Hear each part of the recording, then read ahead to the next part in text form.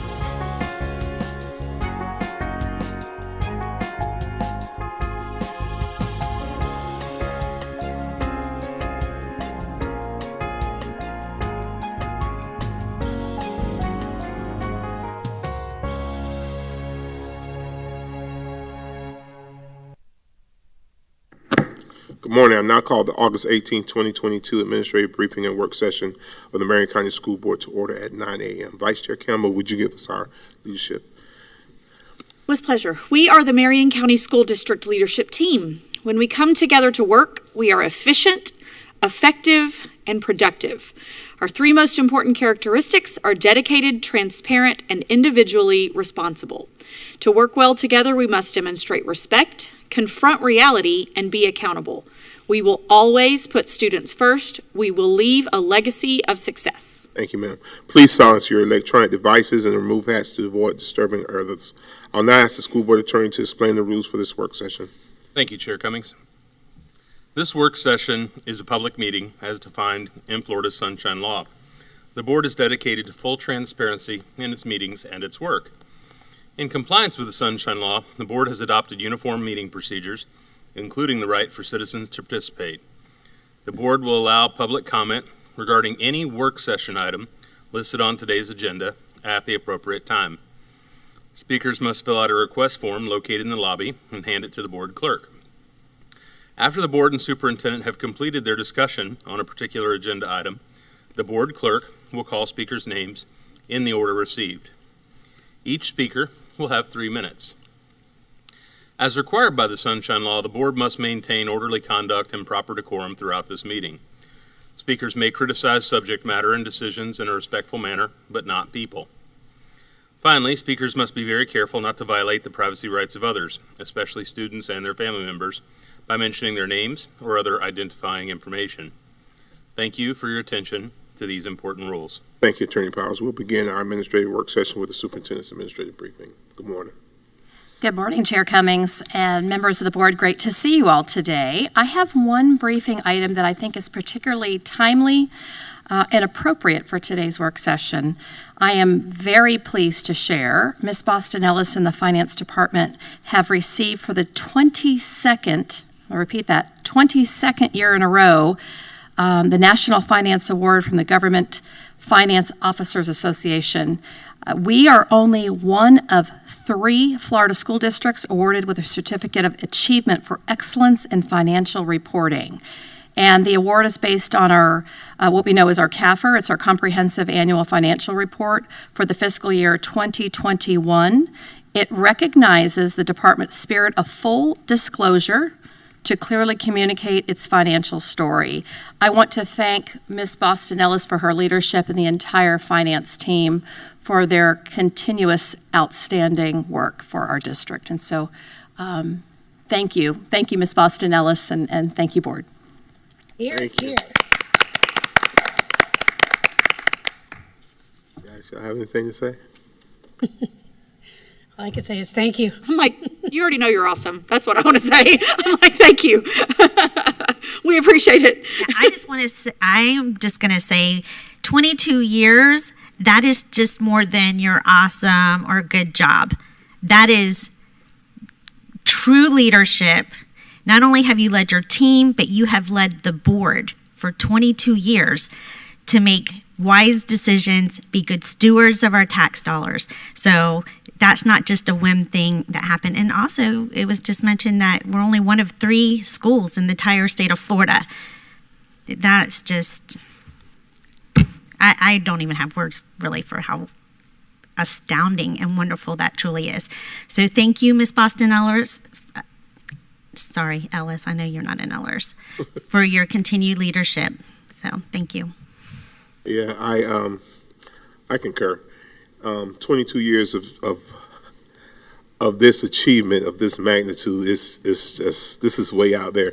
And digging a little bit deeper, when you come to find out that this district is in the top 1% nationwide with doing this. So there aren't any words that we can say, but thank you, Ms. Boston Ellis, and to your team as well, because I know in your humility, you're going to say it's a team effort, and it is a team effort, but it follows the leadership of that department. So thank you for the leadership, and thank you to the team for what you guys have done for 22 years here in Marion County. So thank you so much. Thank you. And keep doing it. Keep doing it. Keep doing it. You set the bar high. You set the bar real high, and we like that standard because that means every other department in this district needs to follow that same trend. So thank you. Truly, thank you. Yes, sir, Mr. Brown. Yes, thank you. And I echo the congratulations. It's especially, I think, important when you're communicating. Communications is everything when you're trying to run an organization. And when you're communicating financial data, information on financial data to the community and to the state, and being in a top ranking in terms of communication is a big deal. I think it's an indication of where we can go with everything we're doing. If you can do that with finance and communicate effectively, then we can do almost anything. Those are the toughest courses in school, to my recollection. So congratulations on the achievement. All achievements are, golly, I think it's what we're trying for here. So congratulations. Thank you, Miss. Thank you, sir. All right, Superintendent, where are we at? That concludes my briefing. So we're ready to begin with Ms. Dobbins this morning, presenting the 5-year district facilities work program. Thank you.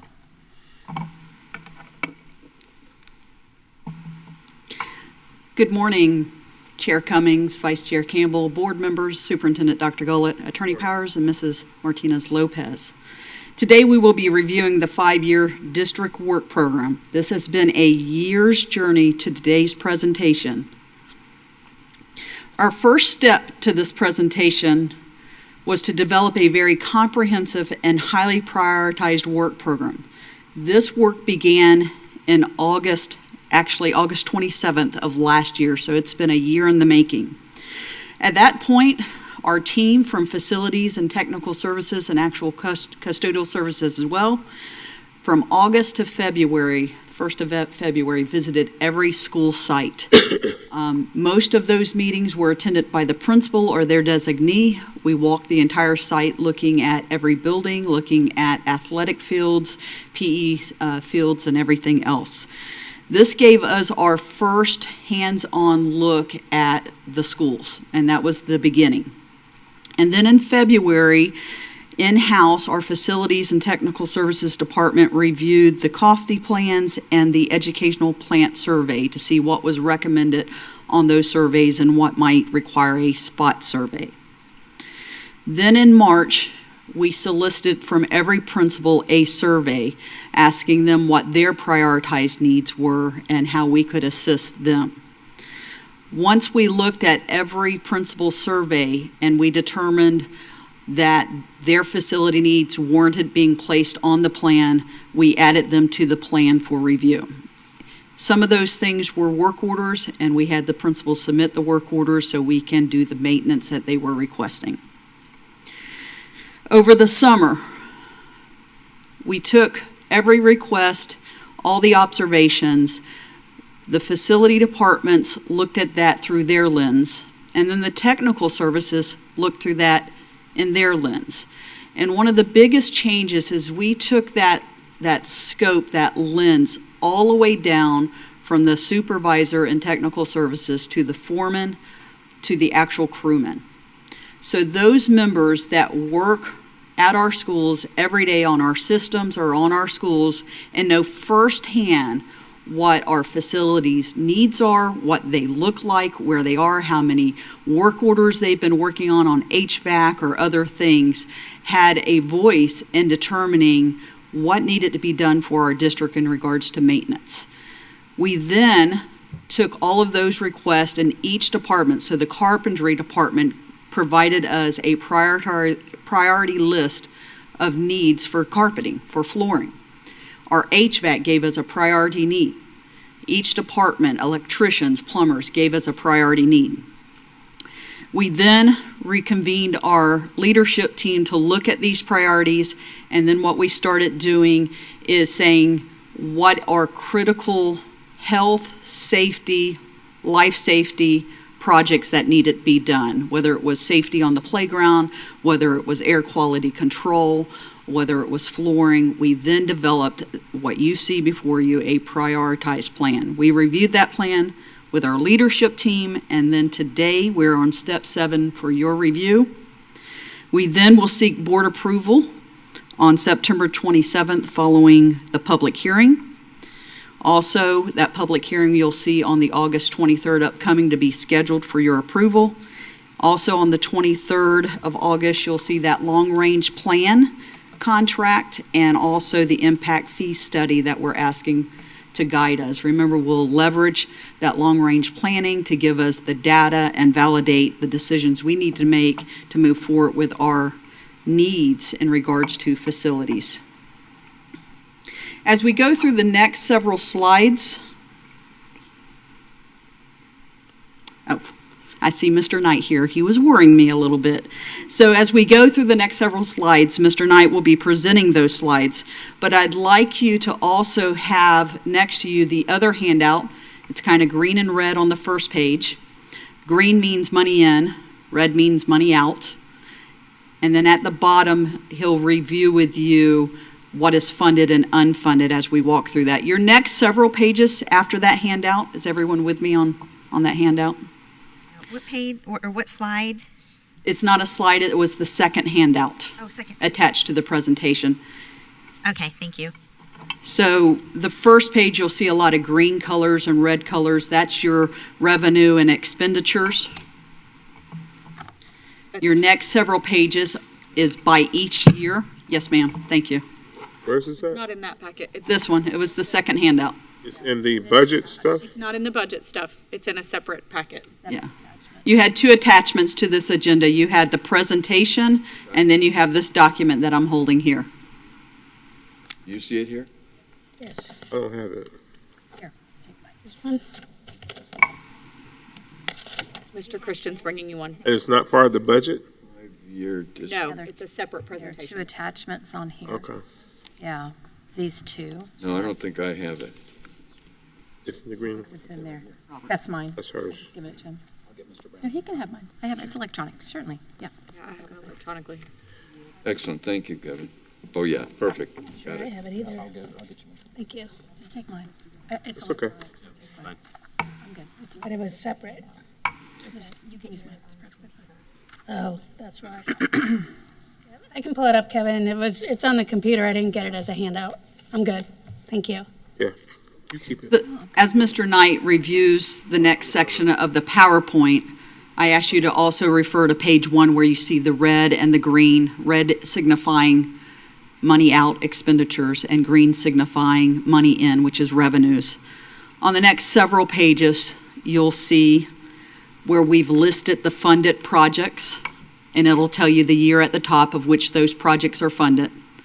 And then the last 3 pages of that document are all the unfunded projects, meaning that we don't have the revenue to do those projects. Again, all of these, funded and unfunded, was developed by the steps you see on the screen, from going out to the schools, seeing what the needs are, talking to the principals, and then working all the way down to the crews that service our schools to come up with a prioritized list of needs by year. At this time, I'm going to turn it over to our Supervisor of Facilities, Mr. Knight.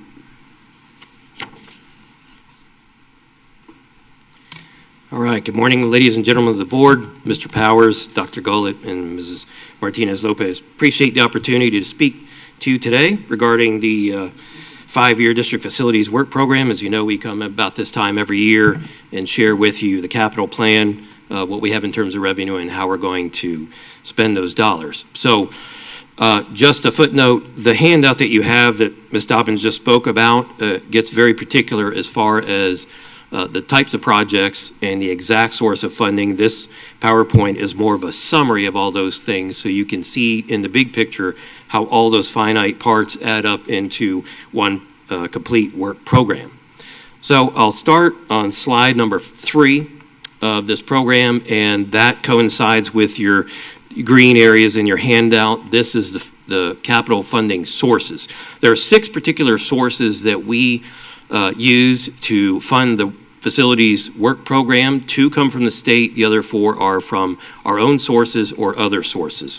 And they are not necessarily in this exact order on the PowerPoint, but public education capital outlay. The state charges a tax on landline phones, and it generates money for new construction and maintenance. We refer to it as PECO, P-E-C-O, Public Education Capital Outlay. And as you see, our fund source this year in 22-23 is 0 for both those categories, simply because, and we have not had funding in both in construction and maintenance for some time, mostly due to a drop in that sort of tax revenue from landline phones. The next state source is capital outlay and debt service money. This is where the state sells bonds for capital projects, and we get a certain percentage of that, plus the interest that goes on top. This year, we're expected to receive $1,423,488 for CO and DS, again, capital outlay and debt service, and interest monies. The other 4 sources are, we are receiving an education security grant worth $630,208. Our actual cut is $590,000 because the balance goes to charter schools, which is not washed through facilities, but it is washed through the district finance. There are impact fees that are available and a sales tax available, but those are both considered restricted because they are for a very particular use. In other words, we cannot take them and do as we please with them, re-roof a school or do something else. The impact fees were assessed previously between 2007 and 12 for growth, and sales tax was a referendum that existed between 2004 and 2009. So there are still revenues available in those 2 categories, but they do not directly go into projects we have listed because impact fees is only for growth, and the sales tax is restricted to the 5 new schools that we were intending to build at one time. We built 4 of them, so those dollars, about $4.5 million, can be used on any of those 4 schools or on the future school that we did not build. So it cannot apply to any of the typical air condition replacements and those sorts of things that we have in there. By far, our largest pot of money is millage. This is our local property taxes. This year it's valued at $42,816,901, or about 55% of our overall funding for capital projects. And so you see on the left the graph showing the representation of the percentages of all these. The very last category we have is our rollover fund balance. It's worth about $29,524,614, and that's about 37% of the funding. What the rollover balance is projects we did not finish in a previous year.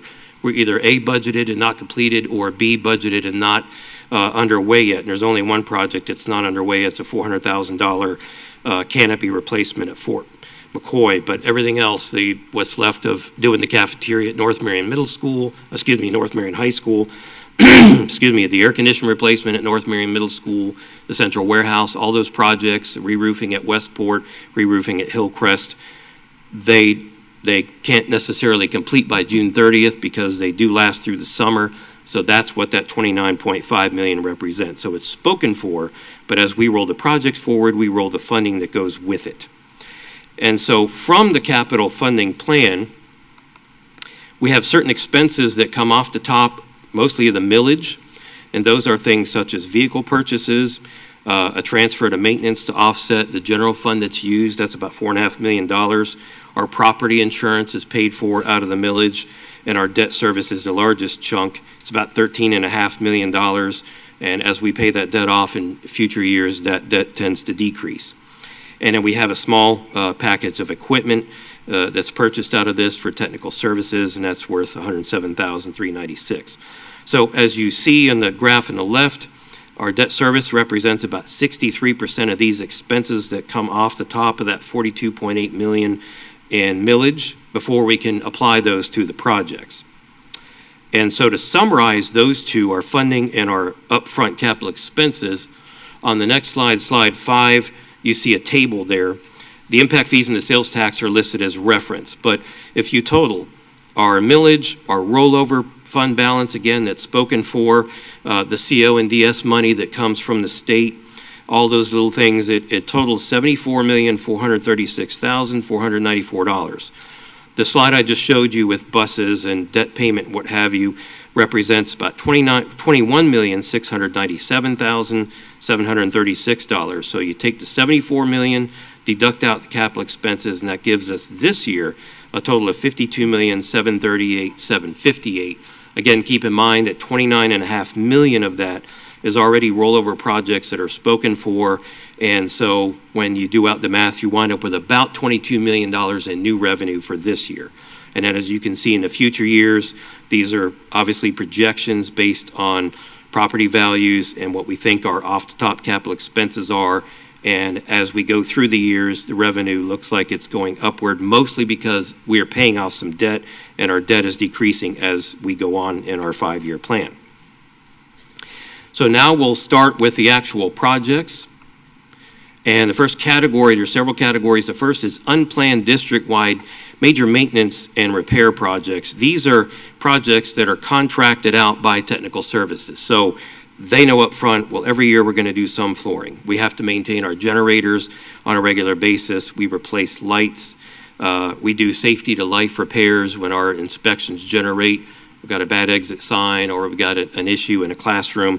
There is revenue there to do these things. And so the technical services department will go out and contract somebody to do the flooring, somebody to do the pressure washing each year, somebody to do minor roof repairs, not replace a whole school, just stop the leaks. And so about $9.8 million in the 5 years plan is spent on these categories. And you could see they're listed in your handout as district-wide flooring, district-wide ceiling replacement, district-wide ADA compliance, so on and so forth. And so we've summarized for you, each bar represents a particular year on this graph, and then the summary down at the bottom is over the 5 years, it's just over $9.8 million spent on these unplanned major maintenance and repairs, again, contracted out by technical services. The next category are the planned district-wide maintenance and repairs, and these are things where we know a particular school it has a failing air conditioning system and it's budgeted for year 2, and another school might have a failing roof system budgeted for year 1.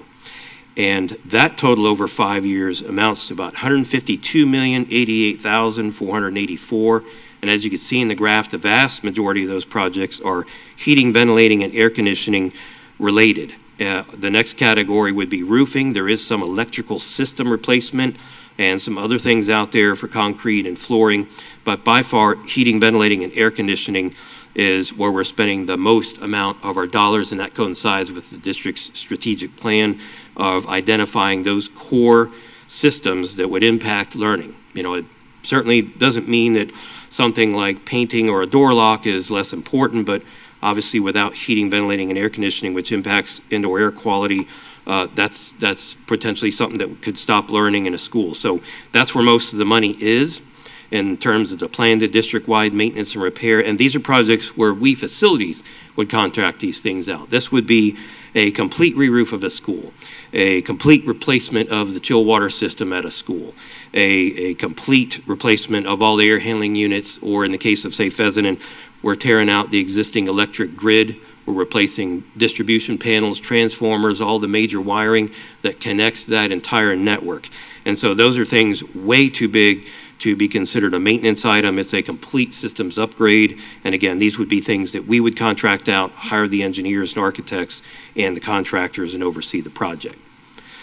The next category would be renovations, remodeling, and new construction for non-student stations. Sorry, I want to make sure I didn't skip a slide. Yes, that is the correct slide. And these would be things such as a cafeteria addition, remodeling a school for another use. Maybe it's an old ag room that's being converted into a business lab. A major renovation where we're going through the entire school, roof, air conditioning, doors, windows, carpet, floors, a whole 9 yards. And anything that does not add or decrease student stations. And by far, you can see on here, there's a couple of highlights.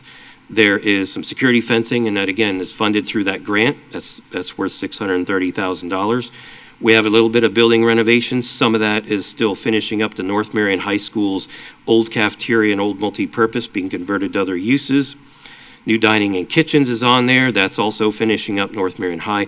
And by far the largest is the new central warehouse, and that is in this year's project. That's where you see the blue. There are some other things in future years, covered canopies, but again, by far most of the money is spent on the existing schools, heating, ventilating, and air conditioning.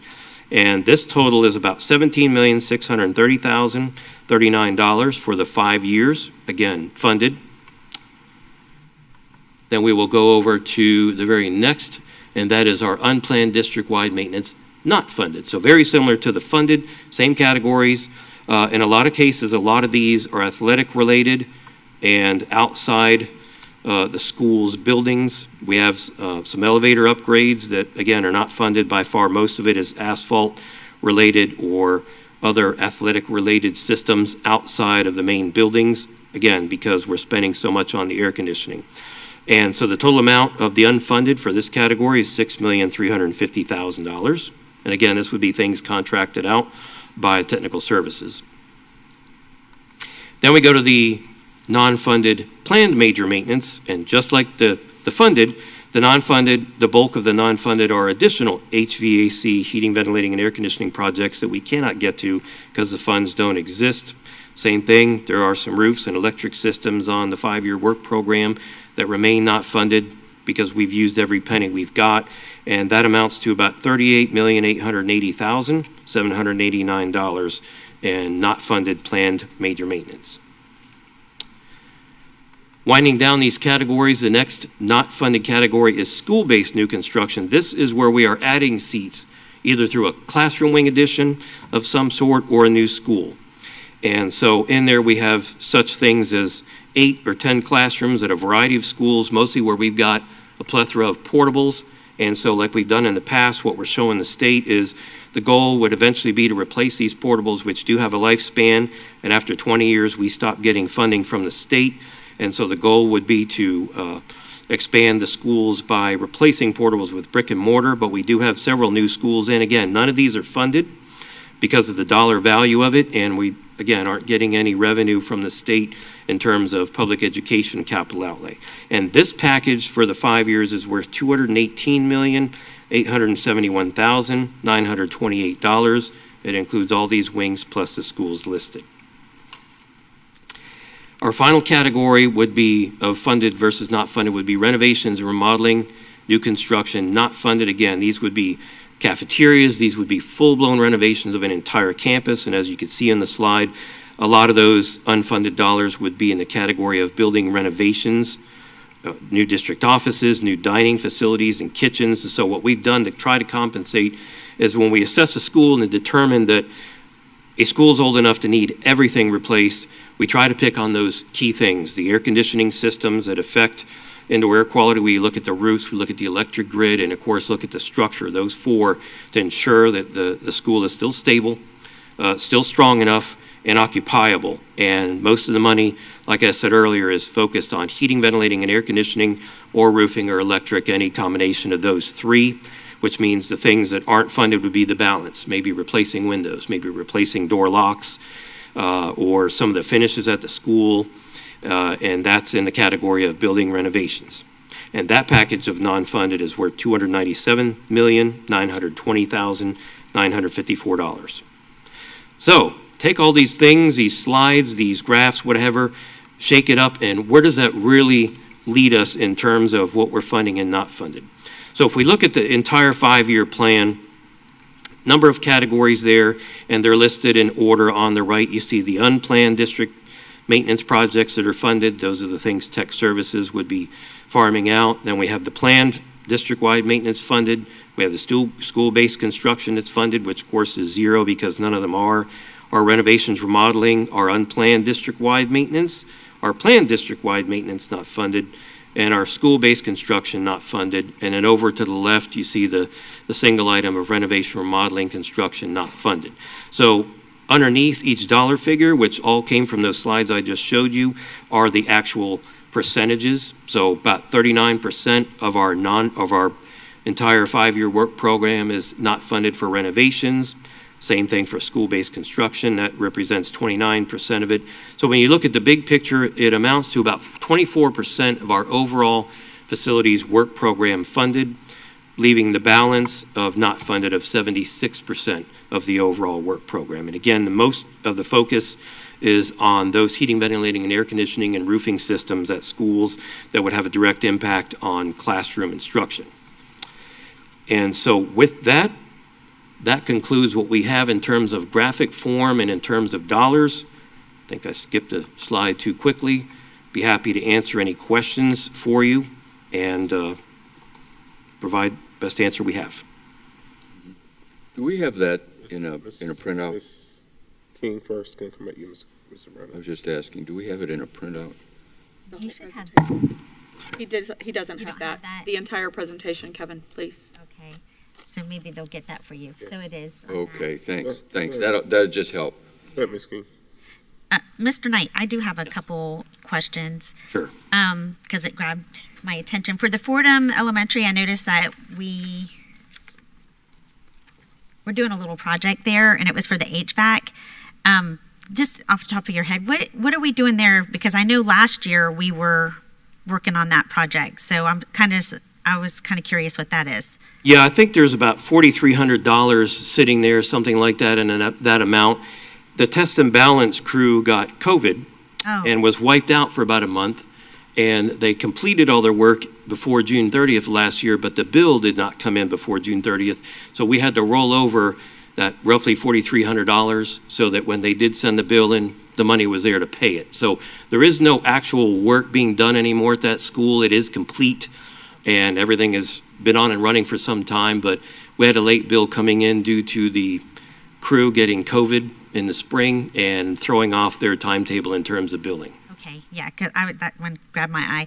Also, North Marion Middle, I was out there. I know that the HVAC system have started. When's the deadline for that? Is it next year or when? Completion is scheduled for the end of next summer, yes. That is, the entire school is getting brand new air conditioning units, a brand new chill water plant, brand new piping, brand new duct work in a lot of cases, and of course we have to take ceilings down to get to it. So this summer what got completed is all the mechanical rooms were built.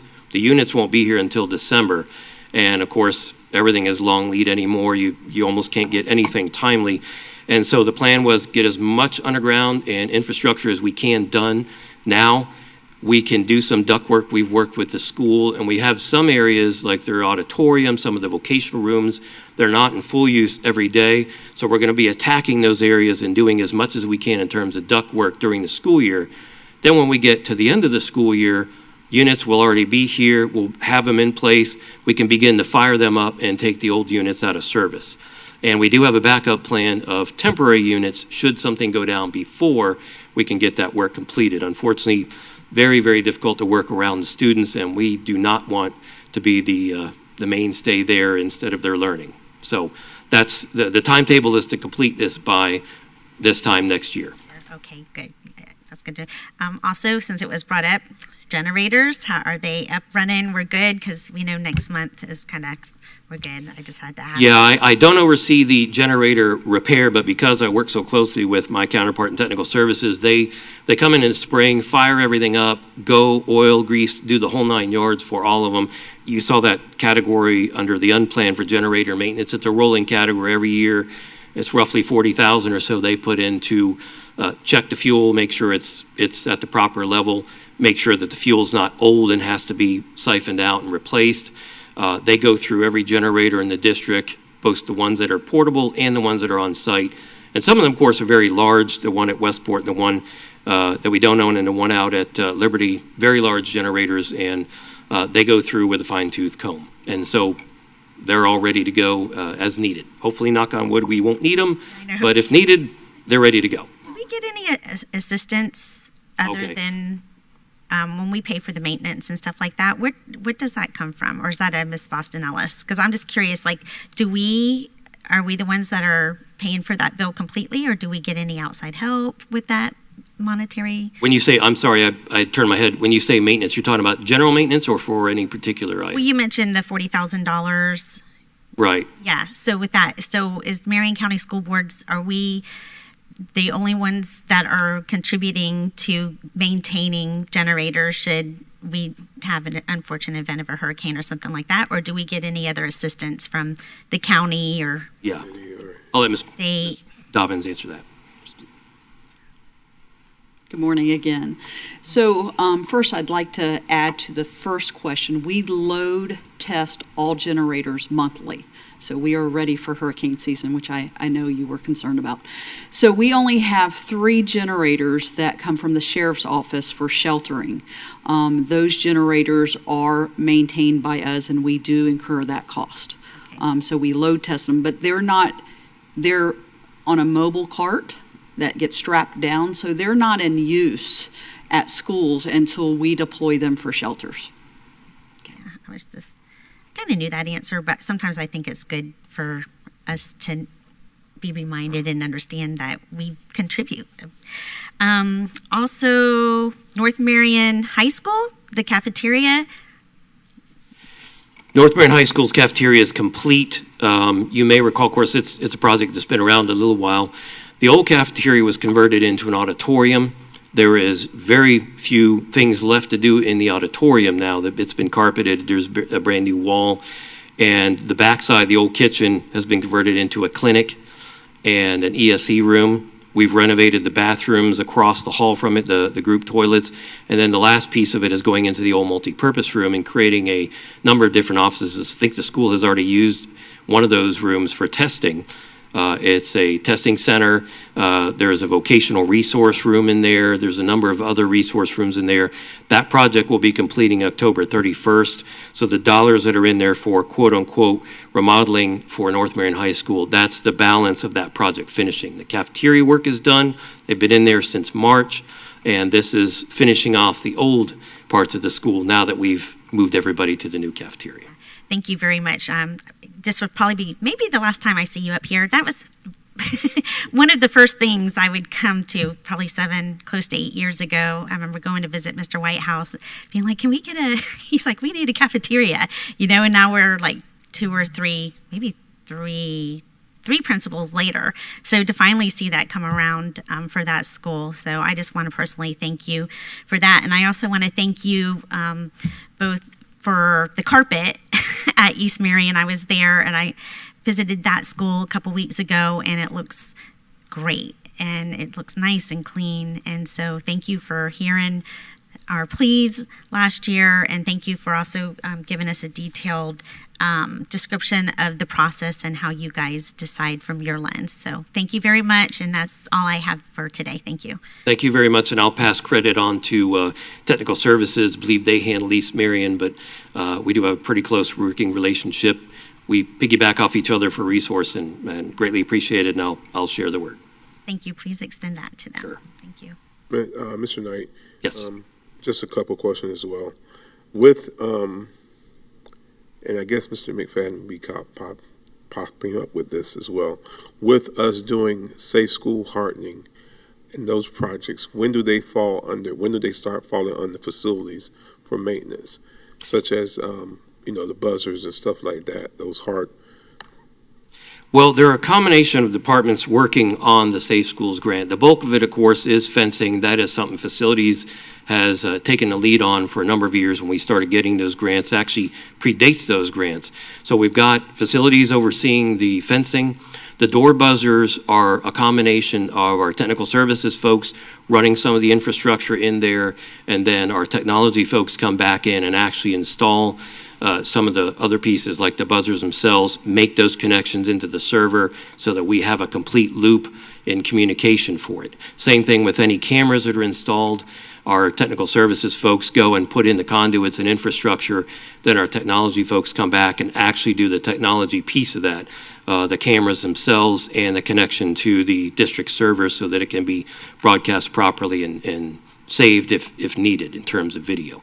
So and finance, of course, is in there because they're the ones helping get the funding to the right spot. So it's a multitude of departments. We probably stand out a little bit more just because you could see the fencing much easier driving by a school than you can see a buzzer or a camera, but by no means are we the only entity in those things. Right, so we are captured, the maintenance of that is captured. Yes. Years ago, we came up with the aluminum powder-coated design just because it's much more maintenance-friendly than the old steel systems we had many years ago that require paint, that require grinding before you paint. There's nothing really totally maintenance-free, but much easier to operate. Everything is weatherproofed and outdoor rated in terms of the hardware, and to my knowledge, the only maintenance really that happens is once in a while you blow off cobwebs and you might have to oil a hinge that squeaks, but that's essentially it. The hinges are self-closing. Everything is already keyed to where when the gate's shut, they're locked already. You have to manually utilize a key system to enter the gate. They're automatically locked behind you. And so our maintenance folks, of course, take on anything that we put in.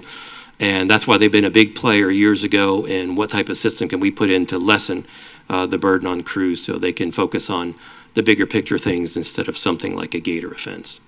My second question is, we know we just had over the summer the fire of the technical services building. Is that captured in this as well as far as replacing I know that's probably going to be an insurance issue. Yeah, my understanding is that the risk management department has been working with the insurance adjuster. They've been out a multitude of times. I think the last time they were out there was literally days ago. It was either this past Monday or maybe last Friday at the tail end of the week. We do not have any funds in the 5-year plan to replace or repair or build new, mostly because we have to wait for the insurance assessment to tell us where we're going, and at some point, of course, we'll have to assess the facility to see, can we even fix what's there? That fire was burned pretty hot and did quite a bit of damage, unfortunately. All right. Thank you. Sure. Thank you. Vice Chair. Thank you, Mr. Knight, and thank you, Ms. Dobbins. I first want to say I appreciate the detail that has gone into this year's 5-year work plan and giving us almost as if a baseline for us to move forward on the projects that have been on this 5-year work plan for a multitude of years, several that are on this year's funded projects list that I know have been there for a decade or longer. Having that and being able to follow those projects that have been on the unfunded list for a very long time, I think we have a baseline this year. You guys have done extensive work of going to each campus and seeing exactly what needs to be done. So I'm grateful for that work. With that being said, I do have a few questions. The first one being, I know for several years we've had listed on the unfunded projects construction work, maintenance issues here on this MTI campus. And I noticed that this year we have close to $5.7 million going into this campus. How much of that MTI money that's classified here on the 5-year work plan is actually for MTI versus district offices that are now being housed on this campus? The bulk of the funds involves heating, ventilating, and air conditioning. The plant's been slowly dying for a number of years. And so it's not specific to any program or building. It's the heart of the entire campus. So the only buildings I think that have their own air system is the back part of this building in the auditorium and I believe segments of Building 2. The rest of the campus is all tied to the central plant.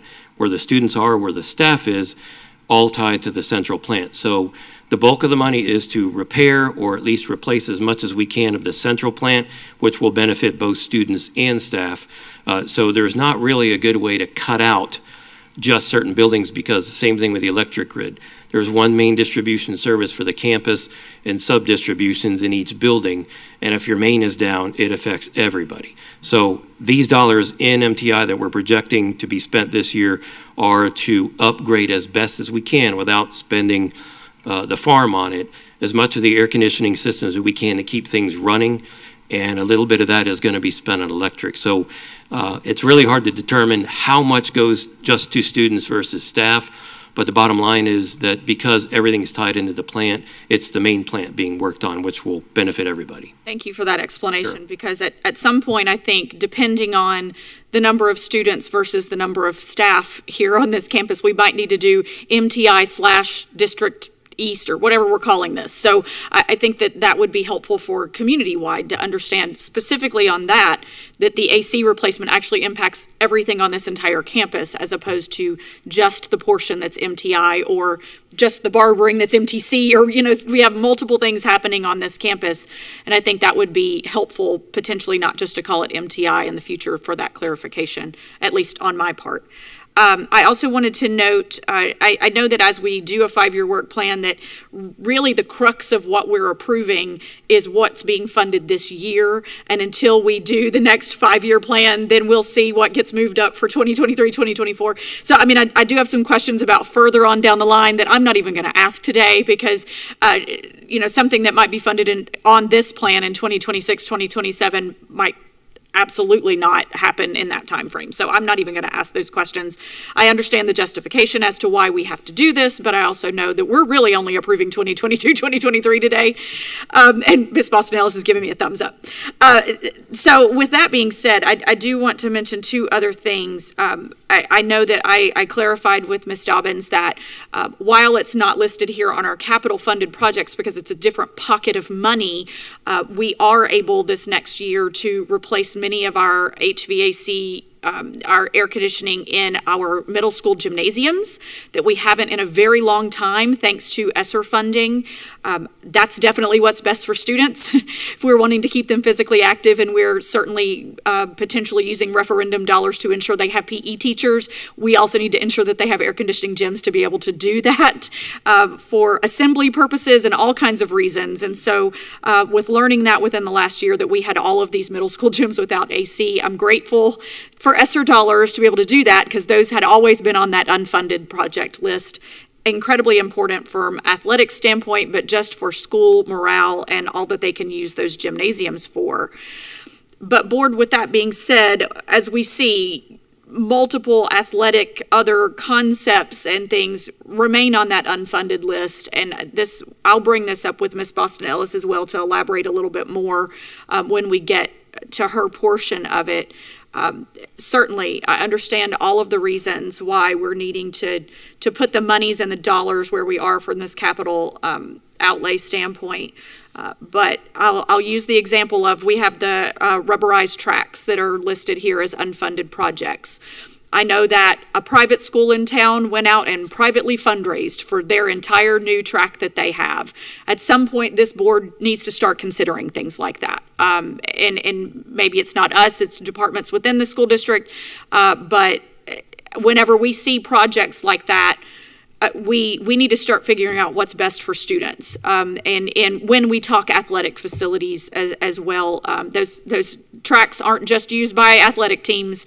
They're used by the PE classes. They're used by all sorts of other folks, the band, all of the different groups that use certain parts of that. So just wanting to throw that out there, board, as we continue to see athletic facilities just remain on that unfunded project list, we have to get serious about what that looks like from a Title IX standpoint, and additionally just from capital outlay projects. So that's really more commentary than anything else, but I'll address athletics more whenever we're talking with Ms. Boston Ellis. So thank you again, Mr. Knight. I appreciate your work on this, and I too appreciate the North Marion cafeteria, the Osceola cafeteria, some things like that, and being over at the Osceola cafeteria on the first day of school, I saw how they went through, granted, they're not having to use the 8th Street cafeteria any longer with the number of students between those two schools. I don't know how they would be doing it. The Osceola school alone goes through lunch A, B, C, D, E, F, and G for their new cafeteria. So if they were having to use the 8th Street cafeteria to get through that number of students, frankly, I don't know how they did it for as many years as they did. So thank you so much. I appreciate it. Absolutely. Thank you. Any further questions? Mr. Brown? Yes, thank you, Chair. Hi, Mr. Knight. Appreciate you bringing all this forward.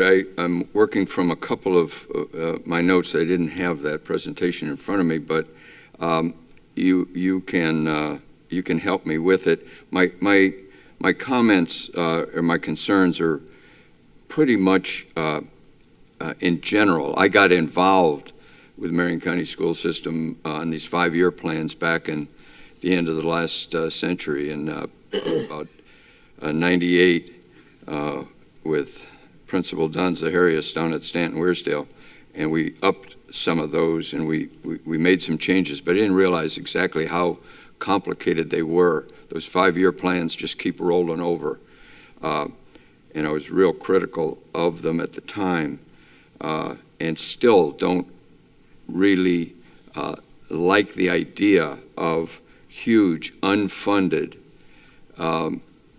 categories. I would like to see alongside the unfunded items such as new construction and the plan, and maybe you can elaborate on this, the plan using money funds that we actually see in the future. We see these expenses in the future, and the funds that we see coming forward to be able to pay them off, so that the planning is balanced with revenues in and expenses out. Like, for example, new construction, $218 million. Where are we on that in terms of understanding what we have projected in revenues? Like, does that show up in the pie charts?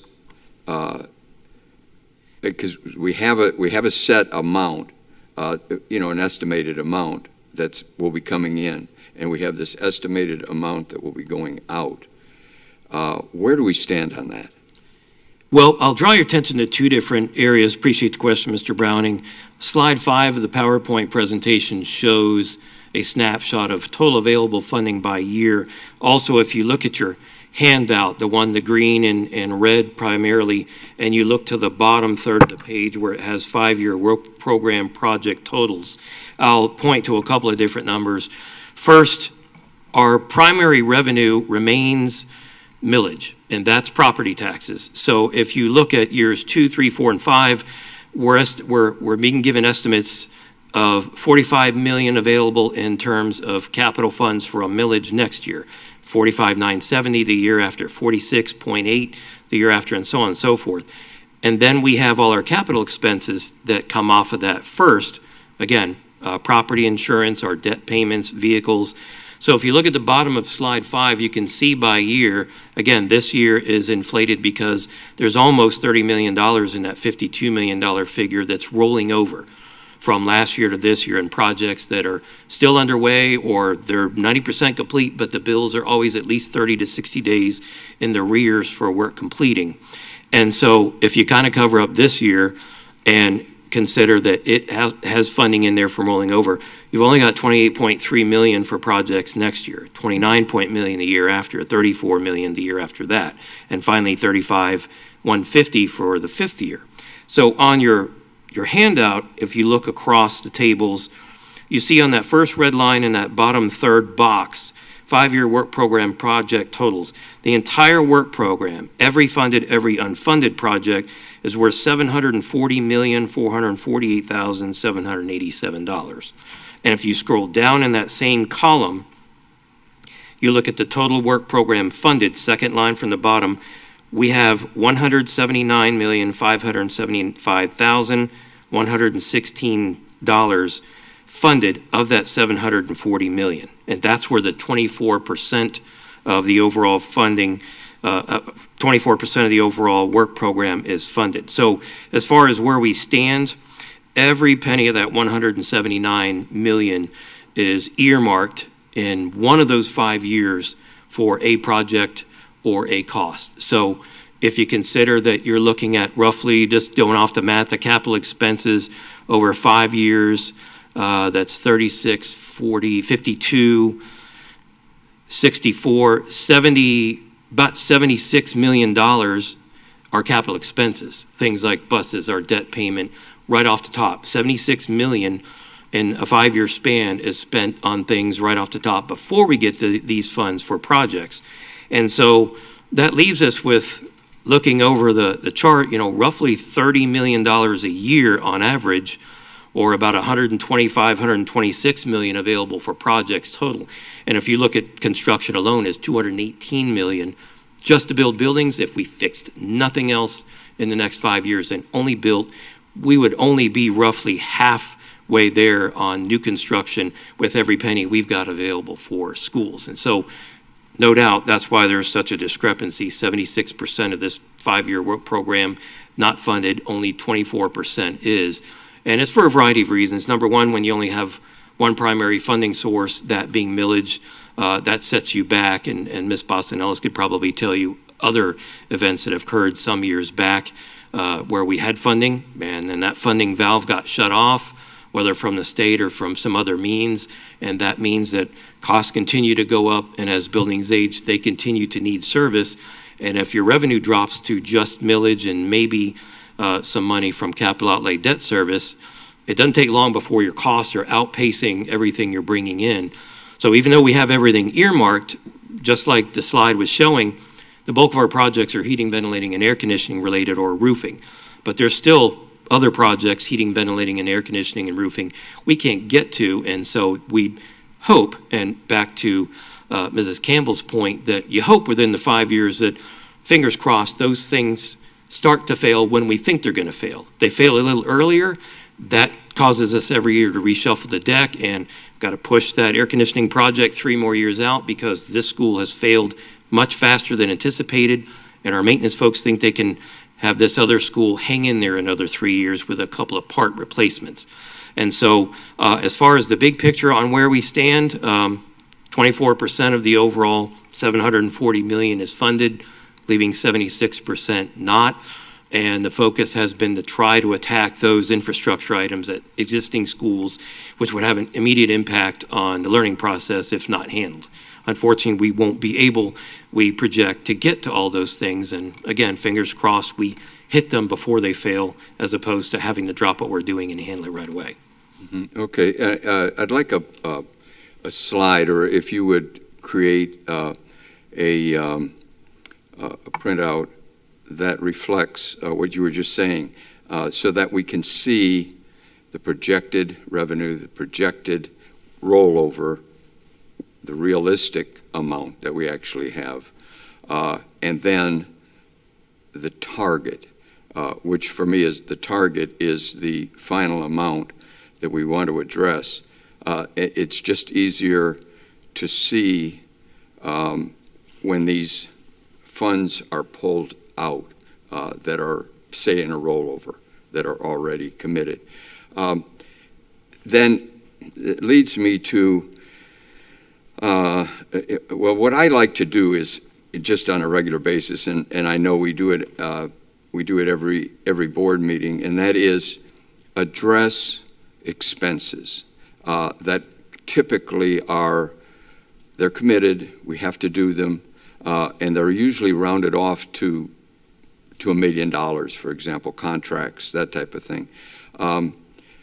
And the idea of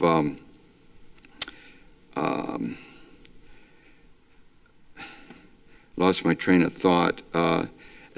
Well, the idea of having addressing funds, addressing expenses as they come up, and grinding out value.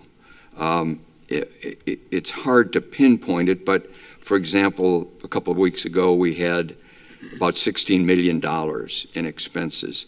These rounded off big numbers and maybe rotating bid contractors, for example, same 5 keep rotating.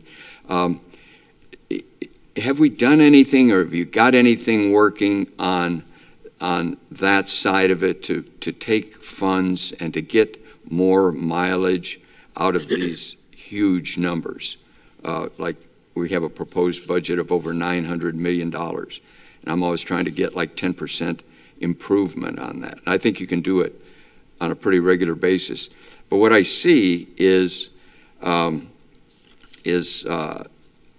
no real effort to grind down the cost. I know that's a nebulous area, it's a very open area, very difficult to do, but we would do it if we were in a private company. We would do that. We would grind it down to every single dollar and get the best value we could out of it. Is there anything that you see happening that can help to clarify this so that a board can look at these expenses and look at these revenues and try to attack the problem we have, which is we're always going to have more expense than we have revenue, theoretically. That's the way I've always seen it on every budget I've ever looked at through the school district. So I know it's kind of a general question, but and I also see HVAC as a huge item. And it seems like, just in the last year we had, for HVAC, it's a great place to borrow and then creatively put the money over into administrative building, like when we were talking about the $42 million building that we were proposing to build with funds that were creatively shifted over from HVAC borrowings. Do you see any light at the end of the tunnel? And do we have any of that going on where we've borrowed money but not spent it for that category, and then we have that category, that new construction, balloon out, but those funds actually got spent somewhere else? Is that too vague a question? Well, I'll defer, sounds like most of your question to finance, because it looks like you're looking at the big picture, where obviously we're just a portion of that for the capital projects. I can say, generally speaking, that our nemesis is always time and money. They're both interlinked. And as far as, do you see a light at the end of the tunnel? If you remember, we went through a roughly 8-year period of recession-like conditions in the economy, where folks were stopping the ordering of things. And a lot of manufacturers learned from that not to keep tons of stock in place. The unfortunate trade-off is that when the economy improves and everybody's back to buying, which we did for a few years and to some extent still are, you have less things on the shelf. And some companies are now to a point where, with COVID now impacting the entire globe, they don't have enough workers in the factory. So suddenly what used to take 8 weeks to get takes 28 weeks to get. And so we just heard the other day from one of the major air conditioning manufacturers that certain types of chilled water units could take as much as 24 months to receive from the date of order. That's a 2-year span, which makes it pretty much impossible for us to order equipment in a future budget year and pay for it this year, but it's actually not going to get paid for this year because we won't receive it for 2 more years. So there are increasing challenges, especially in the construction market, which is my forte. As far as any light at the end of the tunnel, there's a couple things that impact costs coming down. Just like gasoline, it gets inflated very high, and when it comes down, we all applaud. It's $1 cheaper, even though it's still maybe $2 more than we're used to paying. In our situation in construction, a lot depends on what happens with the next 6 months to a year. All the prognosis is we're in danger of a recession. If it doesn't come, the impact is as inflation tends to level off or stay put, it will cause some factories to simply scale back on the products they're going to offer. And because we're a moving freight train, we don't stop on a dime, we don't start on like a sprinter, it's a long haul. Our 5-year plan includes projects that take several years, as pointed out earlier, to get to a point we can fund them.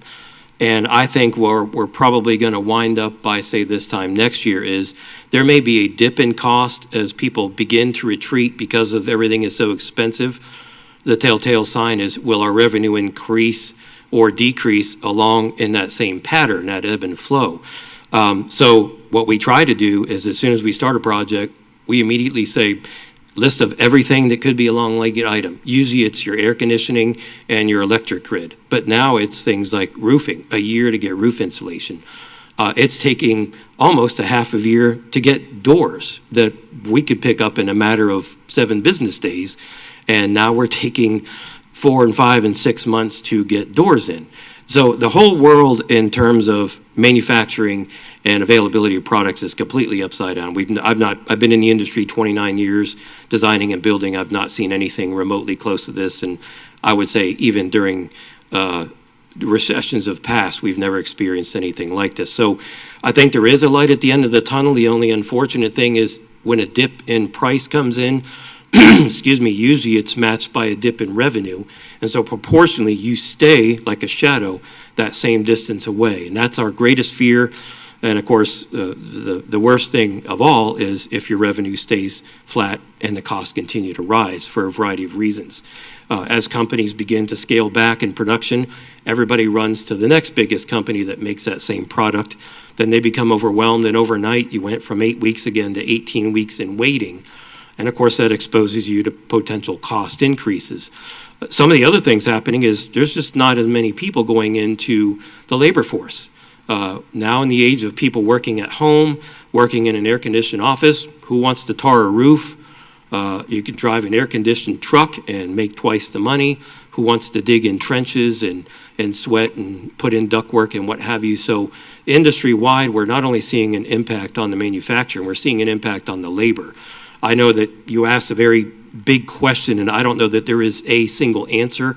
I guess I'd have to summarize by saying that as far as where we think we're headed, I don't think that we're going to see costs begin to decrease in any significant fashion, at least until about the spring and next year. And a lot of things can happen between now and the spring. So, you know, you get past this fall's cycle and you get into a new calendar year, and maybe things quiet down and prices stabilize. My greatest concern is looking forward. How does that impact our revenue? You know, it's one thing to get the prices cheaper, but if you take in even less money than you were, you're no further ahead, unfortunately.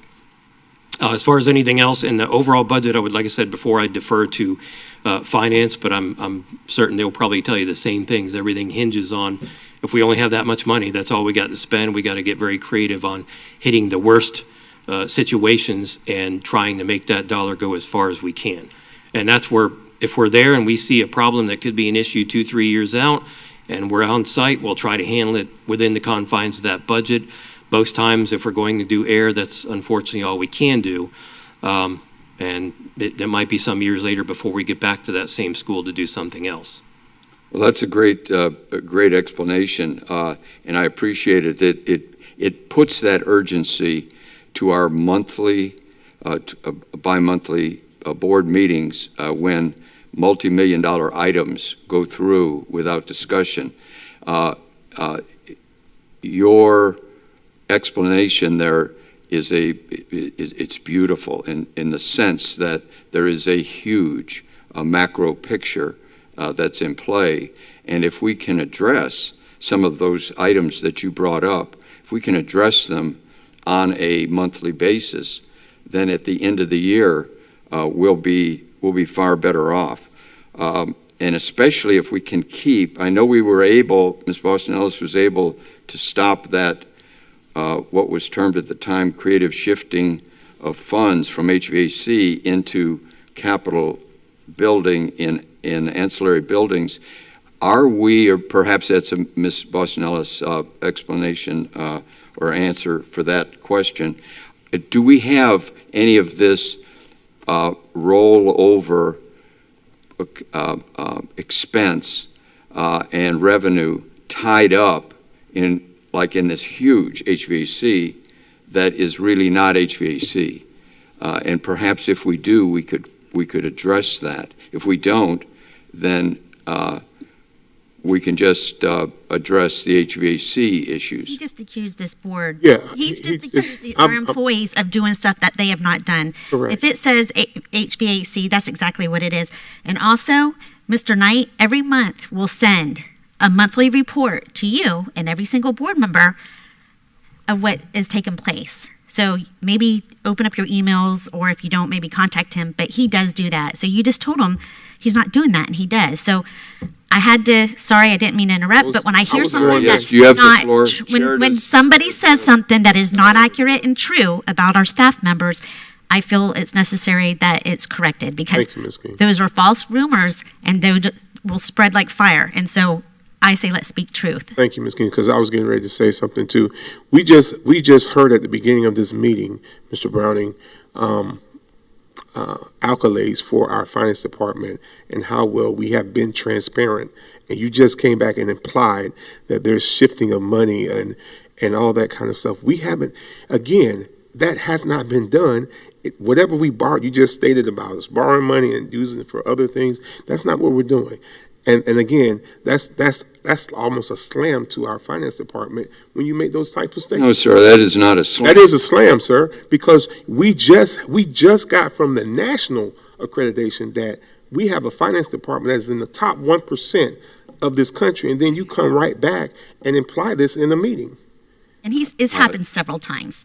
He has accused our financial department Excuse of me, not being we need to transparent several refer I got this. to Robert's rules I here, got this. if we may. if we speak the truth. If we I'm may, okay with that. If Chair. not, I will continue. Let me get Ms. Vice Chair Campbell. So the correction that I want to make here is something that has been stated publicly, again, multiple times, and I think it's getting to the heart and the root of what the question is at hand. About a year ago, this board was in at least a thought, a consideration of renovating District West, that is now known as the building we vacated. We were in at least a thought process of what that would look like if we were to try to construct something, or again, just literally a thought. It never actually hit our 5-year work plan. It never hit a board agenda that said, this is something we're going to do. We never came up with the funding mechanism. We just had conversation and thought about what that would look like. All of that was prior to receiving an environmental study that basically said you need to vacate that property immediately. So I want to get to the heart of the original conversations that happened when we were just thinking about what it might have looked like if we were to construct something, reconstruct something, deconstruct something downtown Ocala, and where we are today. So while there could have been considerations, thoughts, conversation about could there be any way we could fund that, okay, while that may have occurred a year ago, what we're hearing today doesn't say anything of the sort. What we're approving today doesn't have anything to do with that downtown property. Nothing at all to do with actually district facilities and or offices at all, as you've clarified with the MTI HVAC replacement, will act, or reconfiguration, maintenance, whatever the $5.6 million we're putting in here is to help students, people housed here. We have a new tiny institute with little children. I mean, we have lots of things happening on this campus, and that HVAC is helping every one of them. So while the previous conversations, Mr. Browning, potentially when you first joined the board, there was a thought of what would that look like. We are so far past that. We have an award-winning finance program, award-winning finance department that is transparent in what they do and the accuracy of how they do it. And frankly, I too, as the other board, really don't want to have that conversation any longer. I know that it continues to come up as quote unquote, moving money and funding HVAC and all of that was hypothetical conversation that occurred more than a year ago, and none of it is happening, and none of it will happen because this board hasn't seen it. We haven't had another conversation since that time about what all of that was. So I want to eliminate that misconception and the miscommunication that continues. I know Ms. King did it. I know Reverend Cummings did it, but I also wanted to stress publicly, this is where that misconception and miscommunication stemmed from, and it's time that we eradicate it today because it's not helpful at all for our community to think that we've done something inappropriately or we're trying to do something inappropriately, because that just is not factual. We cannot continue to perpetrate false narratives to the story of the district. Chair, may I? Finance. I'm talking. We're not going to continue to perpetrate these false narratives of our district or shine a negative light on our finance or any of our departments when it's just not accurate. If we're going to talk about something, let's talk about what the facts are. This isn't a fact. So, Mr. Brown, you have the floor, but we're going. Every time you say something like that, and it's definitely a false narrative and it's wrong, I'm going to say something about it. So, Thank you, Chair. I have the floor. You do. Yes, thank you. All right, I'll just. My question is. And I can give you the date, is probably September of last year. We can look at the concept. The concept was very strongly presented, and it's all record. It isn't anything I'm making up. It's all clean, clear record. The question that I have actually clears it up. I see a huge bulge in HVAC. Now, HVAC can be borrowed against, as it was indicated. This isn't something I thought up. This is we can play the tapes. We can look at it clearly. I think we had a different chair at the time, and it was clear, clearly understood. It was not anything that this board member was thinking up. The question was, could we borrow funds in HVAC? Now, if we haven't done that and deferred the HVAC implementation of those funds and actually put them into a different project, if we haven't done that, then that's great. It clears it up. This is a clearing up and an understanding workshop question that I have. This is not accusatory. It's a question of, we've got hundreds of millions of dollars that we're trying to deal with. The community is trying to understand the idea of an expanding budget by 20%. We have an incredibly strong, financially strong school district, county, where our ad valorem taxes have gone up so much that we've actually been able to reduce the millage rate because the volume is so high. We are bringing in value and resources into this county at an unprecedented rate. And we have a very flat, as was indicated by our staff, a very flat student demographic. It's very flat. Issues that need to be discussed, and they don't need to hurt anybody's feelings.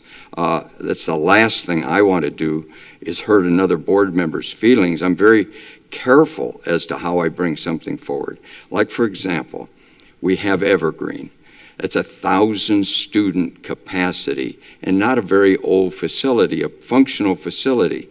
And we have deemed I sort of saw it as an experiment, but the utilization of less than 10% of those resources, that building, that facility, for a new kind of project, kind of flies in the face of stewardship for putting 1,000 students, that's 900 more students, into play in that environment. And I hope we do that so that we have the air conditioning, we have the facility, we have the parking, we have the whole thing. And we should use it for, I think it was termed a tsunami of students. I don't see that coming, but if in fact we do have students, an expanding payroll, student population, then we've got to make these bi-weekly analysis out open and not hurt anybody's feelings. They're not starting rumors or quelling rumors, but we're talking in a public forum. You cannot talk to me about any of these issues unless we get in this forum. And now that we're in this forum, let's talk about it. I'm not here to hurt your feelings. This is big money. This is approaching $1 billion. So 10% is $100 million. That's a big deal in terms of every student that we educate, every staff member that hopes to be paid and hopes to retire and have money come to them in benefits the rest of their life. This is a big deal. And the only time we can talk about it is in this forum.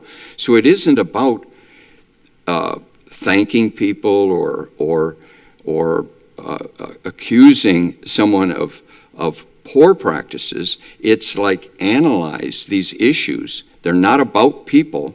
They're about dollars. Revenue in, revenue out. We can actually scratch this one where we have zero revenue on telephones. There might be 100 telephones, I don't know, across, just make up a number. That's a thing of the past. That's kind of like buckboards and horse-drawn carts. It's gone. So get rid of, we need to get rid of that in terms of, whoops, we got zero. Yeah, you're going to get less than zero. It'd be asymptotic to the y-axis on that one. That will never come back because everybody walks around with their telephone now. So I would like to know the answer to that question.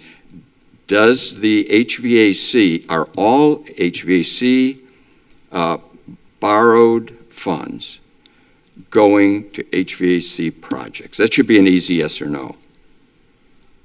When we borrow funds and the board approves the borrowing of funds, and we say what the borrowing of funds, those funds are for, that's what those funds are used for. So if we borrow funds for HVAC, then the funds are for HVAC. And at this point, we haven't borrowed any new funds. Correct. In how many years, Ms. Boston? We'll get to that because debt service is a part of your presentation. But this board, especially since I've been on it, has not approved any new debt. So certainly since you've been on it, Mr. Browning, we haven't approved any new debt. Well, and prior to that, because it appeared that made sense in terms of the presentation that we're asking for approval at the time, it appeared to have made sense. It's just a simple question, and I can get the answer to that. In another venue, perhaps. It's not that hard to do. However, the only time I can address my fellow board members is in this venue. This is it, a workshop or a board meeting. So I would just like to know, I know at the time it wasn't to be spent on something else, but it was to go into the general fund. Then we could draw from the general fund for the ancillary construction. That was the proposition at the time. So, does that exist? If it doesn't exist, great. It's just a yes or no question, and it's a pretty prudent question. I think everybody needs to know the answer to that one. Mr. Browning, Board Member Browning, with all due respect, you're saying that you can get that question answered in another form, but you keep trying to imply that it's a conversation between the board. That's not a conversation between the board. That's a question that you would go to the finance department or you go to Mr. Knight and get that prior to, because that's not a discussion. We all understand that the funds aren't being shifted anywhere.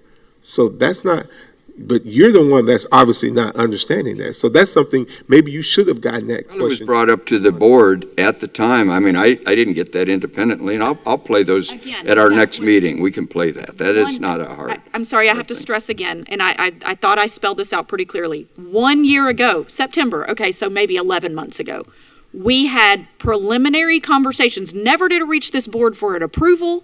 Never did it reach this board for, yes, this is, never did this board say, yes, we want you to pursue what that looks like and how that, never did this board direct in that direction. We never said we want new debt. We never said we're approving a new loan. We never said we actually want $42 million. Yes, I don't care what the headline said. I don't care what the headline said.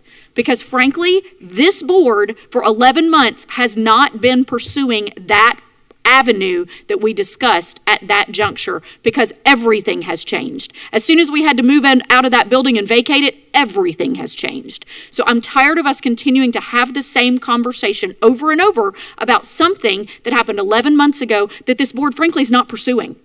End of story.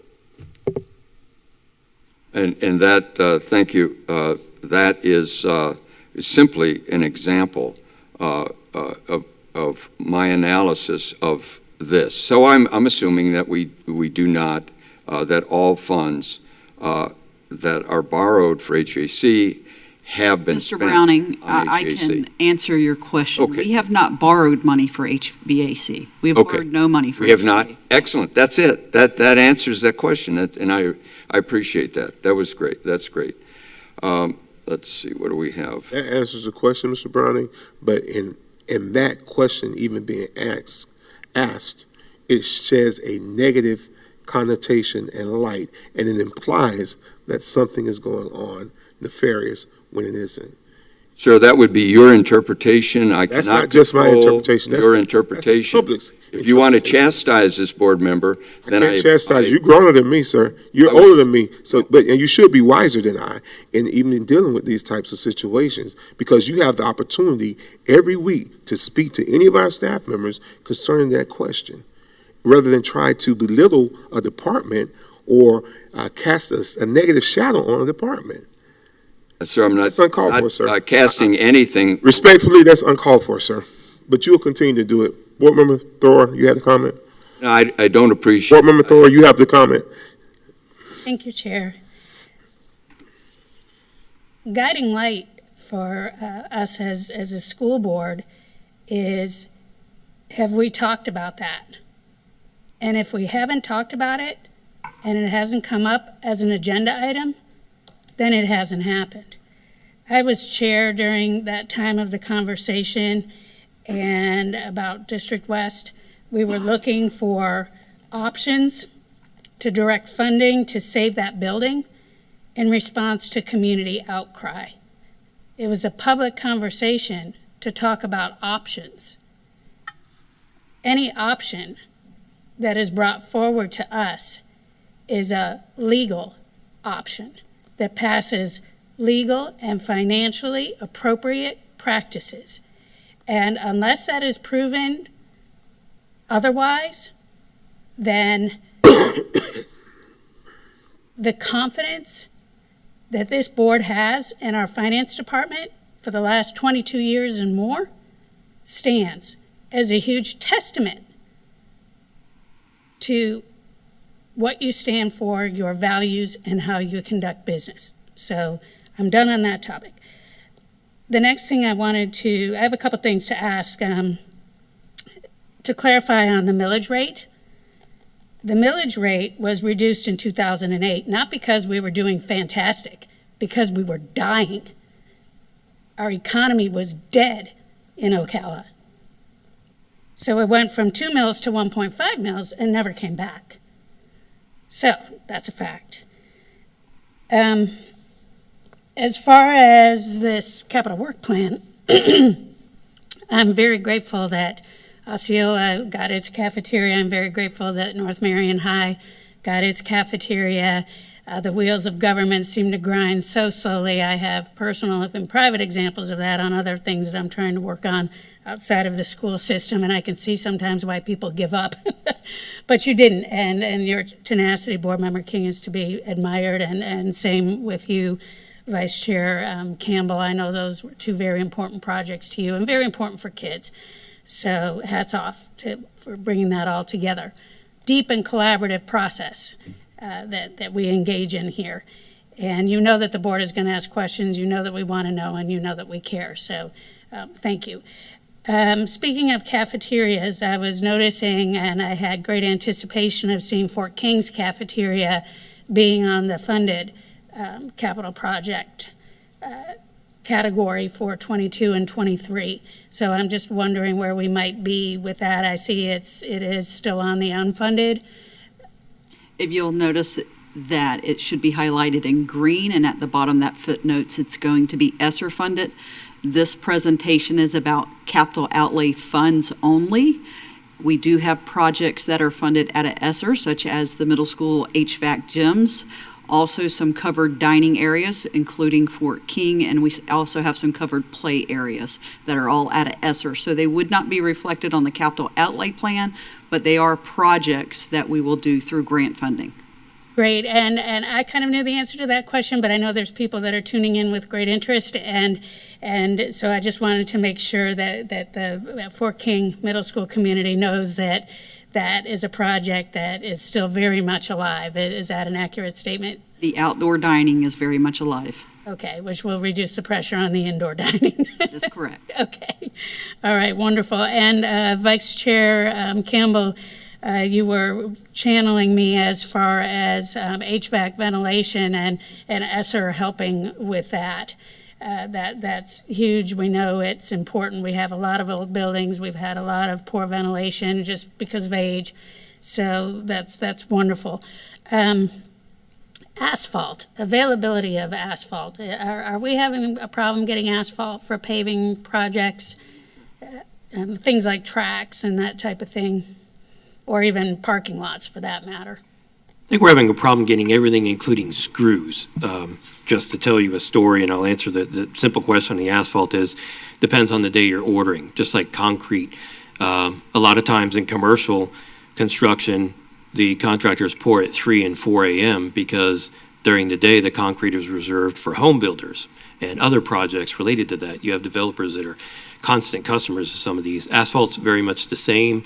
You know, when we go to buy asphalt, we don't buy it in very, very large bulk numbers. A lot of the asphalt goes into repaving of roads, which there is a tax out there for road improvements. And so guess where most of the asphalt goes? Highways, roads, and developments as they come online.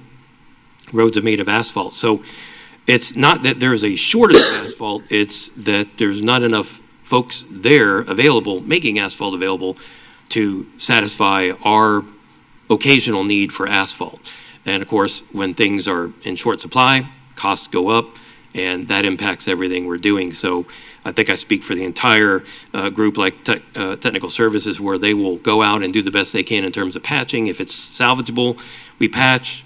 There are a couple projects scattered throughout the 5-year plan because there are some cases where you just can't patch anymore. It's cracked bad enough that we've got to take the layers of asphalt off, grind everything down, and replace the subgrade and then eventually the asphalt. And we have 2 or 3, like I said, scattered within the plan.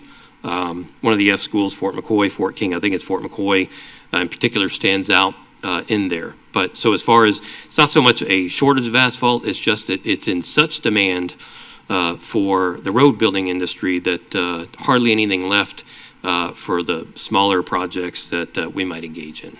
I see. And do you foresee that there was a mention about rubber tracks, and a lot of times it's been asphalt, but it sounds like maybe we're moving in the direction of rubber tracks. Is that any more or less expensive? It is definitely more expensive. If you think of the life of a track, Forest High School, Westport High School, those tracks are the original tracks from when they were installed. Forest is 17 years old, Westport is 21 years old. Rubber tracks don't last as long.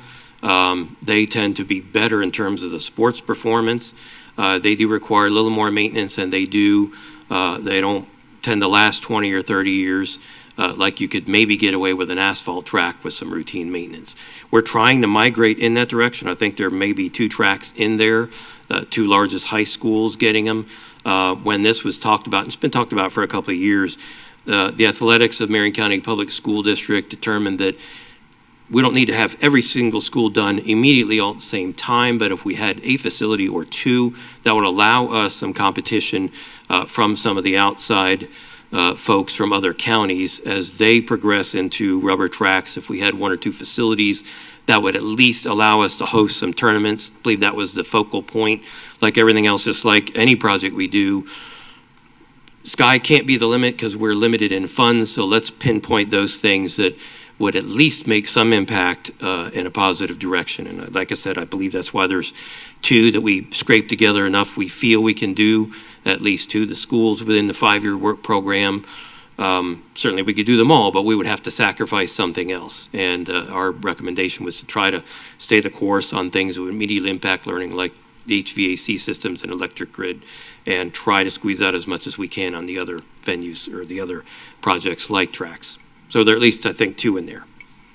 Great, and I really appreciate what you're sharing, because one of the many best things about the ongoing collaboration with the city and the county and the local entities on our technical working group for updating the interlocal agreement is the conversations around how we can do better at collaboration and providing access. And so that's what got me thinking about it. Also, our private sector, I think about Rotary, and what they have brought to our community. And so when we're engaging in these kinds of projects, just looking for opportunities, well, if we're going to spend all this money on a beautiful new rubber track that might even be meet the requirements to hold a Special Olympics, national or something like that, with an eye to accessibility and possible potential for public-private partnership is where I'm going with this. So it's interesting to hear what you had to say about that. Athletics, we know, are very important to our kids, to their health, to their well-being. It's certainly something that can provide a pathway to a great career and further education. So it's a community conversation that I certainly look forward to continuing to have. The last question, and it probably is your purview, Mr. Knight, is, for the longest time as a citizen, I've looked around and you see when a new school is being built or a cafeteria or whatever it is, and the sign with the name of the contractor goes up, who's going to be doing it. And I've noticed over the years that it does seem to be the same ones, over and over that tend to get our business. And I always kind of wondered why. And could you speak to just a minute, because I think what I've learned over time in the school system, and especially in my service on the school board, is that we have a pretty specialized regulatory environment, and we're a pretty specialized industry compared to the private sector. And I'm not going to take that forward anymore. I'm interested to hear, because you're the professional. Why that is, sure, I'll be happy to address. Well, as you noted, school construction is much different even than regular commercial construction. And you add on top of the particular thing, we follow the state requirements for educational facilities. We follow our own special provision. It only applies to public schools in the state of Florida within the building code. We have our own section. Nobody else has their own section of the building code, just public schools. And so when we go out to hire an architect or a contractor, as you probably most of you know from being on the board a number of times, we hold a selection process, and it's open to anyone that's pre-qualified. As you may recall, also the board pre-qualifies annually. A number of different contractors, an invitation is sent to each and every one, and then they submit their qualifications. One of the requirements in the statute is after $300,000, the board has to require that the company bond the entire cost of the job. So if we're building a cafeteria, in the case of North Marion High School, the project's worth $7 million. Not every contractor can bond $7 million and above. Some of the larger companies can. Some can bond as much as $100 million on a single project. But a lot of the smaller companies cannot. They still have an opportunity, if they're willing to go to the expense, to secure a bond that would cover that value of project. Most, I think, choose the path of it's going to be a one-time deal. I'm going to spend a bunch of money just for that project that I may or may not get. Most people have their niches. There are companies that only do shopping plazas, companies that only do medical work, companies that only do government work. And so even though there's quite a few builders out there in the state of Florida per se, not everybody chooses the path of government work for, as it's been noted earlier, we have a number of different requirements nobody else has to adhere to. You know, we've had situations where some subcontractors won't bid schoolwork because there's no smoking on the job, there's no tobacco on the job. You will wear a shirt, you will wear a hard hat. You are not allowed to have alcohol or weapons in your vehicle on the job sites, and we had in years past an entire masonry crew walk off the job because they wanted to smoke while they were working, and it's not permitted at a school site. And so those things, although nobody's being penalized, tend to shrink the range of folks that are willing to go out there and take this sort of project on at a school. You're always going to be around students or staff year-round. It's just the norm anymore. And you're always going to have a hard hat. You're going to be behind the fence. You do watch your language. You do watch your behavior. And a lot of commercial construction is blow and go, we call it. You go to an empty field, you tear up the site, you're working day and night, doesn't matter if you're wearing your shirt or not. There's a lot of leeway in some forms of construction that's simply not available in a government facility and certainly not available in a school setting. That, by attrition, tends to shrink the pool somewhat. As far as, you know, the same folks, a lot of those folks, that's what they do is education, and that's the only things they go after, where from time to time we do have companies that come in, might do a school project or two, and not do another one for 10 years, either by choice or by fact that, boy, things are pretty tight and you have to account for Jessica Lunsford badging. There's a cost there. We don't pay for everything into your company's headquarters. It's job specific. So we're very particular on how the dollars are spent. And in the commercial setting, an owner of a commercial company, if they're not opening the restaurant, they're losing revenue, they'll throw another $50,000 to speed up the job. We don't necessarily have that kind of luxury. And we notice two things. When the economy is hot, we get a cool reception in terms of interest. When the economy is slower, we get much more interest because people are looking for work, and we tend to always have need, and we'll spend our money, but at the same time as our revenue dips, we get a cooler interest from the construction industry as a whole, because I've had some folks that they've been on our pre-qualified list for 10 years running, and the only time they ever submit on anything is when we have a brand new $30, $40 million school. They never submit on a $5 million cafeteria. They never submit on a $2 million roof. And so those folks get weeded out by choice because they're only interested in the very large projects. So I think that's why you tend to see some of those. The other reason why is we have a continuing contract to handle $4 million and under. Now, we're looking to expand that listing of continuing contractors, but we have 5 on the list, and you might get one that has the majority of our fencing projects because they're $100,000 a piece. So you look and the perception is this company's got 7 jobs. When you total them, they're not even $1 million for all 7 combined. So you look at the numbers and it looks like one company's getting the lion's share, but when you look at the actual value of those projects, you realize quickly this outfit has 7 projects worth $100,000 a piece. This other one has 1 project worth $2 million. And so we've tried as best to our ability to balance as best we can. And we come every quarter and reevaluate who's got what jobs, what dollar values, and we have a tracking sheet we've been tracking since at least 2011, if not earlier, by year, which companies, which jobs, which types of projects, so that when we go out and offer a project to something, they don't get the project. The only time they get it is when the board approves that company for that project, for that dollar figure. So what we do is we pencil in folks through the year. These folks have done a lot of our roofing work. They've got the crews, they've cut their teeth. This other outfit's not done roofing. We'll try them out on something, but we'll keep these folks rolling. And sometimes they can go from job to job to job, and in the big picture, it winds up saving us money because they can simply pick up and perform that same scope of work with that same low bidder, and you don't see it on the forefront, but you wind up at the end going, we saved $60,000 net on these 4 jobs because of using that same company. Or in the case of Dunellen High and Elementary, they're side by side. We just had some work done at the high school, and we paid nothing in terms of supervision because they were next door doing an elementary school project and simply walked across the field to watch their other job.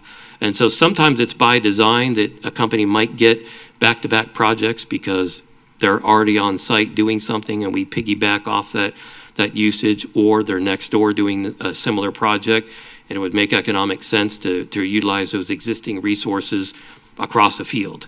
I hope I answered your question, but I guess as far as any thoughts going forward, again, each year we reassess where we're at in terms of the number of contractors. Of course, the pre-qualification process is an annual basis.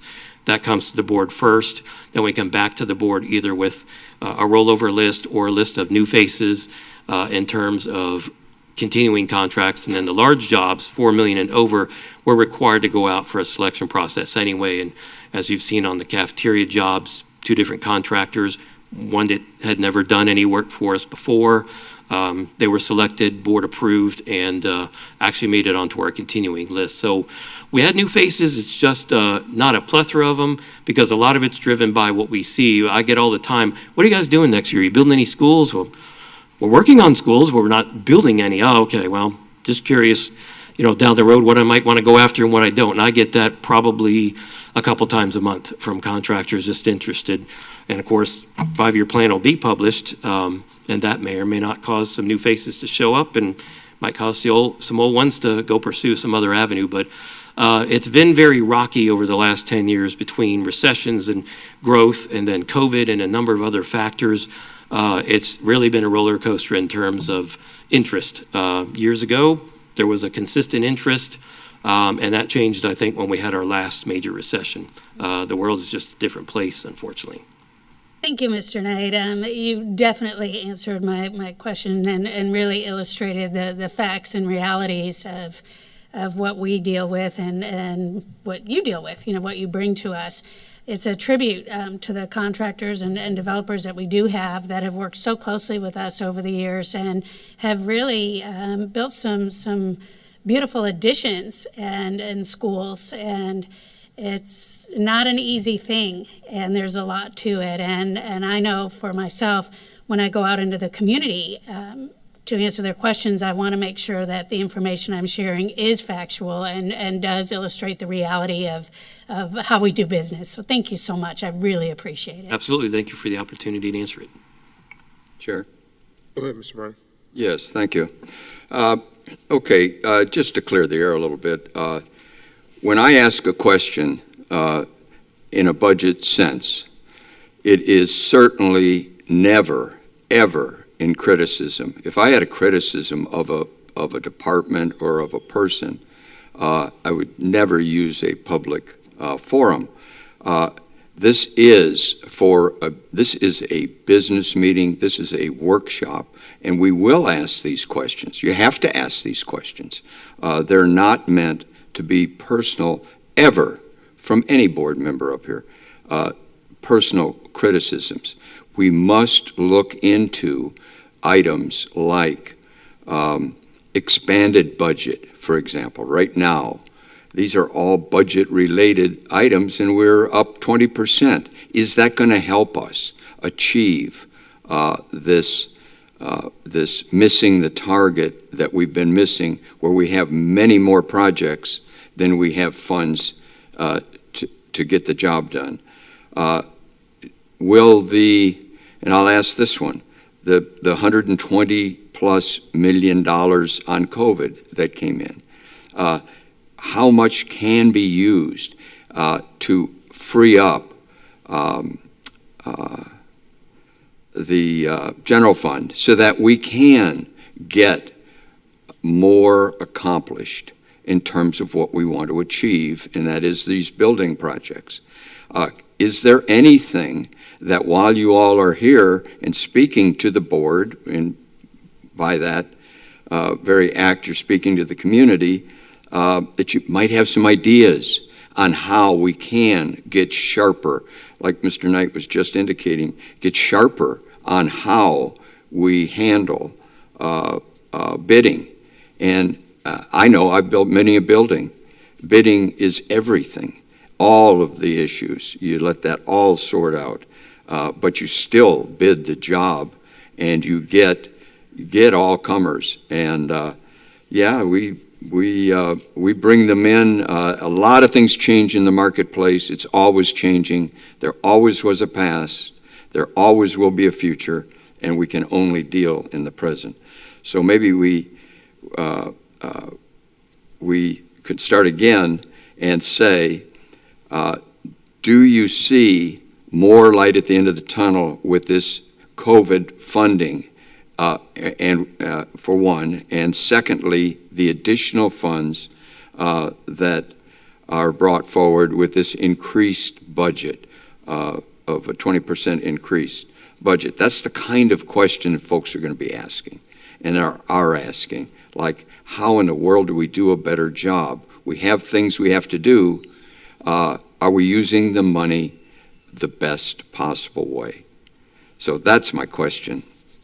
Thank you, Mr. Brownie, and thank you for the question. So with ESSER funds, the major role of ESSER funds is for learning recovery. However, Facilities has been involved with ESSER, and we are very grateful for the amount that has been given to us for things like air quality control. Also, in the last ESSER, we have $5.2 million going toward HVAC, new HVAC in middle school gyms. We will be doing covered play for 4 different schools, and also covered dining for 4 different schools. So there is a large amount of dollars from ESSERs going toward facility needs. Super. So we're getting ahead. You see us solving some of the problems that faced us, and that we're getting ahead. We're actually we're a business, and we're accomplishing our goals. I don't know that I personally would say we're getting ahead. We're given resources to do the things we need to do, but as reflected in this presentation, we have over $500 million worth of projects that are not funded. So the little bit of relief that ESSER gives is greatly appreciated. It does help take a chunk out of it, but we have a long ways to go before we're ahead of this. Do you see a way to achieve that $500 million? We're going to have to look at revenue streams. And that is the discussion we've had. That's why we're doing the impact study that will come to the board for approval here shortly. So we can look at generating funds through that mechanisms. There are other avenues that the board could explore. We've been very restricted when we lost the PICO funds from the state. We've been very hard pressed to generate funds for facility needs. And until we generate funds, we will continue to take all the funds made available to us, prioritize a list, and do what we can to the best of our ability. But we still have a great deficit when it comes to our facility needs. And grinding it out in a workshop has to be helpful for that goal. Thank you, Ms. Dobbins. Thank you. Thank you. Chair, I have an additional. Vice Chair Campbell. Yes, just very quickly, and this is just a question. It may be something you guys need to come back to. I'm certain you don't have the answer right now, so let me just say that. But I believe Ms. King was the one who mentioned specifically about Fordham early learning, and I would like to see what we have funded on that Evergreen campus over the last couple of years, because I know you and I have talked about this, that this is kind of like a baseline. We're working on, okay, now we know what everything, what we've done over the last certain time. And so with that being a campus that has a very small number of students on it, but I know we did fund something relatively recently on that campus, and part of, the carryover is here. As we potentially see that coming up over the next couple of, I'm interested to know how much money we've put in over maybe the last 3 years on that campus.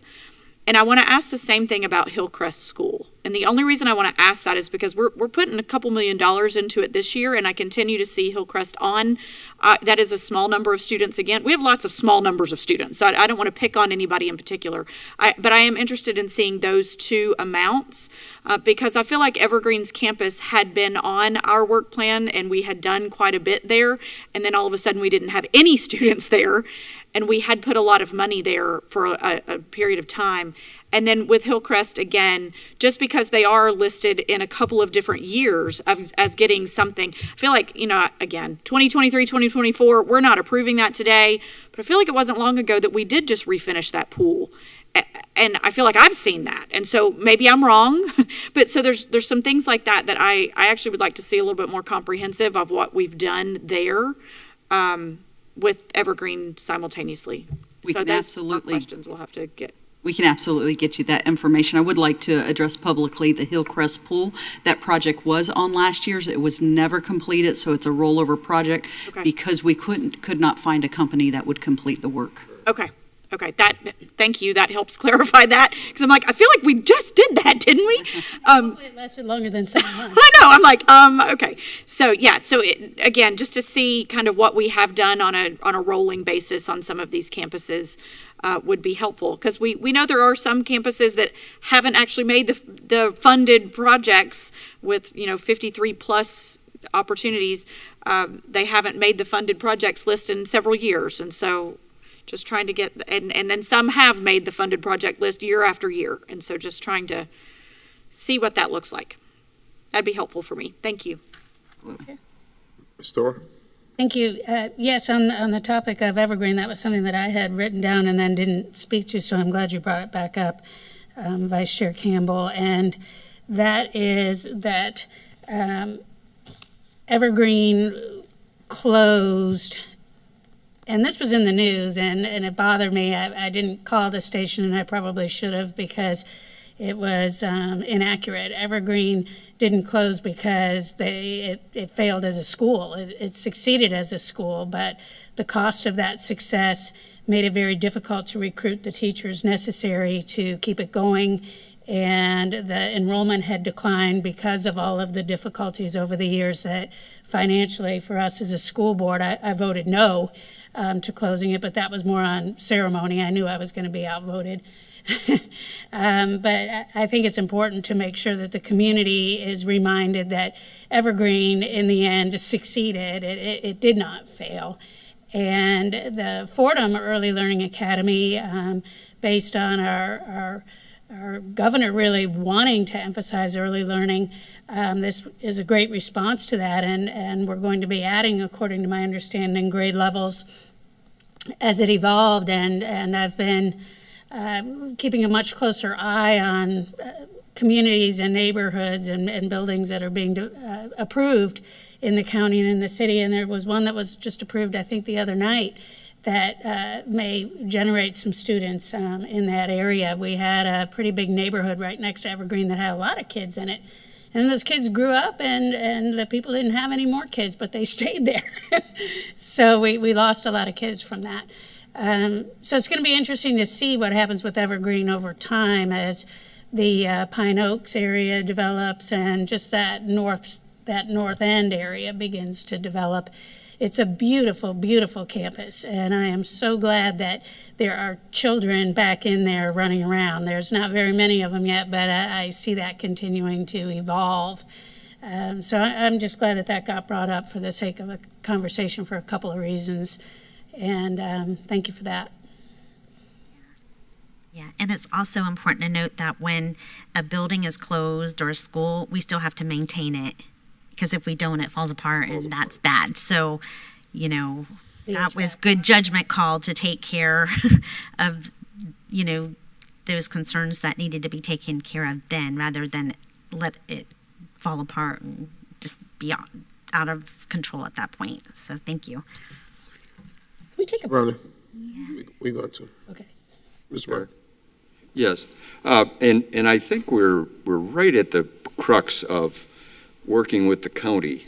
I believe there's some activity tomorrow on the idea of when we do development. We don't just bring people in, but we meet multiple obligations we know will be coming forward. As congestion develops, as roadways are needed, as schools are needed in the appropriate locations, it's a critically important area, and I think that the board really needs to address it. And I know we're thinking that way, to work with our county commission to maximize the educational effort that this district does when we make when we authorize new developments. It's such a critical point. Otherwise, we're kind of stuck after things happen with congestion, with problems, with roadways, all these issues that are very, very expensive issues. So I, for one, want to be heavily involved with the county commission in this regard going forward. Thank you. We do have a board member that's on that committee that's working there. Board Member Thor. Thank you. Yes, our technical working group has met a total of 11 times in combination with all of the representatives from the governmental entities there and staff, and then some with just staff in the morning to try to move the process forward in terms of the drafting, and then us coming in the afternoon to get briefed. So it's the updating the ILA in terms of new statutory requirements and so on that have come up over the past 11 years. Thank you, Vice Chair Campbell, for bringing that forward. As for the next 4 years anyway, I can assure from my position that never again will we wait 11 years to collaborate. It makes absolutely no sense. So I believe that we have consensus on that, and it's been a really fun process. Board Member Browning, you mentioned that there may be something happening tomorrow. That meeting has been canceled and it's going to be rescheduled. So just to make sure that, yep, you're welcome. I was going to mention that in my comments, but since it came up, and I do believe that there is a strong appetite to working collaboratively together and keeping each other informed of what we're doing, and beginning to look at the big picture of what our community wants and expects and needs from us as elected officials. So I look forward to the continued conversation. Hopefully our last meeting of the technical working group will be very early in September. And then once that's completed, there'll be a lot more to share. So I'll save the rest of it for my comments. Thanks. I know we need a break. I know we need a break. As soon as we can get through this, we can sorry, break. while we're talking that really quickly, I don't know what the parameters are, and maybe this is a question for Elena. I don't know if it's possible for us to publicly notice those, and maybe they are already publicly noticed, but I, for one, would like to go to those committee meetings if that's possible. I know we technically have one board member that's been going. In reading the interlocal agreement, I'm really, frankly, interested in knowing what is potentially being proposed as changing about it. I know that the appendices really need updating, but I'm kind of interested, frankly, in what, and in watching a county commission meeting just this week, the county commissioner who's on your committee mentioned that she was anticipating a final draft going to legal. Those were her exact words, anticipating a final draft going to legal departments. And we as a board haven't even seen what has been happening. So I appreciate it, Ms. Thurr, so much that you've gone to 11 of these committee meetings. But again, in looking at the current interlocal agreement, I'm interested in knowing what all the work has been done to be changed. And I don't know if that's something that, when we need to be a part of that as the full board. It's more of an attorney question than a Elena question. Okay, perfect. Attorney Powers. I can also speak to Yes. the Go ahead, Ms. Thor, and then publicly Attorney noticing part. Sure. The Board of County Commissioners has initiated all the meetings. They've noticed all of them. So that's been what they've done. And we all agreed that there would be a member from each entity that would be part of the technical working group. So while they've been publicly noticed and while anybody then can go, I think that we have followed the spirit of the technical working group, and there is a lot of interest. There's a ton of interest now, and it's accelerating, and people are very interested in hearing about and let me emphasize, draft of the technical working group. You know, there's legal language involved that attorneys need to vet. The way we tend to do things on this board, we do a lot of things concurrently. You know, we don't wait 6 months for an attorney, which, you know, we know that you move a lot faster than that, and I know you've been monitoring all of this, and as we've moved along. So I anticipate that soon after our September final technical working group meeting, that we'll be able to get it on a work session and bring it all out there and have a great time discussing it. And from my understanding, in past, just thinking some past situations, as a private citizen, you can go to any meeting, but I don't think it's a good, this is Cummings. I think it's a good idea when we show up at those meetings, because there's a perception in the public that we're in a meeting that we're going to vote on. So it kind of lays. None of us have attended, Yeah, but I'm thank God. super interested because Thank God. Yes. Thank God, because we don't need any false narratives in the public. Right. And so much opportunity for learning about what each entity does and what we're responsible for. Not everyone knows that we have to provide school choice, that we have controlled open enrollment. We have kids that live in the North End that are attending South End schools, and that swells up in enrollment. And, when you want black and white answers, when it comes to public education, a lot of times there's a lot of gray embedded in there, because in the end, we're doing our best to serve each and every student, and that's quite a task.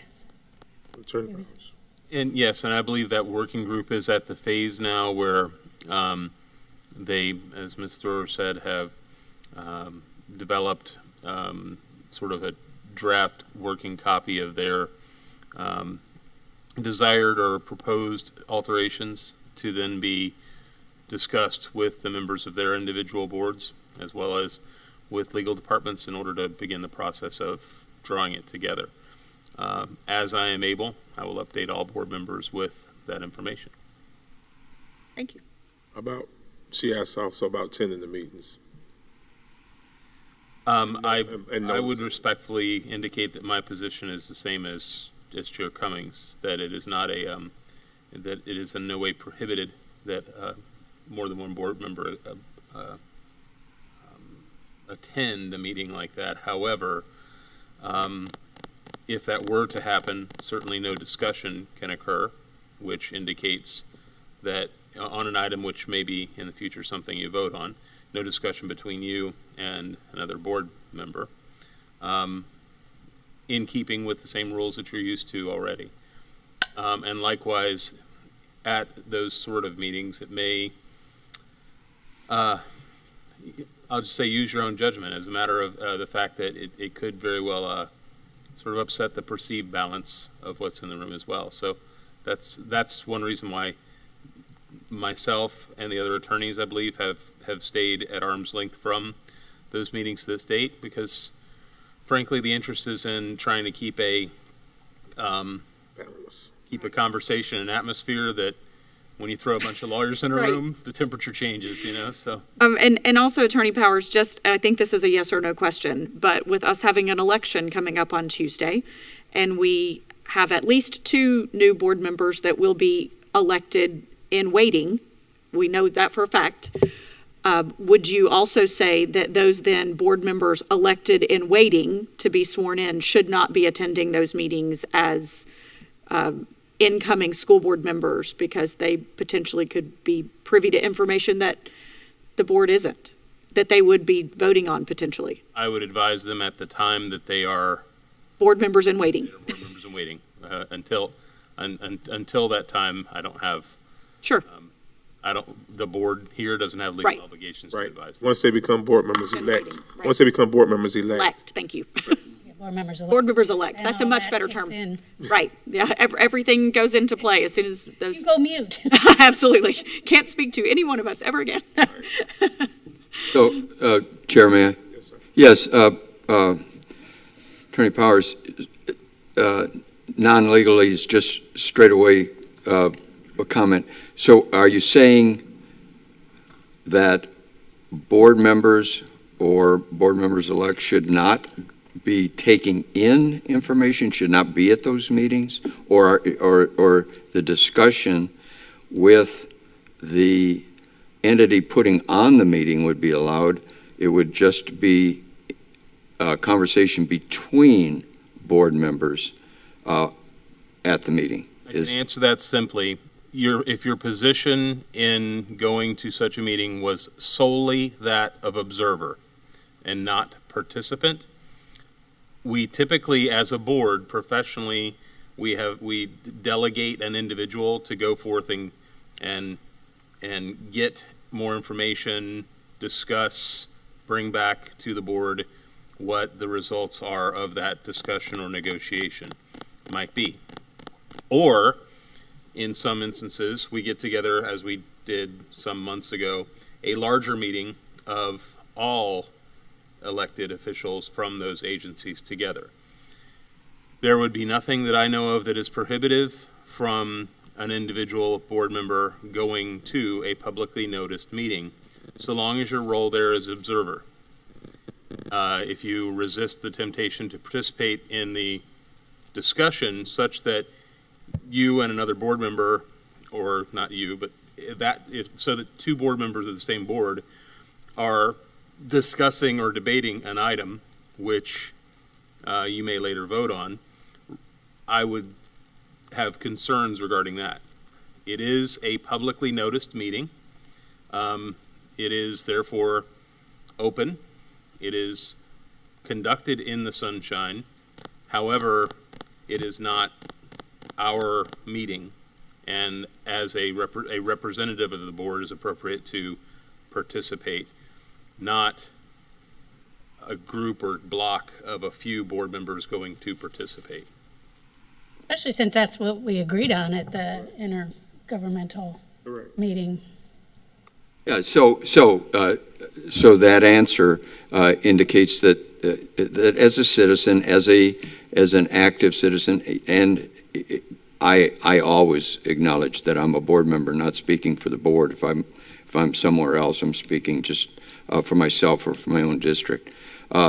So it is appropriate. We don't want to put the meeting in any level of jeopardy. It's an open, sunshine situation. We're out there, free speech, we're participating, and participating meaning to the subject at hand, but not with each other. Would that be accurate, or would that be inappropriate? My advice to all members of the board would be, if you intend to participate or intend to attend those meetings, do so as an observer, and you will maintain safety. Don't do so as a co-participant with other board members. Not with other board members, but with the function of the meeting. Like, for example, if you have a question for the chair, you'd ask the question like you would, not as a board member, but as a person. My advice to Yes. a board member is, if you attend those meetings, do so in an observer capacity, not as Okay, a. and not speak as a citizen. That's my advice to my board, yes.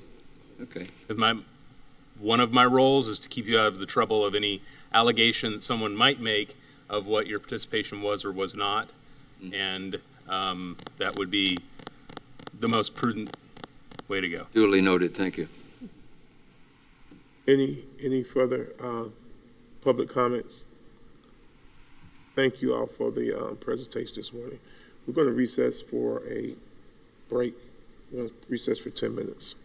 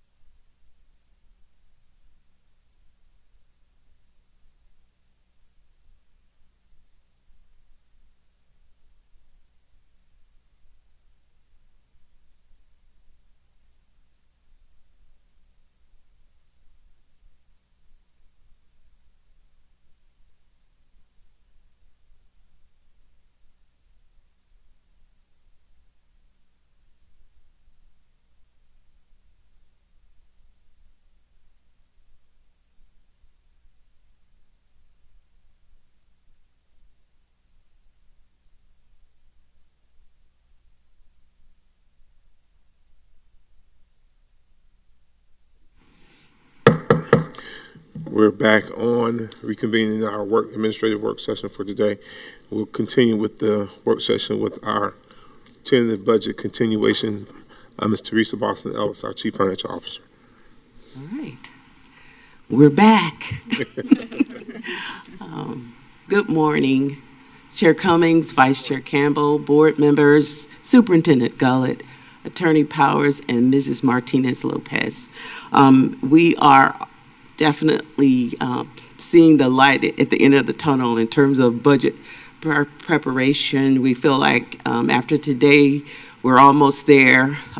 Once we complete the work session, and if you don't ask for one next week, we'll be hard pressed at finishing and finalizing the 21-22 year and then finalizing the budget.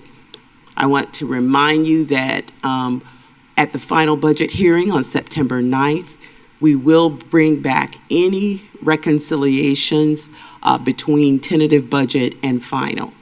Tentative budget happened July 19th, and a lot of things have occurred in terms of actual expenditure, revenue, as well as expenditures in all of the different funds.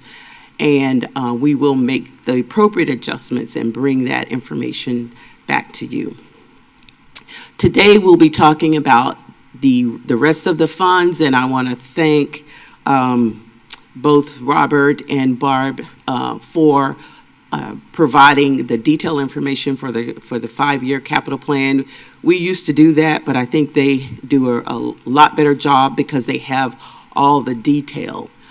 We will be discussing what is in the capital tentative budget plan for 22-23 today, though. So, and before we go to that, I do want to acknowledge Dr. Gullett's comments as well as the board's comments. The finance department and the entire school district, including you in your leadership role, really should take the credit for any recognition that we receive. We report the numbers. You provide the leadership in terms of what is budgeted and where it is budgeted. We follow the guidelines that are provided to us from Florida statute, from the regulations that are provided to us, as well as direction from the Department of Education.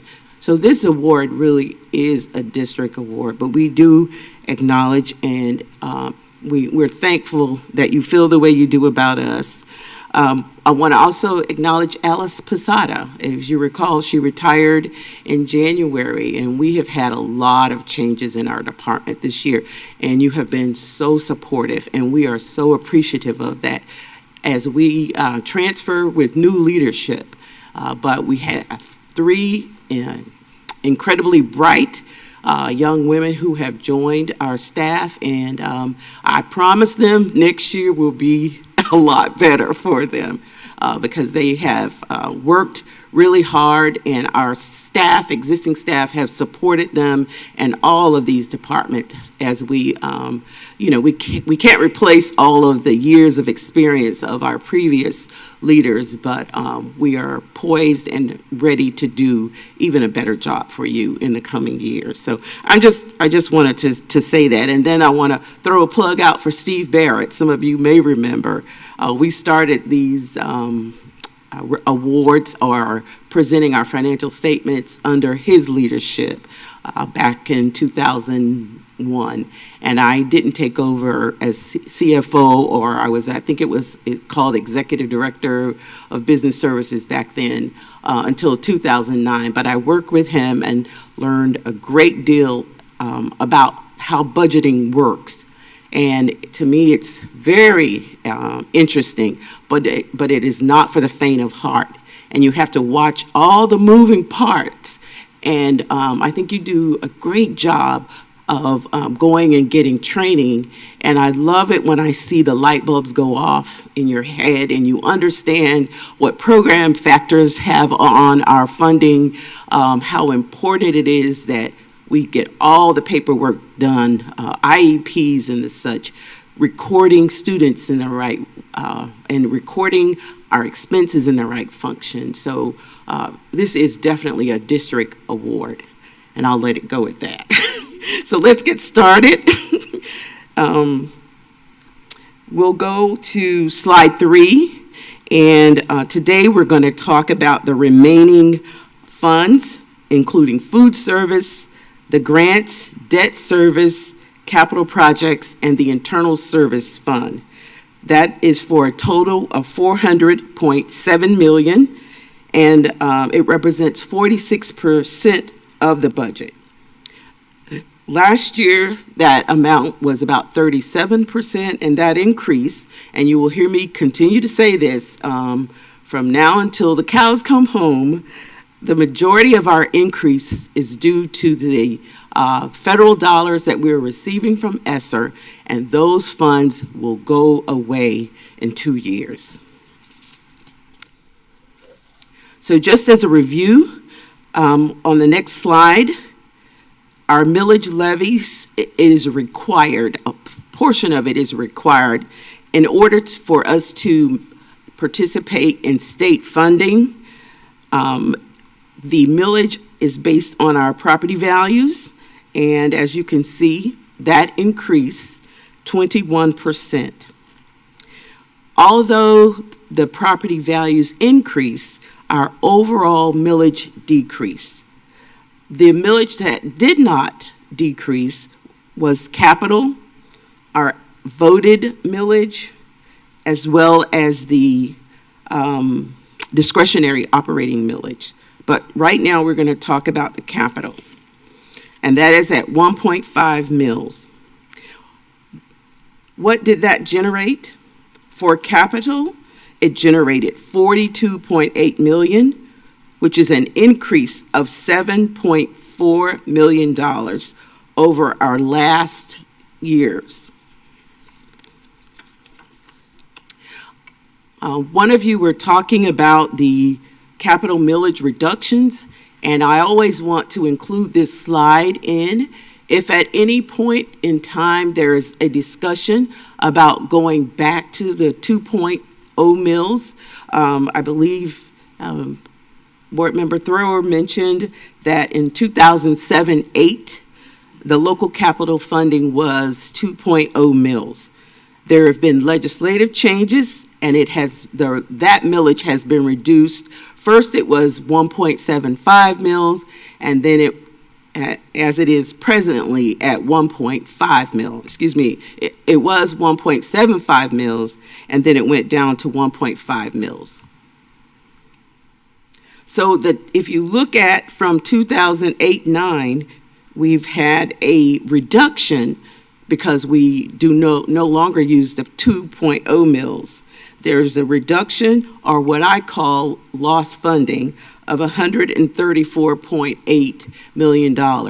So those are funds that could have been available to meet our capital needs if it was at the 2.0 mils.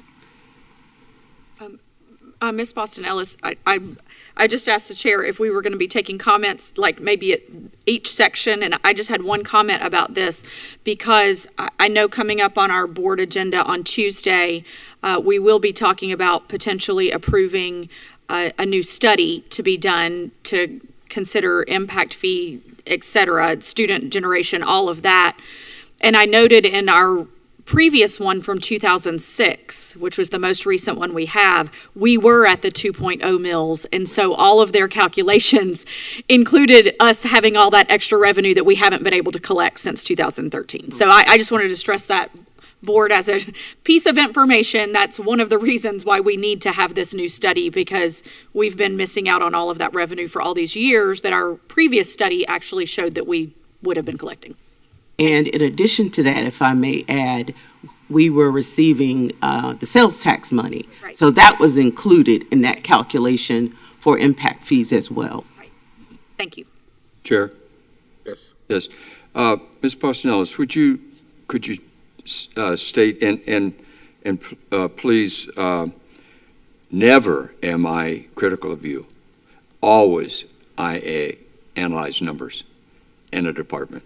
So I say that, said it before, I say it again, and congratulations on your awards. It's exemplary. That's very difficult, and it's wonderful that you're there. On this millage, when the millage drops, ad valorem values go up. The dollars can also go up. Is that not correct? But if you're talking about the required local millage, you are correct. Okay. When the value goes up, the millage goes down. What I'm talking about today is the capital outlay millage, and that is a separate millage. So the capital outlay millage was 2.0, but when our state economy started tanking, if you will, adjustments were made to funding. And this is one of the legislative adjustments that were made. And it was to reduce the millage as in terms of capital outlay. And it has not come back. Correct. But have the dollars come back? Yes, the dollars have increased in terms of the value of the property. Okay. But the point on this slide is if we had maintained the 2.0 mills from 2007-8, and that takes into consideration the value of the property going up. That takes into consideration that. But if it was 2.0 mills, that's $135 million that we would have had access to. But you are correct. This calculation does take into consideration that the property values go up. So an example was for this year. Remember our value for 1.5 mills was $42 million, right? So how did we calculate what we call lost revenue? How did we calculate that? We looked at what it would have been if it was 2 mills based on the current property value. And then we reduced it by what we're actually getting.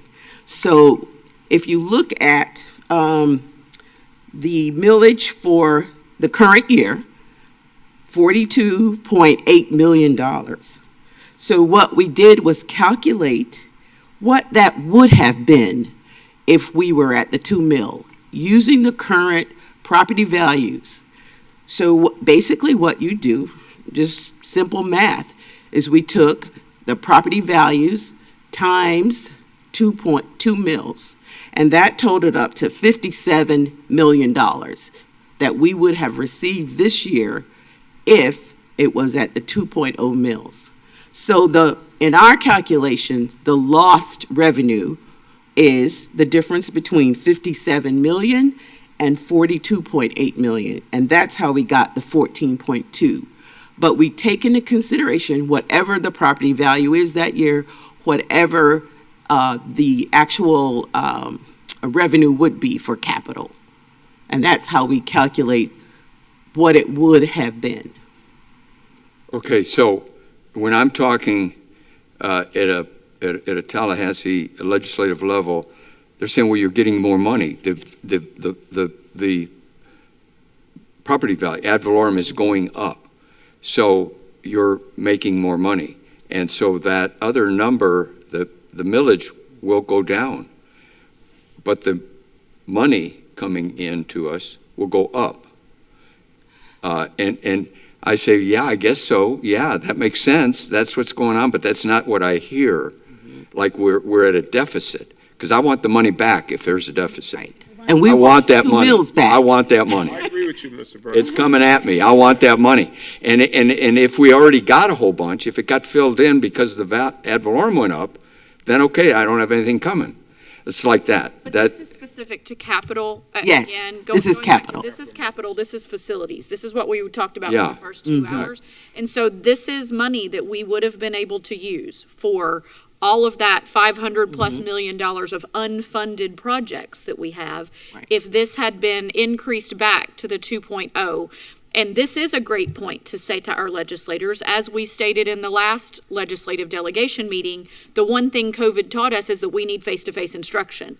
And now that I think everyone in the nation, including in the state, understands the value of face-to-face instruction again, that potentially we could ask for, let's get us back to some state allocated capital outlay, whatever that looks like. And if that means raising the millage back to 2007 levels, that would do it. Or there are other ways that we could do it as well. But this is solely for capital. This isn't the ad valorem and what we're able to use for general fund and all of that. This is solely capital millage. Okay.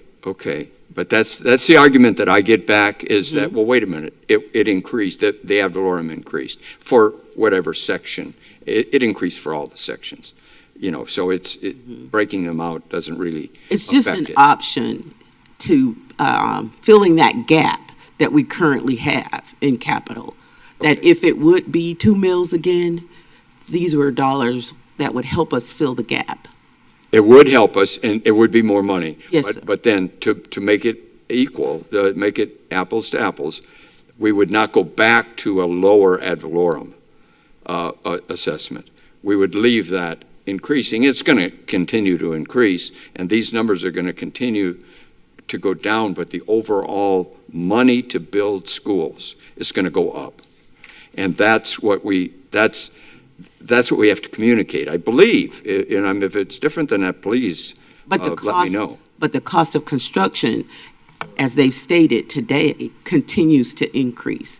And again, this is just a way to fill the gap, to help us fill the gap. It's not my decision or their decision, but it's just a consideration of how to fill the gap. for Okay, construction. an idea Yes, sir. that goes forward of how to recover funds via taxes. Yes, sir. And, I got it. and I'm sorry, one quick, Mr. Browning mentioned something that struck something in me.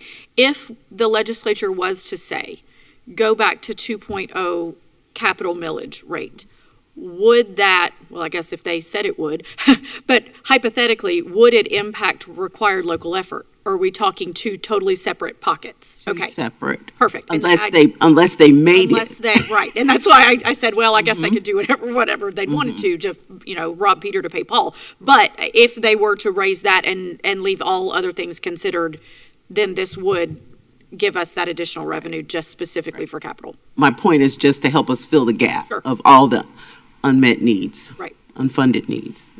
Okay, thank you. Okay, so now we'll go to the Capital Projects Fund. As you stated earlier, Mrs. Campbell, the 22-23 has to be balanced. And what we are providing to you here is the proposed revenues as of tentative budget. And we were talking with Ms. Dobbins last week, and some of our numbers don't agree, and that's because of when we cut off. And so after we finish today, we'll go back and reconcile the differences so that when you get final, they will agree. So I just wanted to put that out there. So based on tentative, we are starting with the 1.5 mil, 42.8 million. We have the CO&DS of 1.4 million. Other capital projects, 630,000, which include some of our security grant projects, and then, of course, the charter school PICO allocation. Those funds come to our capital, we transfer them to the general fund, and then we pay the charter schools out of the general fund. But because of the accounting requirements, we have to record them in the capital projects fund. So on the right side, you'll see that we have $74.8 million in budgeted expenditures as of tentative. And the way it's categorized is 40.3 million are in remodeling and renovations. New construction is 9.3 million. That's that central warehouse and some other things. Improvements other than buildings, 720,000. Maintenance, 6.8 million. Our property insurance, 1.6 million. Our debt, 13.5. Buses and vehicles, 1.9. Charter schools, $400,000, and equipment, $107,000. Some of these budgets include the carryovers that Robert and Barb were talking about. So some of these expenditures, say for instance, the buses and vehicles, you may recall when we borrowed the funds for the buses, we also put dollars in there so that we could continue to purchase 6 to 8 buses. We've heard the price has really gone up, so it may end up being 4 to 6 buses. The buses that were budgeted last year, we have not received them yet. You know, all of the things that are going on in the economy, most of the funding for the vehicles is carryover. We're just starting to receive some of those vehicles, and we have to pay for them in the current or 22-23 fiscal year. You also talked a little bit about our public education capital outlay. Those PICO new construction dollars is where we used to receive money to assist us in new construction. And then the PICO maintenance, as you can see, 11, 12, 13, and 14, we received no funds. And then we received funds in the 15, 16, 17, 18, and 19 year. But since 1920, all of the PICO dollars have been going towards capital for our charter schools. PICO predominantly comes from the gross receipts tax, and we've talked a lot about that and how people are going away from landlines. So those dollars really don't amount to very much anymore. And, you know, in that area, maybe we can look at another type of fee that would assist school districts in PICO maintenance. It's just some of the things these are some of the things that used to be used to assist school districts with maintenance costs. Chair? Yes, ma'am. Yes, sir. Thank you, and yes, Ms. Boston-Ellis, and I couldn't agree more with Board Member Browning on this one. You know, landlines, by and large, are like dinosaurs. You know, they've become extinct. Our funds have certainly reflect that. And I know we've floated this a couple times with an eye to our administrative priority or our legislative priorities. We brought this up the last couple of years, and I think it's important to continue to put that on. If we're going to innovate, and if we're going to grow, and if we're going to benefit as public schools from innovation, which, you know, walking phones certainly are, it would seem to me, let's just call it what it is. You know, the dinosaur's dead, let's repeal it, let's get it off our books, and let's replace it with something that's actually innovative, viable, and can be put to good use that everybody sees and uses. So that's my personal plug. Just a historical perspective of where we used to get the funds from and now where they are now, or are not now. That's a big loss. Mm-hmm. So the next slide is impact fees, and you've also discussed this previously. And as you can see, when we did have impact fees, the calculation started in 2006-07, and then went all the way through 2010-11. And due to lack of growth in our community, though beginning in 2011, the impact fee was suspended. You may also recall that we had to come before the board every year and ask the question, do we ask the county commissioners to continue or suspend? And the decision was to suspend the impact fees due to lack of growth. Impact fees, again, can only be used or restricted to use for growth-related capital improvement for our educational and ancillary plans. The next slide is just to give you the historical perspective of impact fees. We collected that first, I think it was 4 years. The remaining years were basically interest that was accruing every year. So the total of 12 and a little under $12.1 million was collected. And on the right side, you'll see what we did with those funds, remembering and keeping in mind that we could only use those dollars for growth necessitated needs. For the most part, we purchased land. and still have those land purchases, but we also added art music wing at Wyomina, and we also had to refund some dollars to the Stonecrest because they were a restricted community and should not have been collecting funds from those. So right now we have about $9,500 remaining in that fund. And again, we can only use it for growth necessitated needs. Next historical perspective is on our sales surtax revenue. We had that from 2004-05 through the 2009-10 year. On the right side, you'll see that it was approved 2004, 53% for, 47 against. It was effective 2005 through 2009. At the time, the board made the decision not to request a renewal. And you can also see what projects we use those dollars for. Marion Oaks Elementary, Legacy Elementary, and these were split funded projects, so we used other funding sources to help build those schools.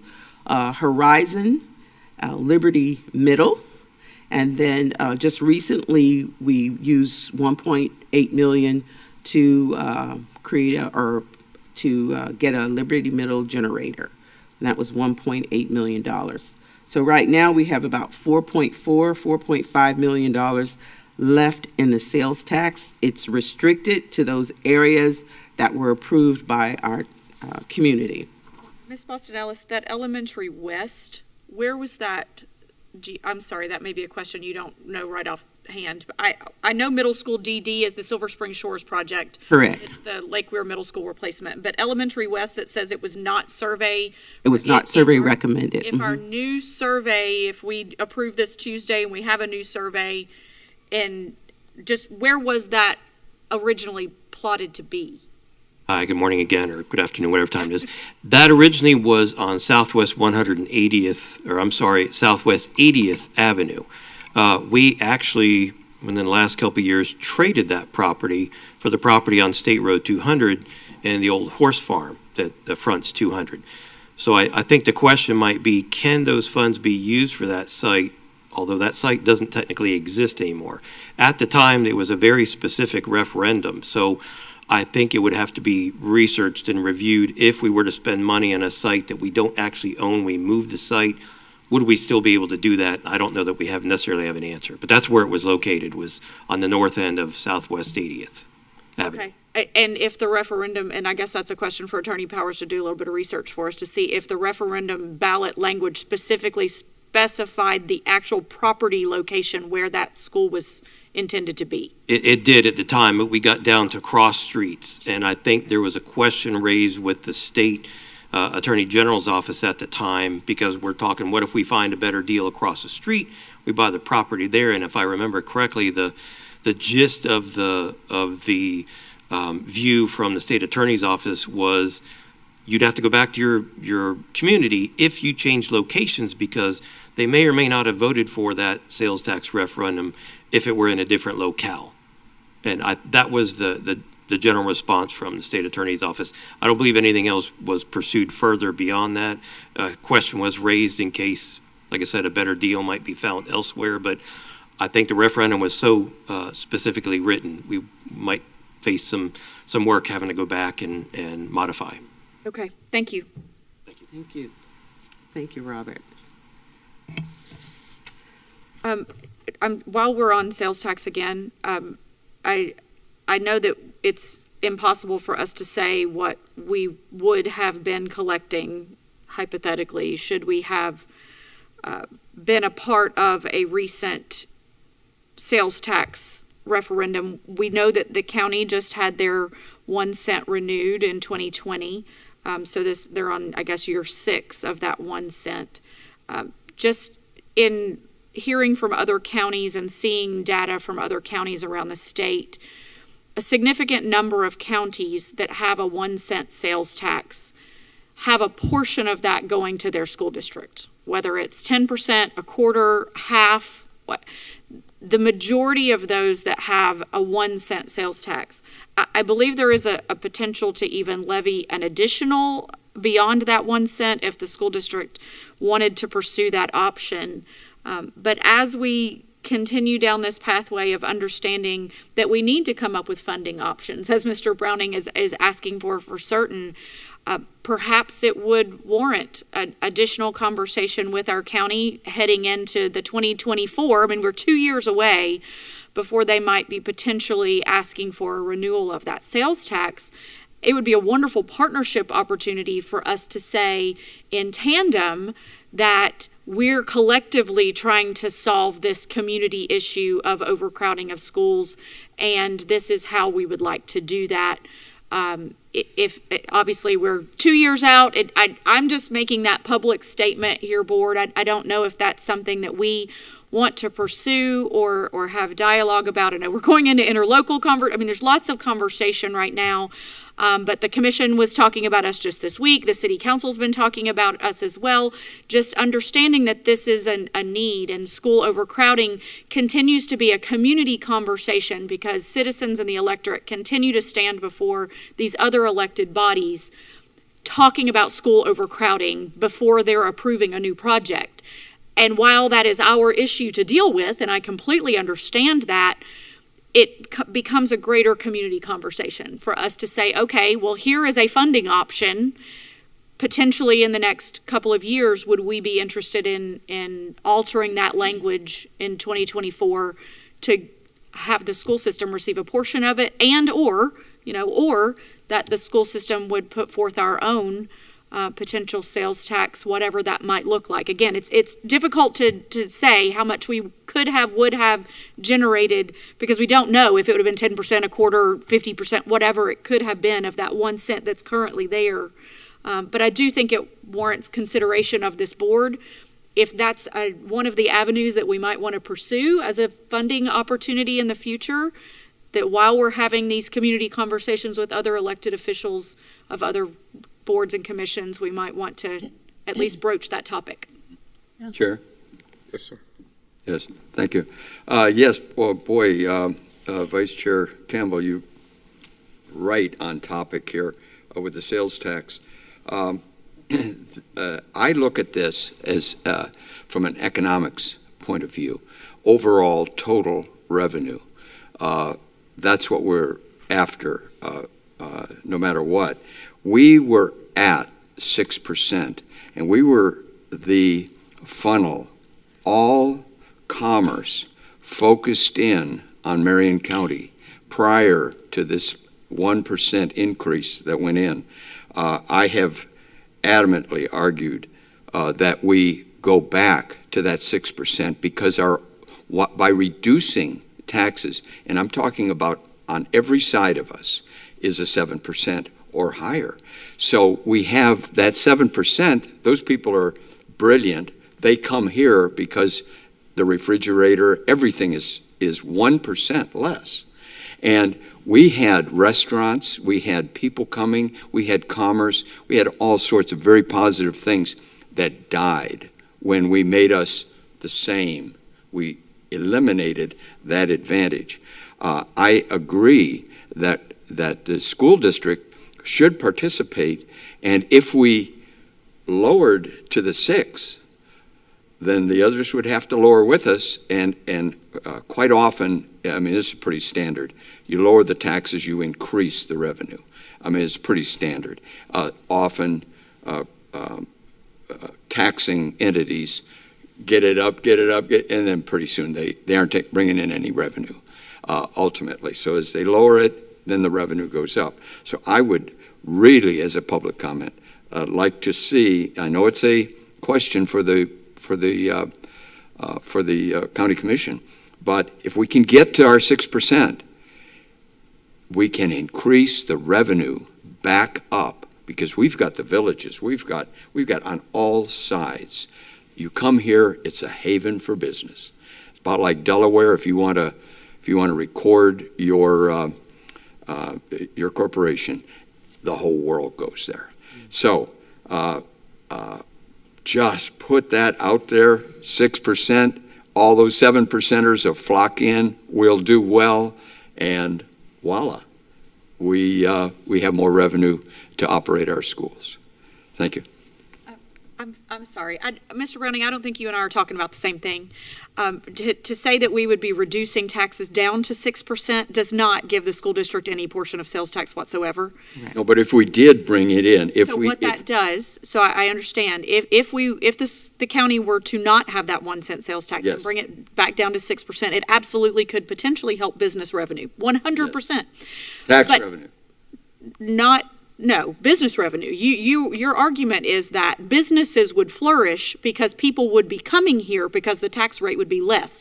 However, those entities such as the school system and the county and the city that are funded by tax revenue would not be benefiting. They would not be having that increased tax revenue because the tax revenue would be less, because the percentage would be less. So I understand the thought process that businesses would flourish, absolutely. Then it would behoove us to go more to the business community and ask for additional sponsorships and support that way from the private entities that would be flourishing. But we're not talking about the same thing. I'm talking about if the county were to, again, ask voters to levy that 1 cent. I'm not necessarily advocating for us to go out and say, we want an additional quarter or a half cent on top of the county's levied 1 cent. I'm saying if the county were to go out and say in 2024, as the Chamber and Economic Partnership has put in their plan, they want to ensure the county is receiving that year, on a 4-year rotation for the next 15 to 20 years.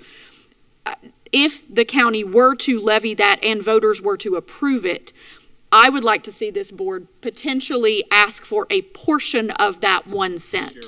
So we would be sharing in that revenue generation.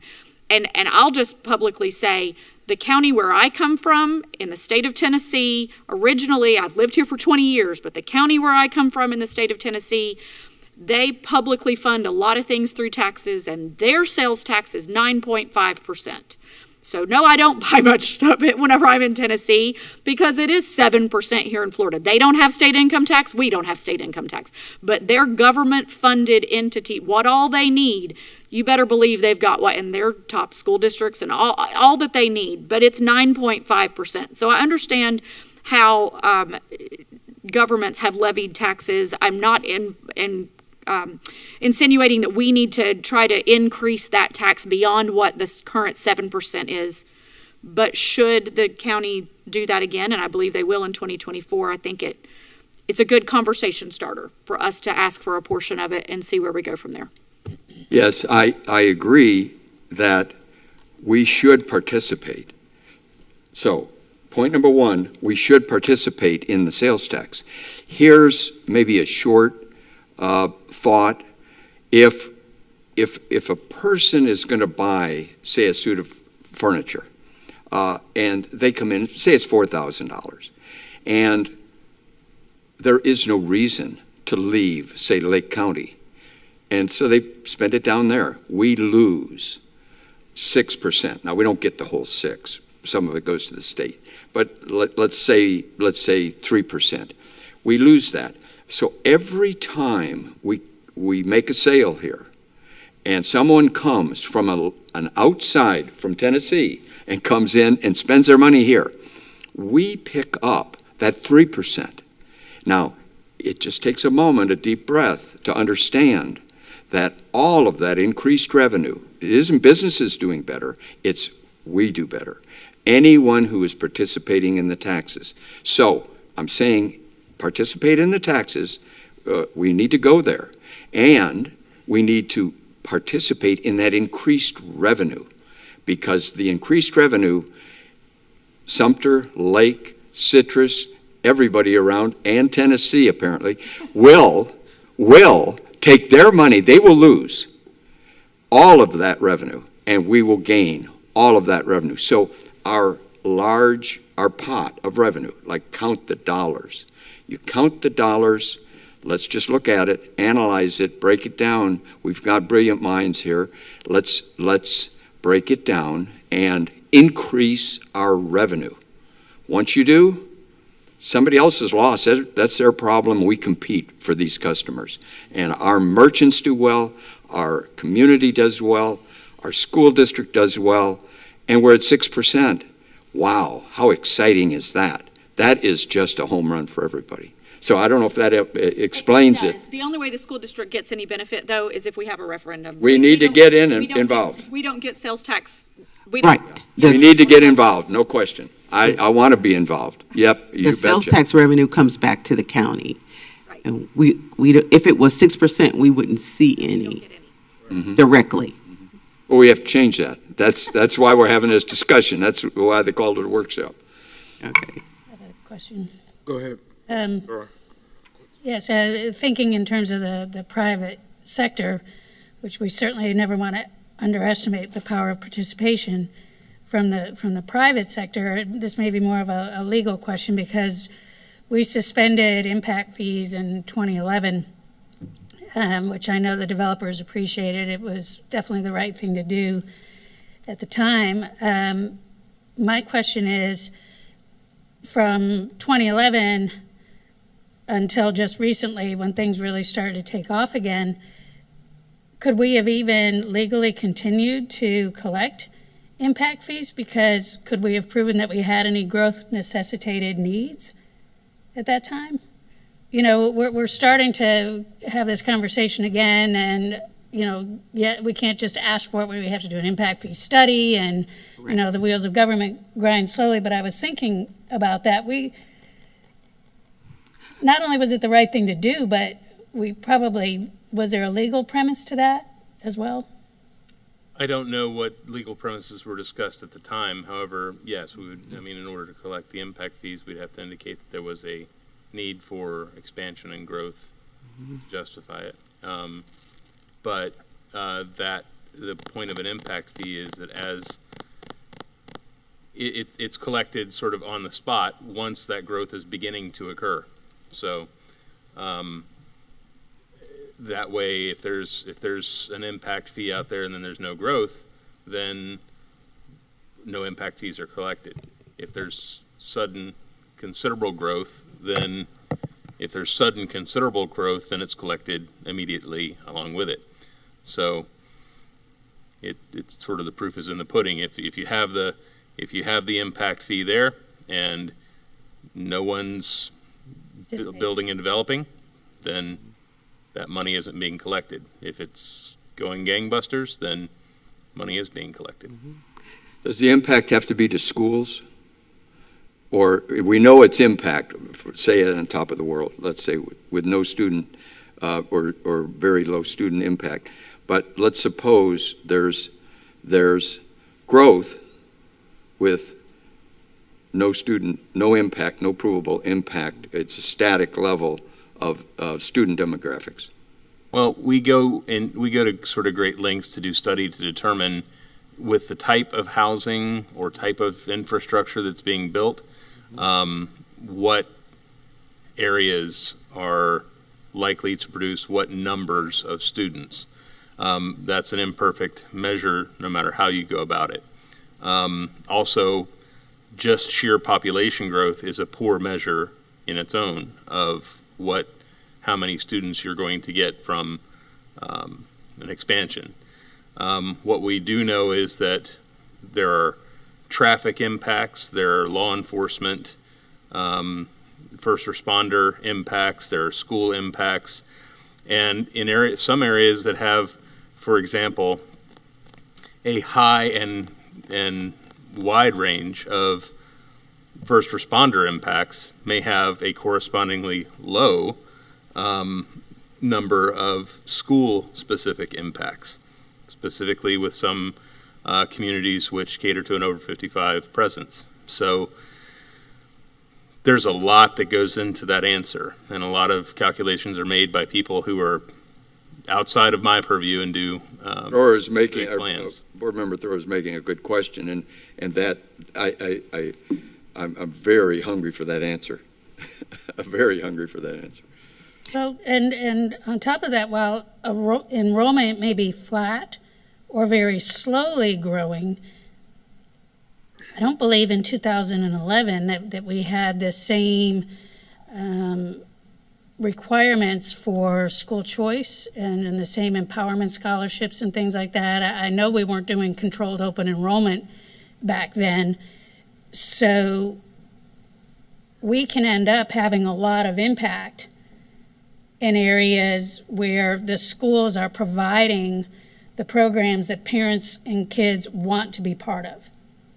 So there grows the school, there grows the traffic, there grows the car line, there grows everything, none of which was really in play back then.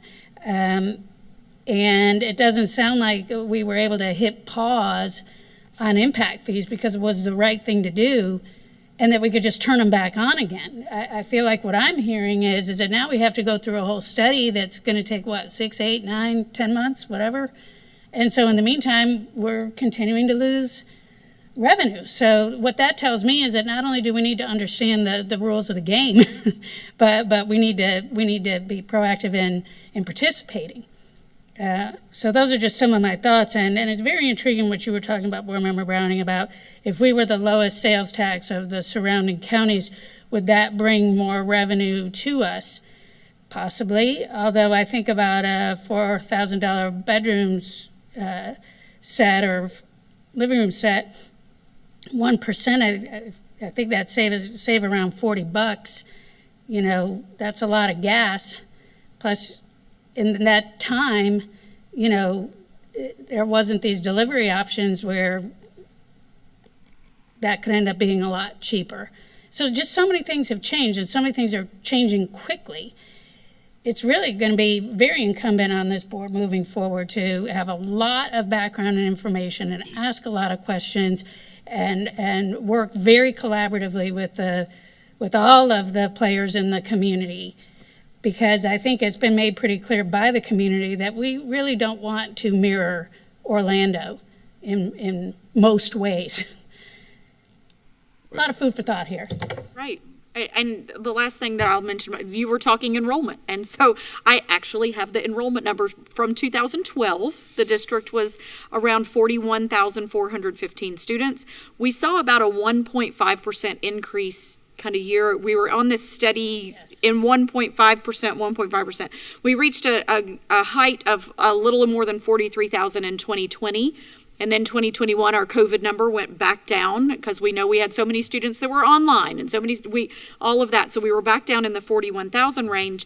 But just looking at what our projected enrollment is right now, and we really need 10-day counts that we'll get at the end of this week and maybe first of next week to give us real numbers. But just looking at the attendance reports, we're projected around 43,500 students this year, which has seen, since that 41,000 number, about a 5% increase in 2 years.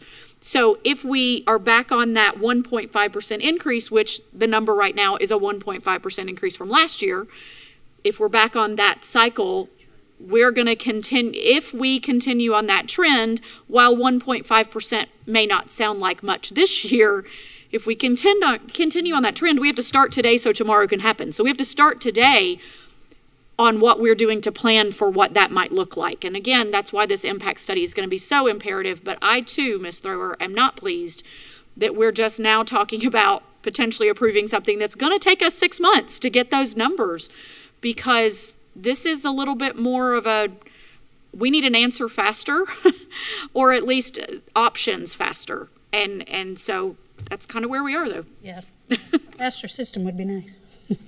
Yes, I really like the idea of revenue, as I've said before, and sometimes like Sumter and Lake.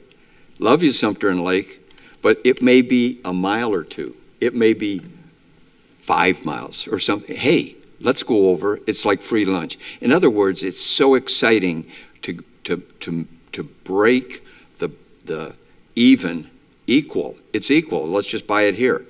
You come to Marion County. Marion County becomes the Mecca. It becomes the center of commerce. Only 1%. And then a word gets out, and before you know it, we're floating in money. We're kind of going up.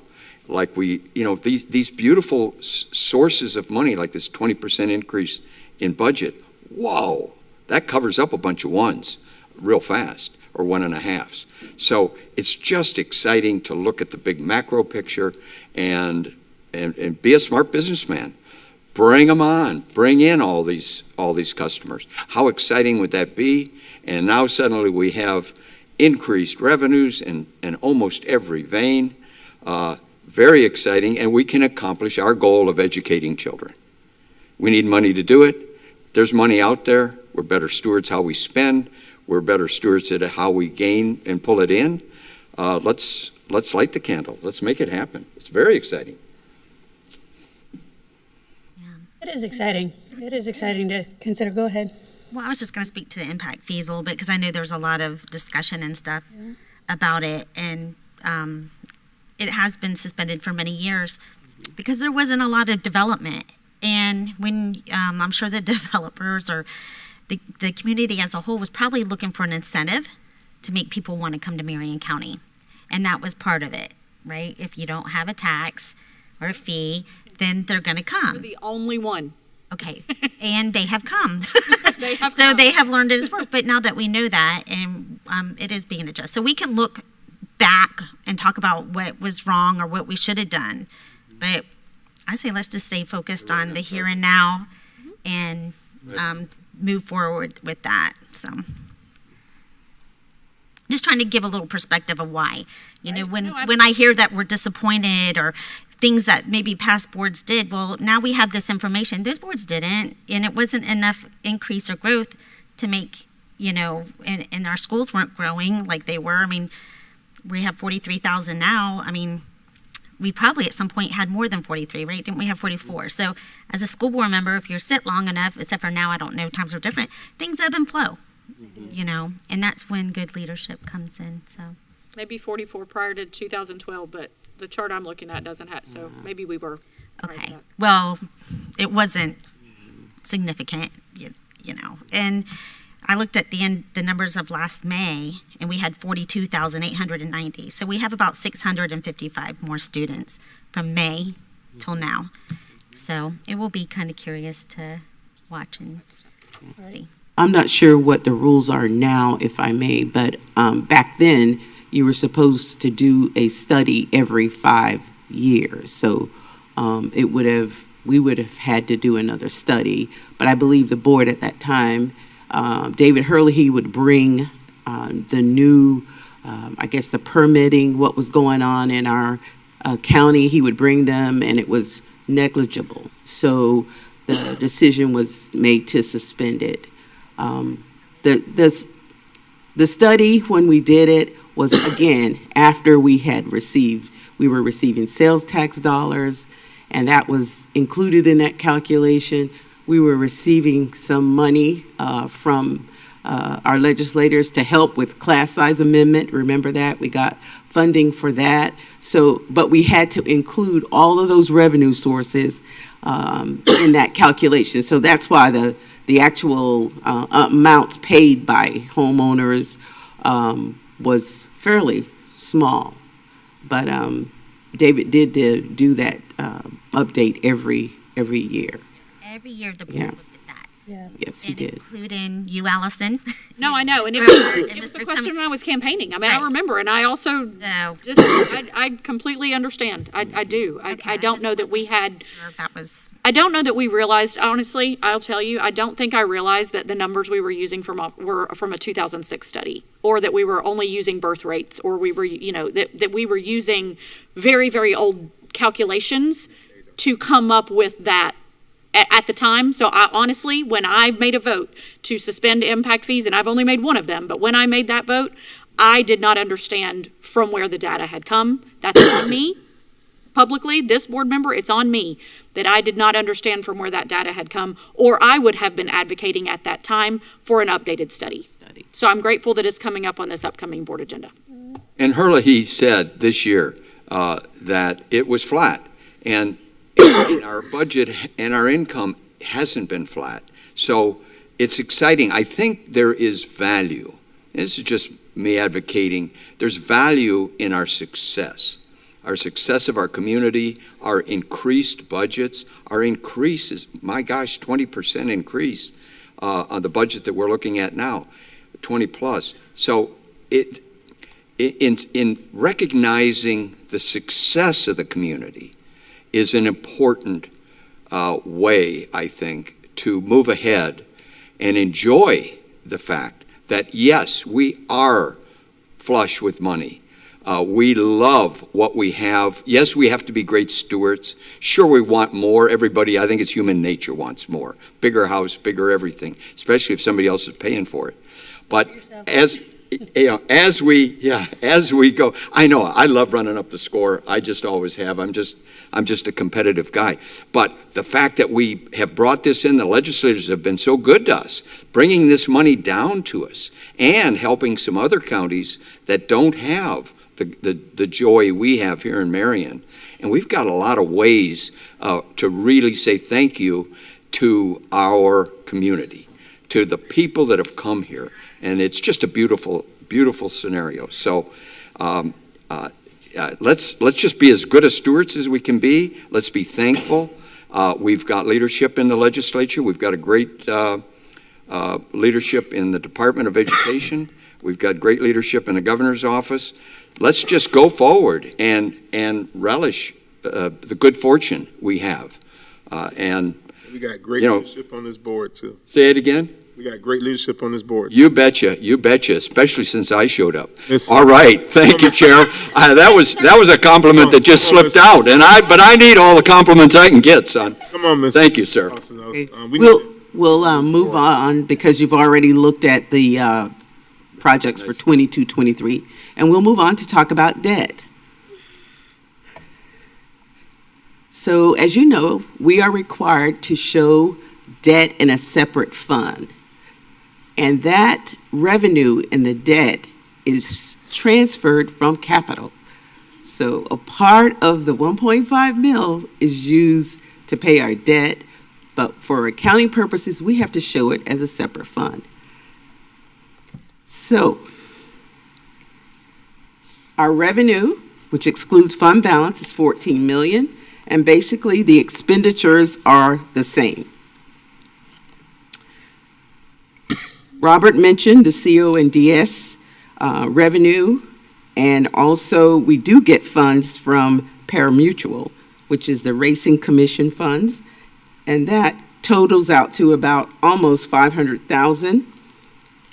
There is some local money, which is basically the interest on our investments, on our cash balances during the year. And then again, the other financing sources is the transfer from capital to the debt service of 13.5 million to pay our debt. When we look at what is that expenditure made up of, 12.3 million is the redemption of the principal.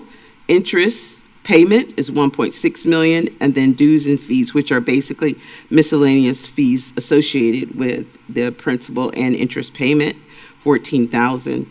So that is the total expenses that are included in our debt fund.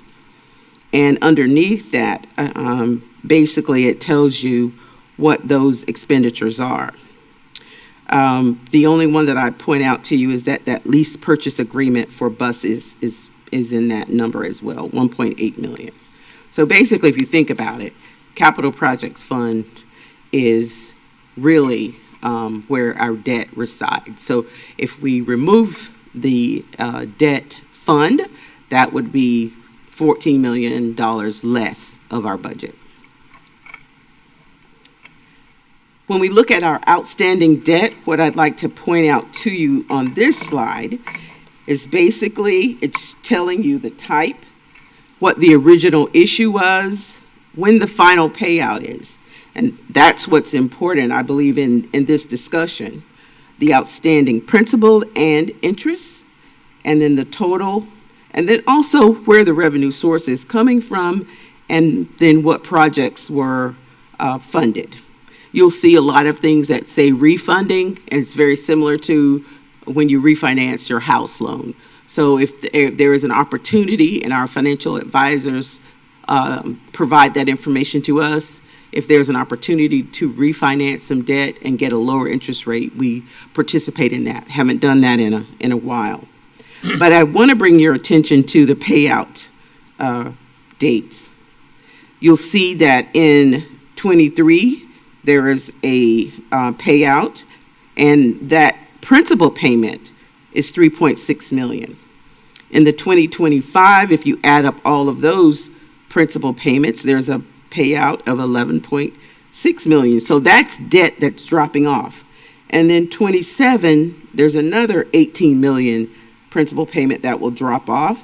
And then 29, $11.5 million, so forth, so forth. So you'll see that our debt payments will start decreasing.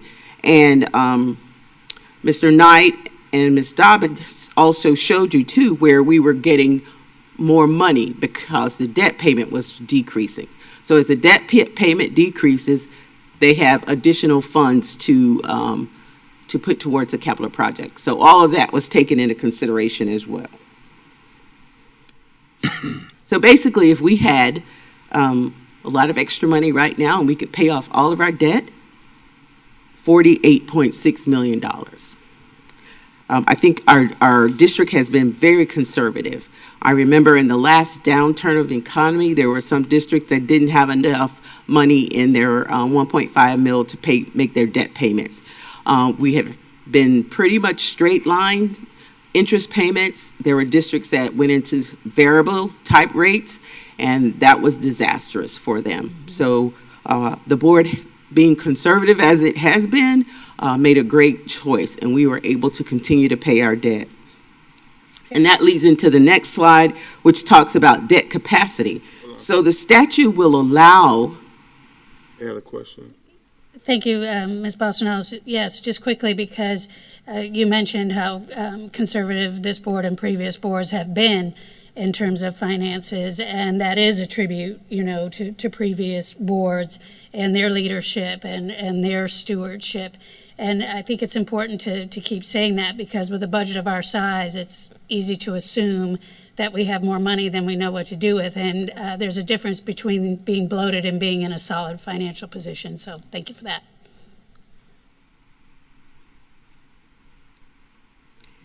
So on slide 21,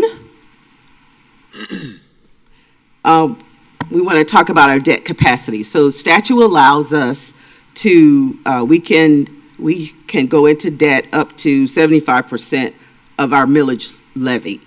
So our millage levy this year was $42.8 million. So we could do about $32 million in debt for the annual year. Right now, we're at 13.5, and that's roughly 31%, so 32%. So we're well below that, and we probably need to stay, because the more money we put towards debt, what happens is there's less money available in the 1.5 mil to do projects. So again, this is to the credit of our boards. Another item that we have to take into consideration is our credit ratings. And when you borrow money, you are subject to annual reviews by credit rating agencies such as Fitch and Moody. And their methodology has changed in the last 3 or 4 years. And so basically, their credit rating is, they look at the tax base of where you live, the finances of your community, the management of the district is about 20%, and then the debt and your pensions about 20%. So they look at the total picture of the district and the state. We were affirmed April 2021. Our current rating is A3 for our general obligation debts, and A1 for those certificate of participation. Those were those lease financing that we did for like the renovation of Lake Weir Middle, North Marion High. And basically what you do is you say, we are giving you a footprint of these schools, and that's used as the backing for that debt. How we are rated will affect any long-term borrowing that we do in the future. So it's important for us to maintain this general A3 rating, and if we can go better, that will be even greater for us. 2014, we were downgraded. Again, the impact of the economy in our state, in the country, And what we are shooting for is the A1. That is the highest. But where we are now is where the majority of school districts are, and it's that A3. So we're doing pretty good. Again, we get what is called a surveillance every year as long as we have this debt. They ask all kinds of questions about our 5-year capital plan. They ask questions about the stability of the board, the stability of the administration. They want to know a lot about union agreements and anything that would have a high impact. They ask a lot of questions about charter schools and how that's impacting our school districts. So we have not had that surveillance yet. We did submit questions or answers to them, their questions for Fitch, but we have not heard back from them yet. And we expect Moody's to come and come a call in probably the next couple of months as well. So credit rating is important in terms of consideration for debt. If there are no more questions on that, we'll move to food service. We are blessed to have Miss Jamie Lovett here today. I believe there were some questions about the new program, or it's not new, it's being expanded, the CEP program, and she's here to answer any questions you have. So here we'll start with the handouts. And you should have a handout that says at the top on the right, tab 4, slide 24. And we like to provide you with just a general overview of our food service program. That's the one you asked us to put behind 7? Yes, sir. Tab 4, slide 24. Again, this is an overview of our food service programs. Keeping in mind, this fund has to be self-sufficient. So they have done a great job, even dealing with the increase in minimum wage. They've had to make some adjustments in their budget to accommodate that, and done a great job, I would say. So Special Revenue Fund Food Service, they receive money federal through state, estimated at $35.4 million. Local revenue is basically about $1 million, and state $381,000. As you might know, $16.3 million, the majority of their dollars, are spent on salary and benefits as well as materials and supplies. And you think materials and supplies, that's really their food costs, but that's where we have to record it. And we'll look at each one of those in a little bit. There is some capital outlay in terms of expenditures, and that's when they're buying equipment for their cafeterias. Also purchase services, licensing, and then their energy. What you may not know is that in the cafeteriums, we do allocate some costs to cover not only garbage, but also electricity, and that is charged to food service. And we are also allowed to charge food service for what is considered as an indirect cost. And that's to support things like their payroll and the technology support that they get.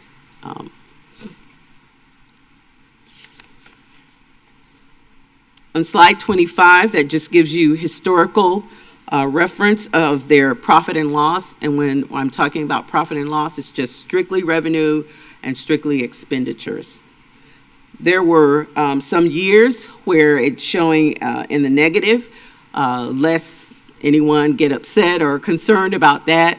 At the time, we had more than 3 months expenditures in their fund balance, and there are rules that say you can only keep, I believe, 2 to 3 months in your fund balance. So in the earlier years, they were their revenue was continually to increase, and so we had to get those numbers down. The food service department came up with a really strategic plan.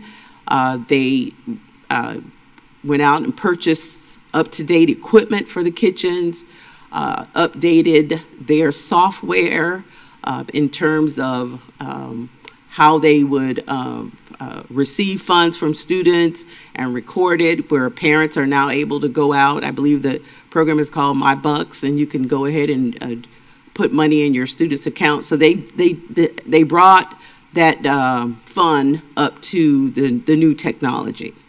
They also went and evaluated, with the help of students and administrators at schools, evaluated the cafeteria and did some remodeling and renovation, did some really great work in that area. So we are no longer have that problem. It was a good problem to have at the time, but we no longer have that problem of excess revenue in the food service fund.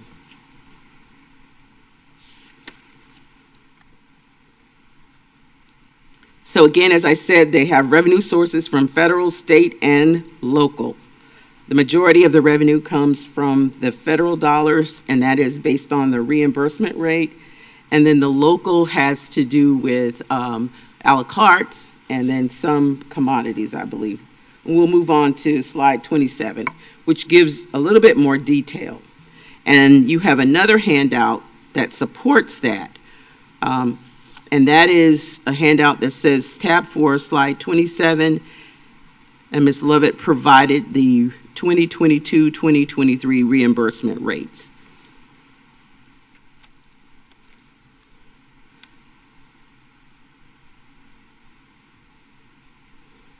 I'm not sure if you wanted to come up and talk a little bit about that, the CEP at this time.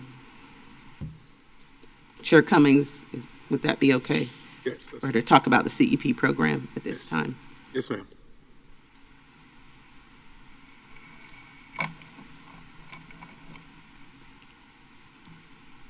Good morning. Morning. Good afternoon. Afternoon. Is it afternoon? Sorry. Oh, that's just me. I'm messing with you. So were there specific questions on CEP that I could answer? Chair?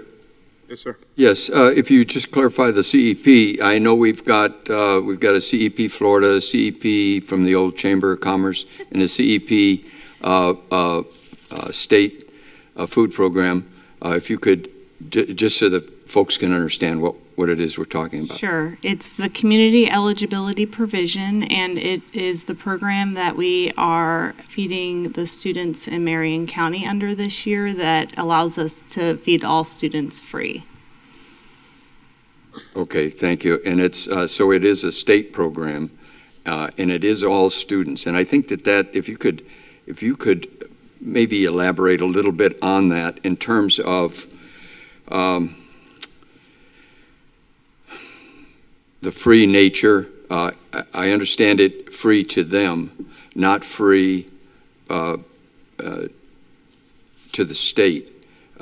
Just like we're paying, I just like some flesh around those bones so that we understand where the funds actually do come from and what the program is.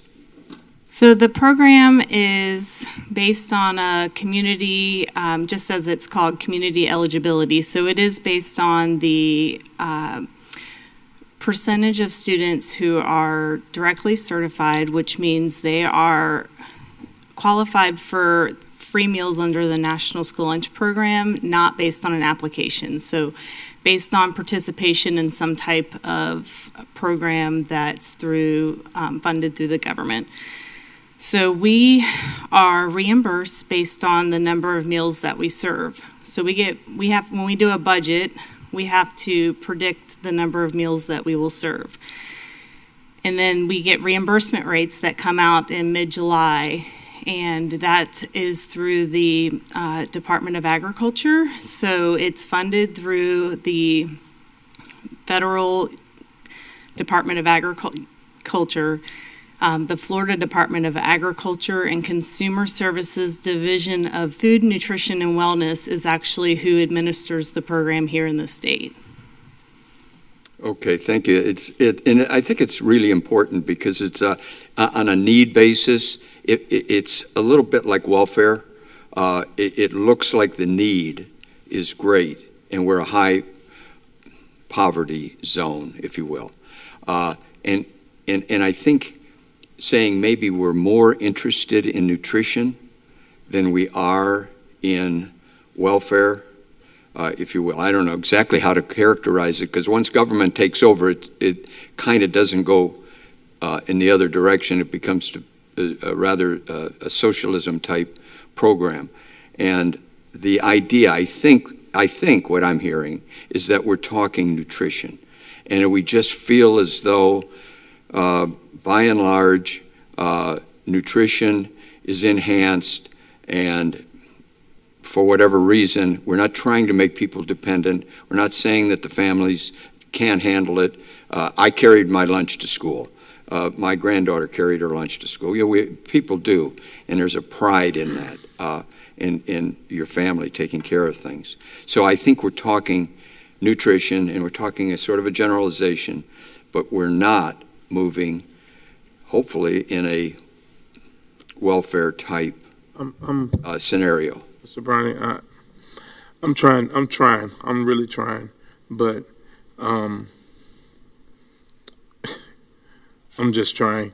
This is, some of these statements are really discouraging to a huge population of people within our community. If a parent is able to allow their kids to carry lunch to school, they have pride. If a parent is able, some parents are not able to provide, to be able to do that. That doesn't mean that the parent doesn't have pride to insinuate. No, sir, I didn't say that at all. To insinuate, sir. No, sir, not To insinuate, at all. To insinuate, sir. To insinuate, sir. Sorry. I let you spoke, sir, without interrupting, and I heard your whole comment. To insinuate, sir. To insinuate, sir, that I'm not a insinuating. family that cannot allow their kid to carry a bag lunch to school doesn't have pride. That's not good. Sure, that's what you're saying, so I would not good. hope that you So I'm going own to do that this. authorship I'm going to of do that. this. That has I'm going nothing to do do this. with me. That I'm going isn't to do what I this. said. I think once you go back through and listen to the video, you'll hear what you said. And Sir, I know exactly what I said, and I do not need you to criticize what I'm saying. Mr. Brown, I'm not going to argue with you. I'm just going to tell Thank you. I'm just And going to tell you thank my you. disgust with your Chair, comment. may I, as the officer here who deals with parliamentary issues, Yes. if there's a Robert's Rules issue, the Robert's Rules issue does not result in people interrupting one another. Once the chair takes back the floor, of course, the chair can't keep Mr. Browning from expressing whatever opinion he wishes, nor Mr. Browning, through interruption, can you interrupt the chair once the chair has taken back the floor. So each of you will have time to address and speak as you see fit on this issue. But let's do it. Yes, and But Robert's Rules does indicate. We can't make a Robert's Rules argument very well when we're violating Robert's Rules by interrupting the chair. So Well- let's start there. The chair took the floor. Allow the chair to say his piece, and you may respond.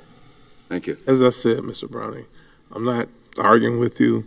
I'm not trying to belittle you, but I do take issue with your comments about a family that can provide to allow their kids to carry a brown bag to lunch, and having pride in a family that can't do that same thing.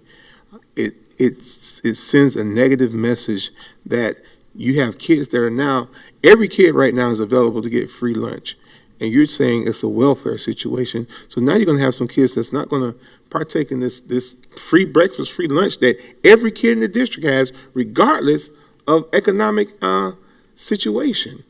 And so that's negative. We need to encourage the kids to go eat the breakfast. We need to encourage the kids to go eat the lunch because it's a benefit. If the kid is in the classroom and they have eaten, at least their stomach's not growled, they can hear the teacher. If they're in the classroom and they have the proper nutrition, they can pay attention. So I do take issue with that comment that you made because it's an insult to a lot of families in this community.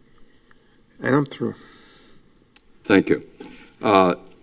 My reference to Robert's Rules is that Robert's Rules fundamentally requires that no board member is ever attacked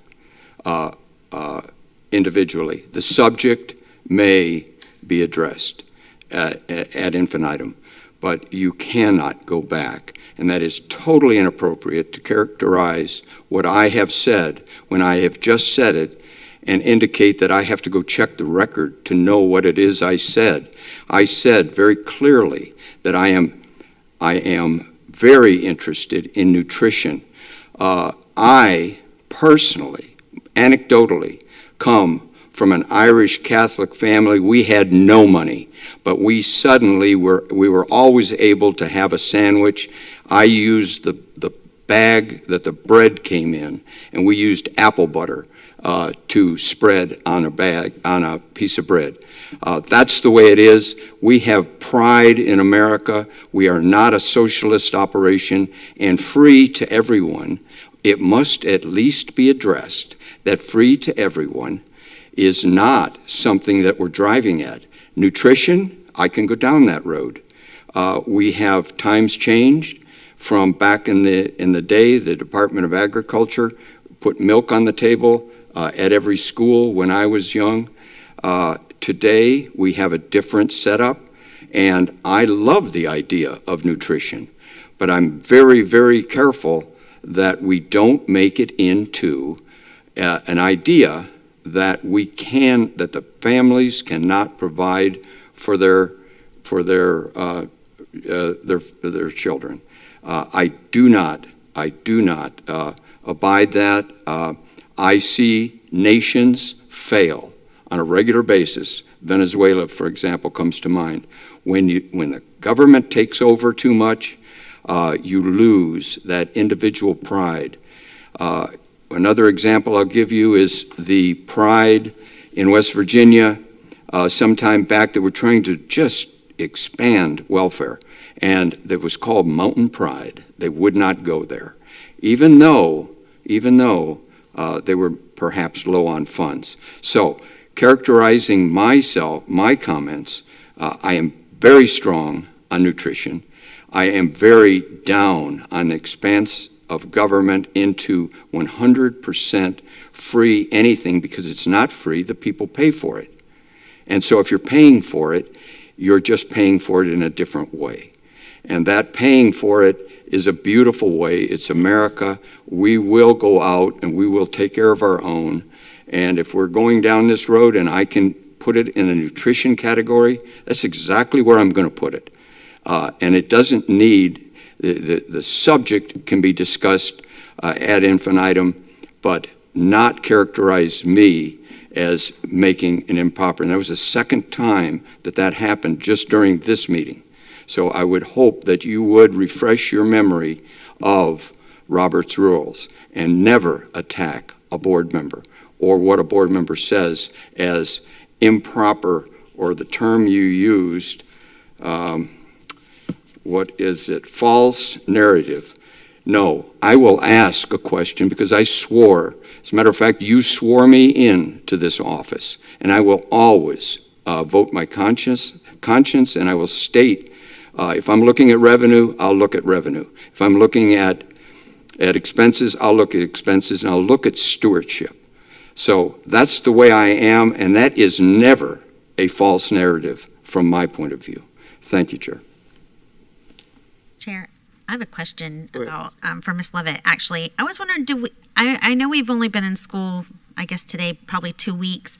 I'm curious the percentage or how many students we have that are actually taking advantage of the lunch and breakfast. Like, do you have any of those numbers yet? Or I do. So for lunch, we're at about 67% of the students participating with us. And for breakfast, it's around like 30%. So we have room there to expand and reach more students. Okay, thank you. That's what I was just curious. What was the last number on that? I didn't. It was 30% for breakfast. 30, okay. And 67% for lunch. And we are trying to encourage more participation, correct? We are. We have made a lot of changes this year, and we're continuing to make changes as each day goes on. We have different menu options available in the elementary schools. We introduced 4 menu options instead of the 2 we had last year. And then for secondary, we have multiple customizable bars that the students can partake in. So it's not wrapped, like they used to have a bunch of items wrapped up in paper. So when you say bars, it's actually like they could, or what is that? So some of them they can actually serve themselves, but most of them are served to the student, but they are not individually wrapped items. So we have the boneless chicken wings, and we have a build your own bowl bar where they can, depending on what's on the menu that day, build the bowl with rice and different things that are on there to customize it. And we also have salad bars and nachos. That's Chipotle now. It is. It's very similar. Making their own salads. Right. Yes. So we're trying to give a lot of options so that students will participate and go to their classes nourished and with their stomachs full and ready to learn. Thank you, Ms. Lovett. Sure. Yes, ma'am. Ms. Levitt, just a little bit more explanation on how we as a community qualified for the community eligibility provision. How did that work? Sure. So it's based on the number of students, like I said earlier, that are on, they're considered directly certified. We have a state website that we have to upload enrollment to. We have to do it at least 4 times a year. We usually do it monthly at least.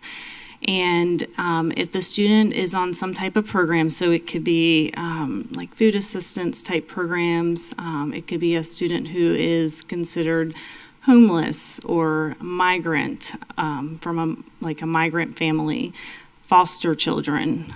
So those, if you're in some type of program, you're considered directly certified. In order to approve for CEP, the grouping of schools has to be at least 40% of the students are directly certified, and it can go up to, I believe, it can go up higher, but up to 62.5% is the point at which we get funded 100% based on the reimbursement. So am I then understanding that because we reached the 62.5% threshold, that then that triggered that everyone free? So everyone will eat free. We're at about 98.1% on our claiming based on the data that we had to submit last year on April 1st. So 98.1% of the reimbursement will come back at the free rate, and then the other percentage will come back at the paid rate. I see.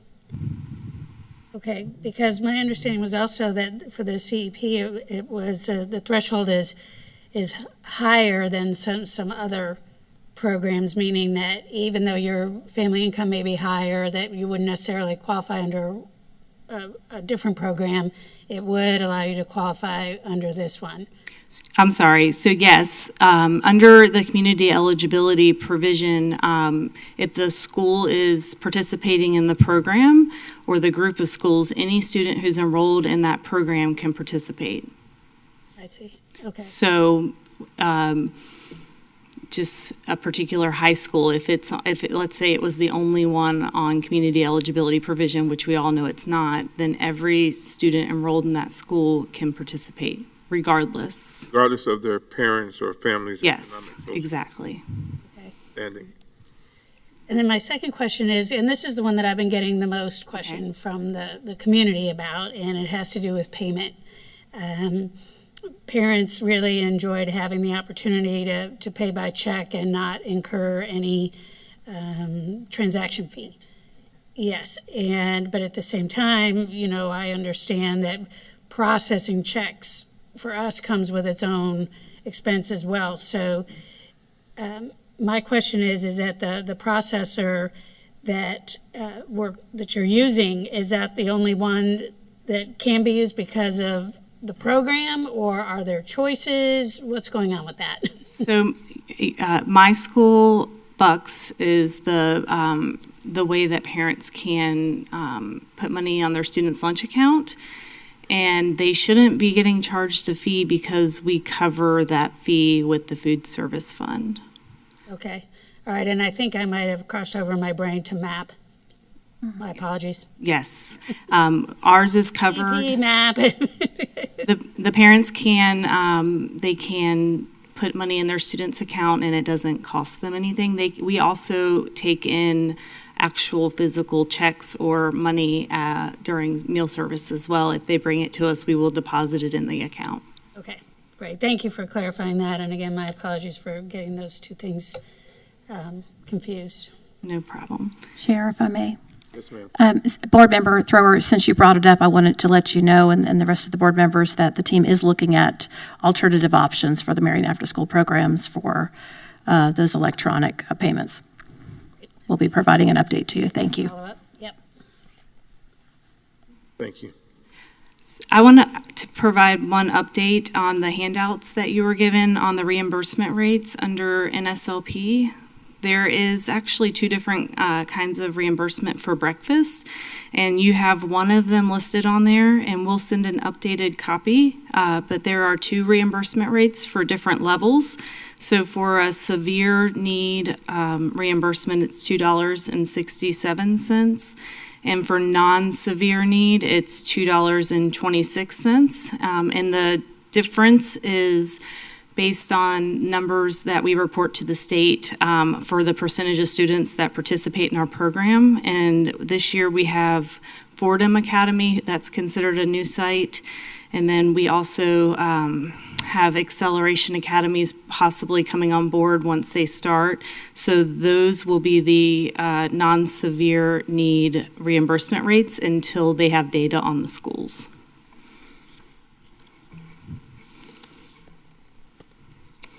Chair, I do have one more question. And this has to do with revenue generation, so maybe it's more of a Teresa Boston Ellis. I'm still trying to wrap my head around, is the food program similar to the Marion After School program in that it needs to be self-supporting, or whatever revenue is generated from the food program, does it have to stay within its program? Like, we don't get to use that money for teacher raises, for example, or other all very worthy employees. Yeah, yes. We are a restricted fund, and our fund, we have to be financially solvent, and we are self-supporting, so we pay for all of our expenses with our revenues that we generate. So we can't take it and put it towards building a new school, for example? You cannot. There are a lot of rules that would not allow that. All right. Thank you. I appreciate that clarification, because You're it's a lot of money that runs through your program, and from the outside looking in, people will be like, well, they have extra, that's, what's the problem here? Thanks. Thank you. Very good point. Thank you. Thank you so much, Julie. I think she talked a lot about the different revenue sources, school lunch, breakfast, after school. We also received donated commodities, and basically what that is, we have to record it as a revenue based on the fair value of that. So we record it as inventory. Also, the summer feeding program, the one caveat I would add to that is during COVID, there was a waiver, and the summer feeding rate was higher than the national school lunch rate, and we were allowed to use summer feeding during the year. So that also helped us generating revenue as well. I think the waiver is done. The waiver is over, so we're back to we're back to national school lunch.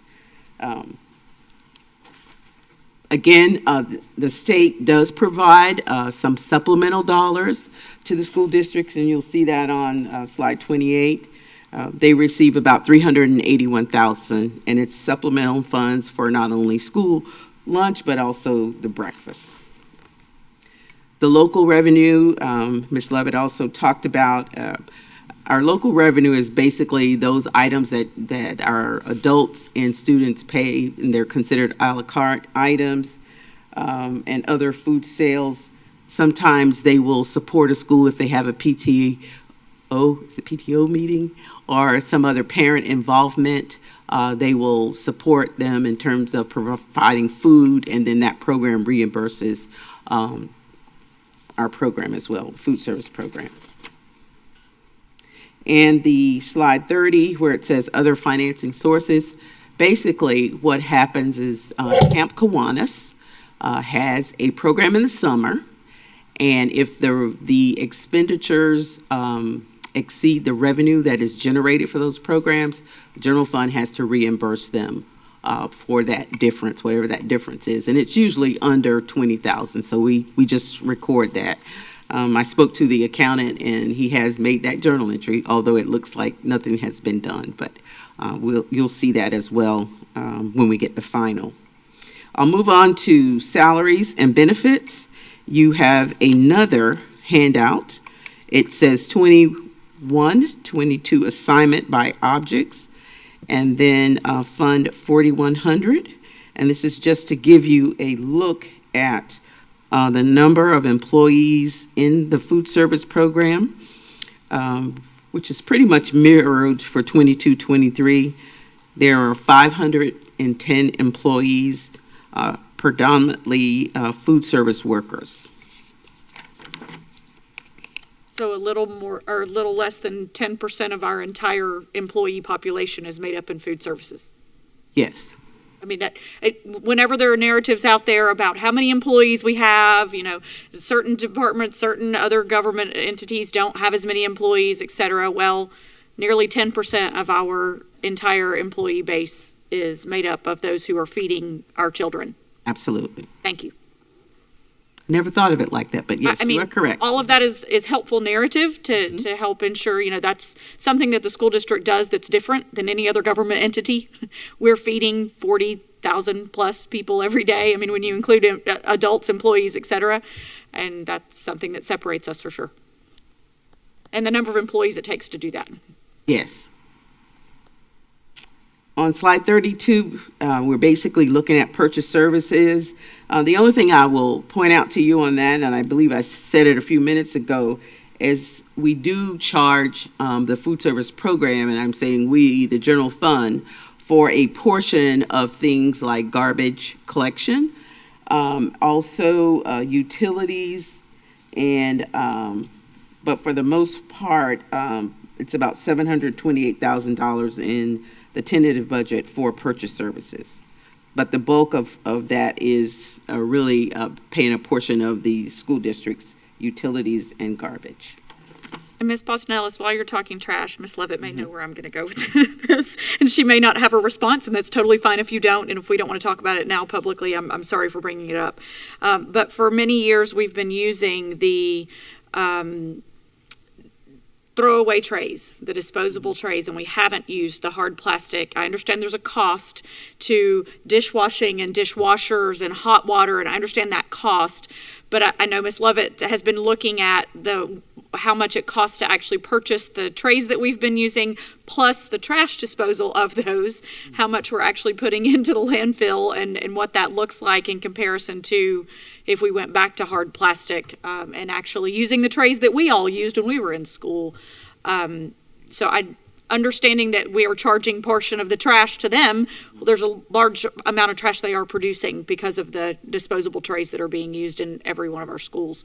So I don't know where we are with that, Ms. Levitt, or if you want to tackle it at another time. I know that's just something that she and I have talked about before, if there's something that we could do to see the cost analysis on pros and cons, what's better to do. Obviously, we'd have additional costs potentially with another employee or two with dishwasher, and do we have dishwasher, all those conversations have been happening kind of behind the scenes. And I would just add to that, maybe 7, 8 years ago, it was a total switch. Right. It was, we need to do biodegradable, we need to use plastic, and so we had dishwashers at that time.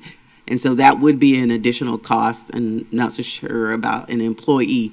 So our cafeteria was reconfigured because of that was a better thing to do. And And the question about biodegradable still kind of, and maybe she has a further answer on that, Yeah. but my question on the biodegradable trays, as we've talked about quite a bit, is if that biodegradable tray is being put in a plastic trash bag, it's not biodegradable anymore. And so, please help me, Ms. Levitt. Okay, so here's my update on it. I did talk to the company for the biodegradable trays, and they said that the biodegradable process that happens based on heat. Okay. And so they said if it goes in a garbage bag and it's in a landfill that's in an area that, like Florida, it would still biodegrade. Terrific. So, however, if you were using the same trays in a much colder area where the heat was not a factor, it would be less likely to go through that process of being biodegradable. And then in reference to the use of plastic trays, we actually found some in our warehouse that we had previously. So we are working on a plan to pilot that. We are going to pilot it at an elementary school and as well as a high school. That both of them have dishwashers to make it easier on our staff. We cannot start that pilot until we have additional trays brought in. So we are working through that process. And we also have to get fully staffed. We had quite a few staff retire and go to different positions in the district and or resign and leave the district whenever we started school back up. So we cannot do that until those schools that we chose to do this process are fully staffed as well. So we are working on it, and I'll keep you updated. Thank you. Chair? Yes, sir. Yes, on the biodegradable, do we have a preference? I know all bio-oriented, even the plastic bags, are degradable, and they do degrade, and the molecules come apart. Do we have a preference as to where we would like to be, disposable, non-disposable, regardless of the outcome of a landfill, because it does go away? The preference is to have trays that right now, the preference is to have trays to feed our students on. With the supply chain concerns that we have had, we are getting substitutions all the time as far as what comes in. So the biodegradable trays right now, if you went out, you would not see them because they are working on getting them in at our distribution center. As far as your question, whatever makes the most financial sense for our district would be the way that we would need to go. There are a lot of factors with going back to a washable tray, such as our labor costs and how much additional staffing do you need to be able to make that happen. There's also space constraints that we have to think about at a school because whenever you wash trays, you can't just stack them up. They have to have somewhere to dry. So there is a lot of logistics that go into figuring that out, and lots of things that we would need to buy to make that happen. So we are working through, we're going to do a pilot, and we're going to look at the cost and do a cost analysis and look at it further once we have that done. See, that's great, and I really appreciate that answer because it's important, and that's that stewardship. It ultimately comes down to revenue and cost, and of course safety and those things can all be blended into it. But it's a multi item equation, and finally it falls on your shoulders to figure it out, and then come back and report. By and large, here's where we come down. We think that this is the most prudent stewardship avenue to take, and for these reasons. And then bingo, it's done. Yeah. Thank you. Did I understand you correctly? So right now we're having a difficult time finding them. So what are we using then? We are using trays, and we have like styrofoam trays right now that are coming in. We also are getting in paper boats. We just did an emergency purchase for paper boats from Cheney Brothers to bring them into our warehouse. So we are using trays, and we are serving students, but there is a supply chain shortage right now. And so we are having to work in multiple avenues to bring those in. Thank you. Yes, I was waiting for you to say styrofoam. And I just think in the bigger picture about innovation challenges and opportunities. I don't know if we have the ability to be recycling any of this stuff. I know that we do recycling in this district, and there was a time that we didn't, and there was just so much office paper, for example, being wasted. In terms of, as we move forward and hopefully get into, I don't even want to say more normal times, because why look back? We learn things, so let's move forward. And I think about innovation challenges in a really fun way, and it reminds me, and just hang with me for a second here, dryer sheets. Okay, well, I think someone has now invented detergent sheets, and they're a lot lighter and a lot less in plastic and landfills and all that stuff if they work well, to just throw a detergent sheet into the wash like you just throw a dryer sheet into the dryer. And we do have a lot of people in our district. We have a ton of students and staff and really smart people, so it would just kind of be an interesting innovation challenge to see what we can do on that vein within the challenges that you're currently facing with food, with the supply chain and all of that. But it is interesting because every option comes with its own potential cost, and you think you're going to be saving, but you're sort of saving your way into the poorhouse. So yeah, interesting challenge. I take, in our department, we take recycling and being good stewards very seriously. So we are looking at every option. We're also considering, once we get the supply chain worked out, moving all of our secondary schools to paper boats, which can then be recycled as well. So we are looking at it. It's at the forefront of our minds. Good deal. Thank you. Thank you. Thank you, Ms. Lovett.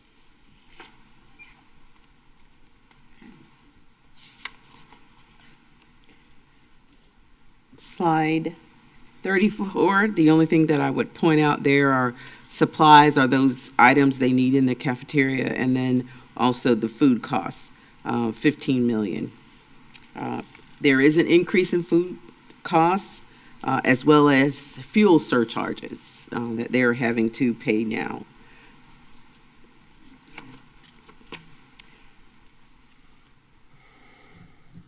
On slide 35, you'll see a decrease in furniture and equipment over 1,000, and that was associated with the North Marion High Cafeteria that we have learned that is up and running, and they're doing a great job. Slide 36, the only thing I would point out to you is $150,000 for substitute costs. Ms. Lovett mentioned, not being fully staffed yet, and they use subs to accommodate some of the schools. And then miscellaneous expense, we also are allowed to charge our indirect costs. Again, I spoke of that earlier. We charge that from the general fund. We charge food service for things such as payroll, support, and technology, and all those other items. So, Ms. Boston-Ellis, is that a percentage that is always, or is that the allocation that we're allowed to charge? The allocations are the electricity, the garbage. We look at square footage. This is typically based on a percentage. Okay. And is the percentage that we charge them based on how much they use, or based on how much we actually are allowed to charge? We actually have a indirect cost calculation that we have to turn in to a Department of Education and get their approval, and we charge not only food service but also the grants. Okay. Thank you. I can provide the detail of that if you like. I would love that detail. I think that's partially getting to the heart of indirect cost to schools if we moved along the lines of school-based budgeting. I think that calculation is probably in part what I'm looking for as far as indirect cost on that. So yeah, if you have that calculation, that'd be terrific. Slide 38, just showing you that all of their fund balance is restricted and it's rolled over to the next year. So now we'll move to Special Revenue Fund, Other, which are where all of our grants are. Estimated revenue, $194 million, and the total expenditures are estimated is $194 million as well. We receive funds from federal, state, and local. As you can see, the majority of the funds are from federal, and that is the federal through state, which is the ESSER grants that we talk a lot about. Again, the majority of those dollars are spent on salary and benefits, as well as the next highest is purchase services. And we'll go through each one of those categories. The next slide is just a historical look at the grant funds. If you look at 2018-19, it's about $38 million, and then 19-20, about $35 million. And you can see in previous years, that's pretty much the average revenue. The majority of those are entitlement grants, such as Title I, Title II, Title IV, the IDEA family of grants as well. But then in 2021, we started receiving the CARES grants, ESSER grants, whatever you want to call them, jumped up to $20 million. And then from the 2020-21 to 21-22 year, another $30 million. So when the smoke clears, we'll be back down to the average $34-35 million in grant funding. The next several pages really just breaks down how these grants are categorized, how we have to report them to the Department of Revenue. And on slide 42, you'll see on the left side grants that you're familiar with, the 21st Century grants, which are grants that we have to apply for. And the principal has to want those grants at their school, depending on the programs that they have.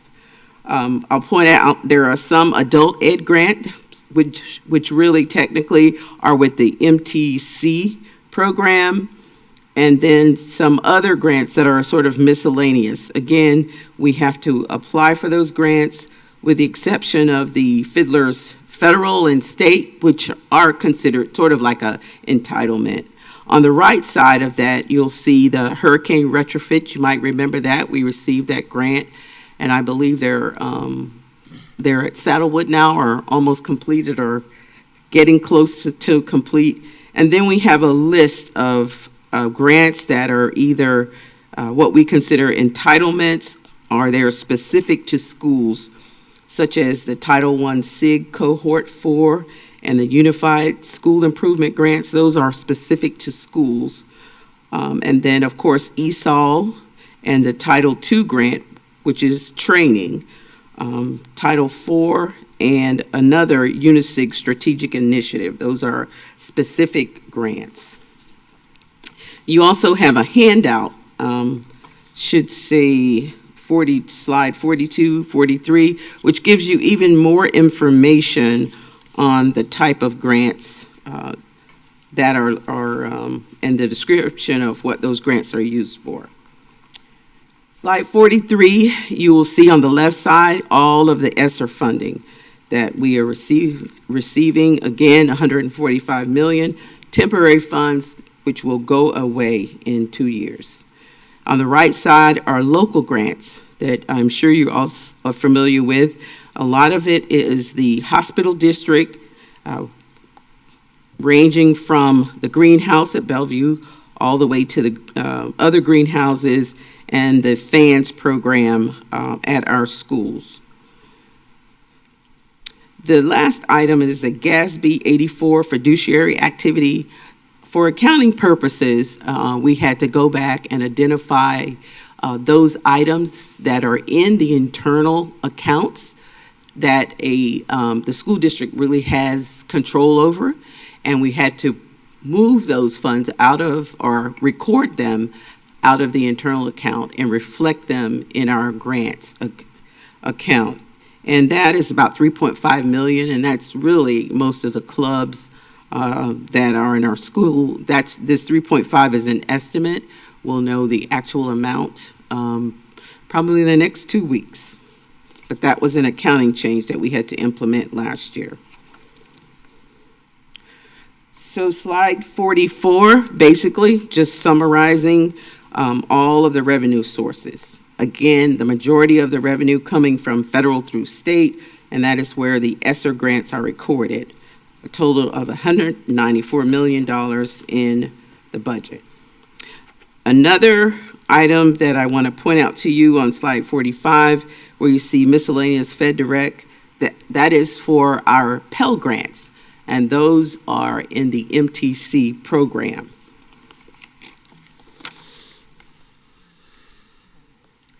Slide 46 and 47, again, basically listing out the programs as dictated by the Department of Education and the federal government and how we record those dollars. I'd like to point out 3271, and that is the what is considered the Educational Stabilization Fund. Those temporary funds, $144 million. And then below that, there's another $800,000 workforce, and that is adult education.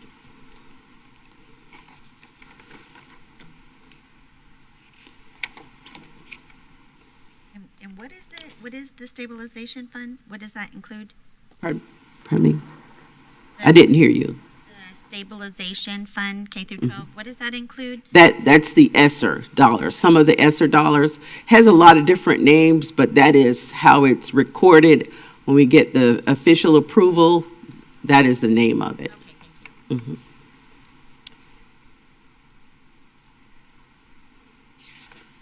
I think we can move to slide 49 now. And you have a handout for that.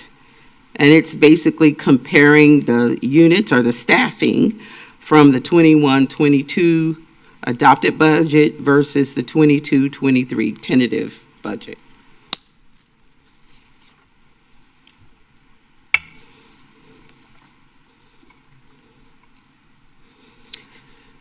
And what I'd like to point out to you on these attachments is that you can see all grants except ESSER were 546 in the 21-22 adopted budget and are at 538.75 at the tentative budget. When we compare ESSER units at the adopted budget, there was 137 units, and the tentative budget has now 350 units. Some of the ones that are showing in the tentative budget actually occurred in 21, but they occurred after the adopted budget was approved. An example with that is the homeschool liaisons that actually occurred last year, but it was not they were not a part of the adopted budget. So if we can look at slide 49, the classroom teachers, there is a change from budget to budget about 22 million, as well as paraprofessionals and other support personnel. Included in this increase is not just the number of staff, but also the salary increases. And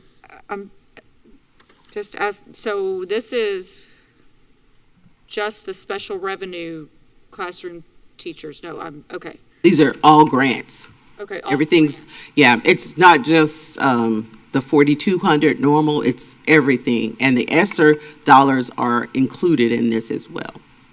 But this is 1,200, is this our entire classroom teacher budget allocation? Or is this just the grant funded? Grant funded. Okay, all right, perfect. Yeah, because, I mean, I understand that's one of our units that's currently in a bargaining situation. So I know we've put budget dollars in there, but we don't have concrete numbers yet. Correct. Okay.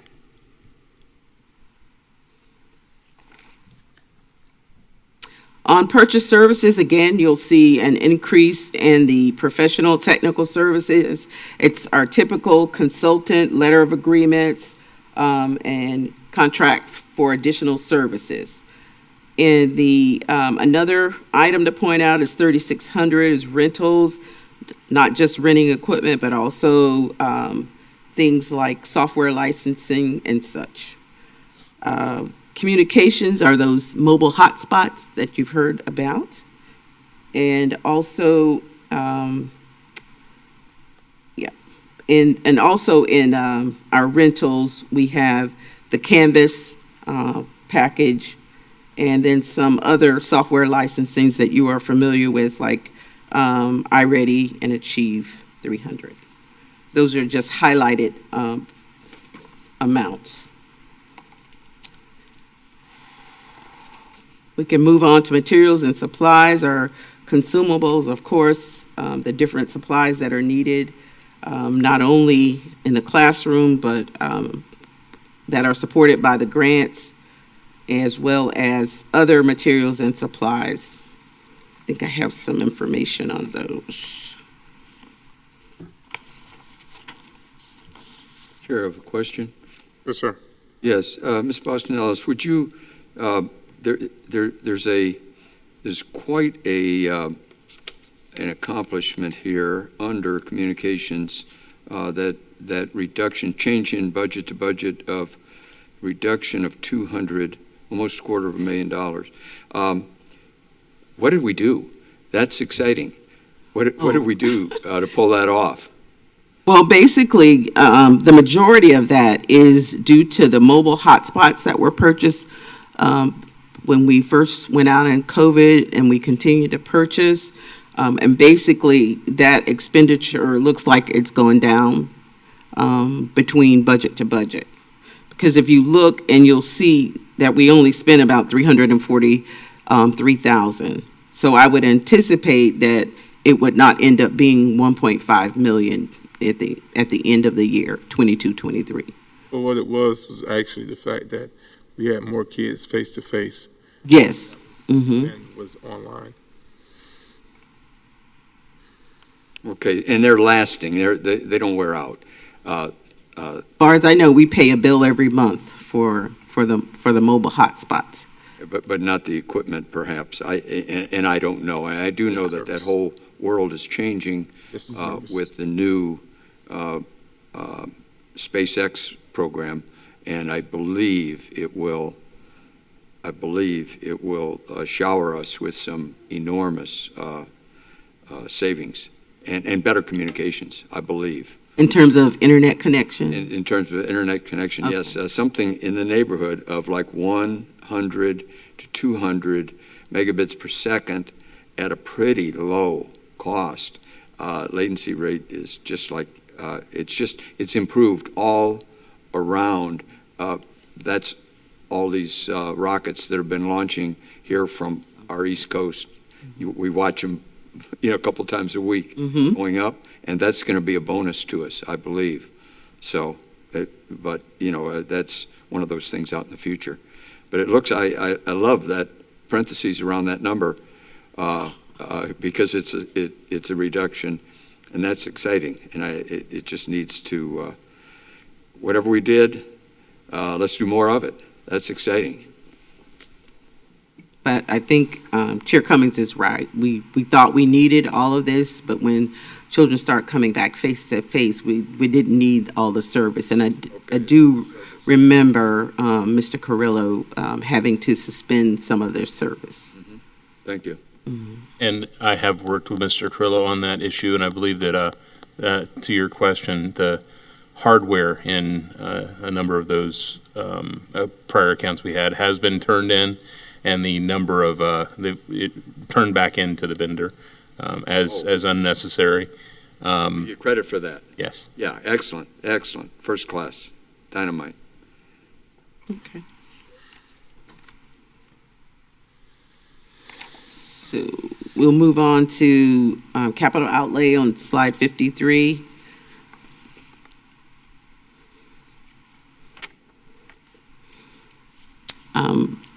The furniture, fixtures, and equipment is basically Chromebooks. We're continuing to replace outdated Chromebooks and moving toward the one-to-one for all of our students. The motor vehicles in the ESSER grant, I know we have some buses as well as some vans, but there are some issues, manufacturing issues, getting them to us. So that's what the majority of that represents. And then the remodeling, I believe this is what Mrs. Dobbins was talking about earlier today about ESSER and the HVAC and the other items that this grant is supporting in our district.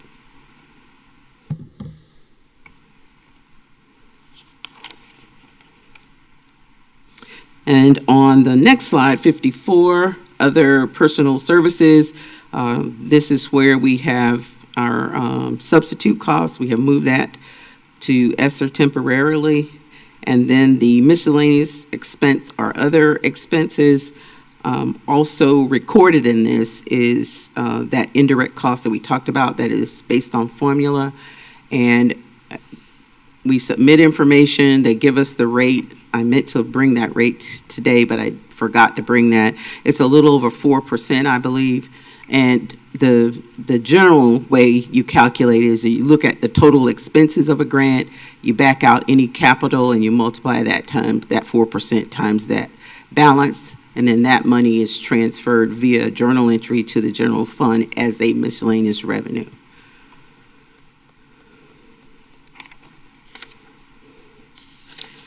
So we'll move on to the internal service fund.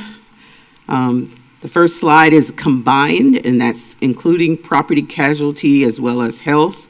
What I will point out to you on the next, we'll go one by one. On the next slide is the property and casualty workers' comp. Total revenue, $9.3 million. Total expenses, the same, $9.3. We recorded the beginning fund balance and the ending fund balance before we got the actuarial report. So you will see on the next slide, the very last line, 21-22, the ending fund balance is really $4.1 million.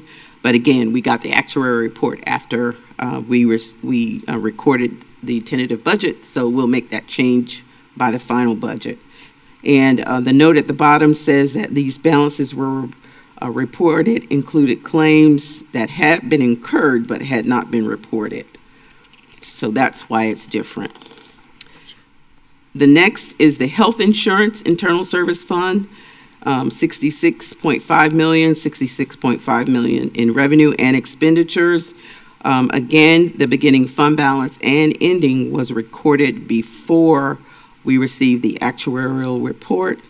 And if you see on the next slide, our ending fund balance for 21-22 is actually $8.3 million instead of the $16 million. So you'll see that budget decreasing by half in the fund balance.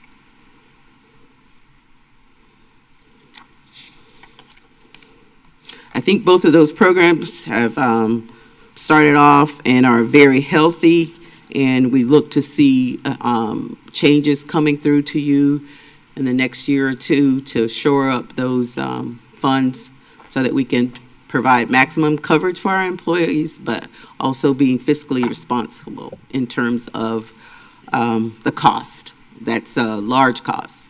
And again, the internal service fund is just an offshoot from the general fund.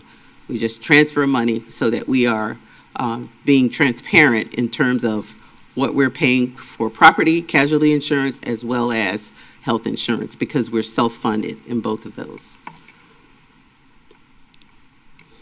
Thank you, Ms. Watson-Ellis.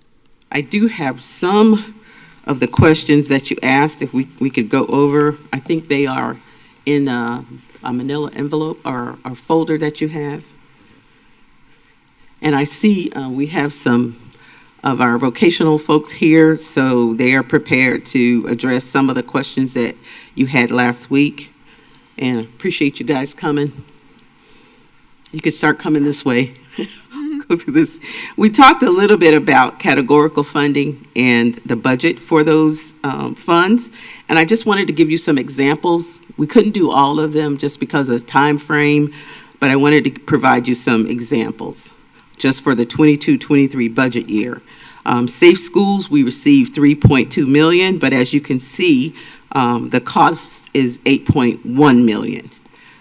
And we are also including the costs that are included in referendum. So if it wasn't for referendum, we would not be able to meet those without moving some other things in the budget aside.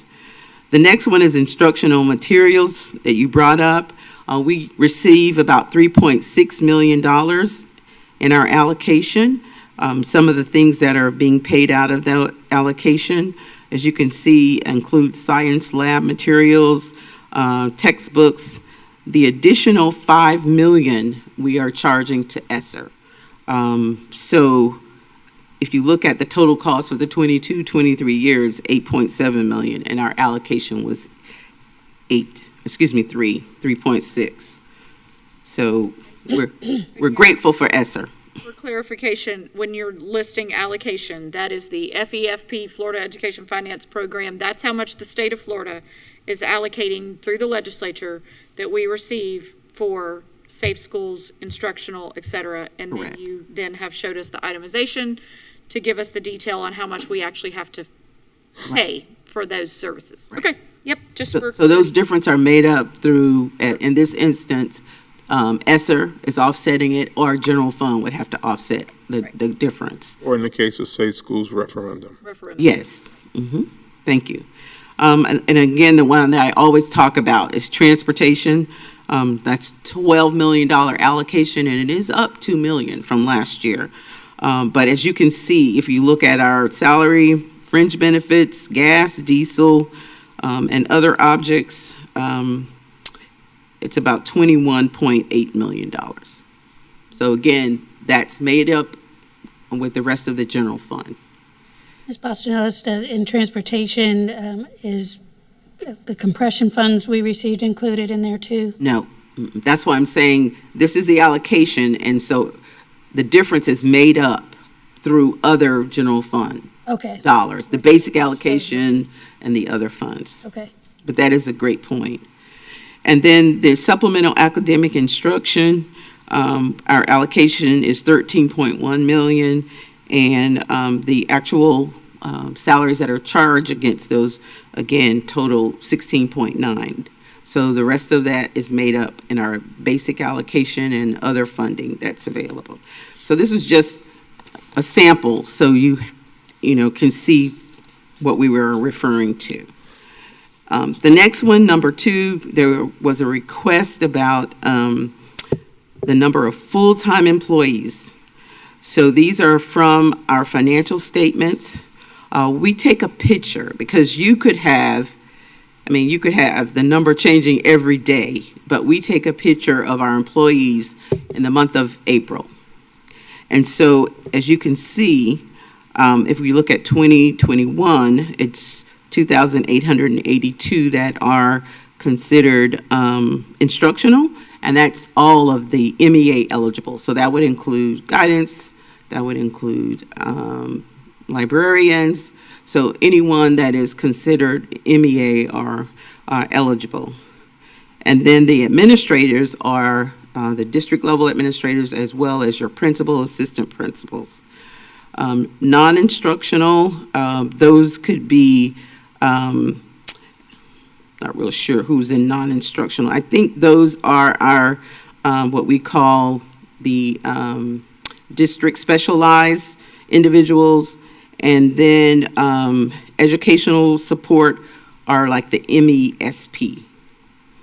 So is non-instruct IUPAT? Yes, exactly. Custodians, bus drivers, bus aides. Thank you for that. Paraprofessionals, right? They're under, Paraprofessionals are under educational support. Got it, okay. And MESP, right? Right. Anybody that's part of that union. So 3 of these 4 categories have union Collective representation. bargaining. Yes. Some of the non-instructional, though, have non-union, union too. If you need us to break that out further, we can. No, that's fine. I just think it's helpful to see that, we've seen a number out there that's 7,000 employees, and, in 2021, our number was under 6,000. So I think that's helpful to share. So whenever we have the 2022 number, I mean, how will we have that number? I mean, It's done. such a fluctuation. It's done, but the schedule hasn't been completed. Sure, sure. And as soon as we get that done, we can share it. Perfect, thank you. And then there's two other things. The history of the lottery funds. I think you have two attachments on that, if I may be correct. Front and back. Front and back. Okay. I knew I had it. School recognition. Thanks to Robin. She doesn't like to waste paper. So you can see the discretionary lottery, which was that $5, up to $5. That was what we received from 2001 through 2019 for our school district, $21.8 million. And then on the right side is the school recognition, and that was the schools that met the criteria of maintaining an A or going up one grade. And our district received $28.1 million under that category. Mr. Dyke was able to go back to 2014, 2015, if you flip over on the other side, and he's sharing with you the per student allocation. So for the most part, it was $100. And then on the right side, it was the number of schools that were eligible. And that ranged from, 7 in 2016-17, all the way up to 27 in the 2019-2020 year. And if you recall, also, the school recognition is for non-reoccurring expenses, things like bonuses, and that's what most of the schools spent those dollars on. And they had to meet a criteria by February 1. If they didn't come up with a plan by February 1, it all went to teachers. And that's what school advisory committees were looking at. And Yes. Right. The next item, number 4, there was a discussion about administrative costs. And if I can draw your attention down to the bottom where you'll see Marion. And basically what this looks at is our number of students and it costs per student. It is for the 2020-2021 year because we have not completed the 21-22 year. When we are done with that, it gets submitted to the Department of Education and then they create these reports. What I wanted to point out to you here is that we're like the lowest. In the lowest group, I believe we're one of 11. And it's the total administrative costs per unweighted FTE. And you'll see if you go all the way across, Marion County is 643.55. There are some that are lower than us, and that would be Clay, Seminole, Orange, Pasco, St. Lucie, St. John, Citrus, Henry, Polk, Osceola, Jefferson. and Jefferson.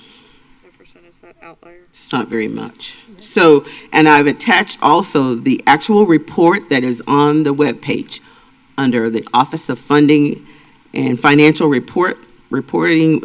But what we did is took that information for all school districts so that you could see that we are we're 11 from the bottom in terms of administrative costs per unweighted FTE for the year of 2021. Can't we say that we're near the top in terms of achievement? It just seems to me that I hate the idea of being in the bottom of anything, and we're achieving, aren't we? Well, this schedule, I was answering the question about administrative costs because I think a comment was made that we were, I don't want to paraphrase, but we were top heavy. Right. So I wanted to show you that our administrative costs per unweighted FTE was in the lower. In the lower, which is high, which is achieving. We're accomplishing. We're at the right? top, It's better. near the top in It's terms better. of cost savings In terms of when it cost, comes yeah. to administration. Yeah, Right. yeah. If we could get that, I'd like to phrase it that way, that we're achieving when we get to that number, which is exciting. To achieve administrative costs lower than golly, what? 50 50 some out of, what is that percentage? We're in the top 10. 57 districts. We're above the top 10. We're up in the top 10 ranking of high utilization of our administrative people. Can we say that? I think that's, Superintendent, does that make sense? Am I paraphrasing that correctly? Or analyzing it correctly? Yes, I think the glass is half full instead of half empty.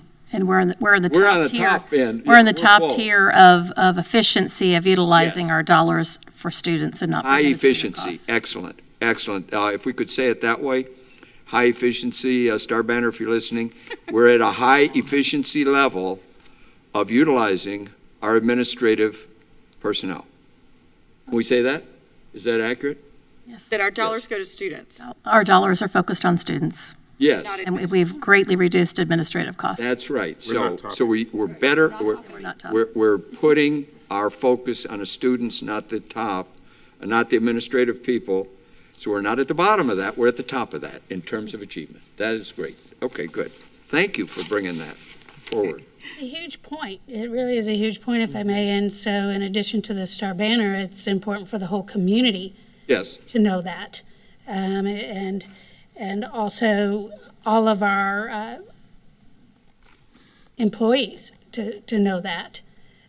It's very, very important because that has been out there for a very long time. And for some reason, it's been almost impossible, no matter how we've worded it. So maybe wording it this way will finally debunk that rumor.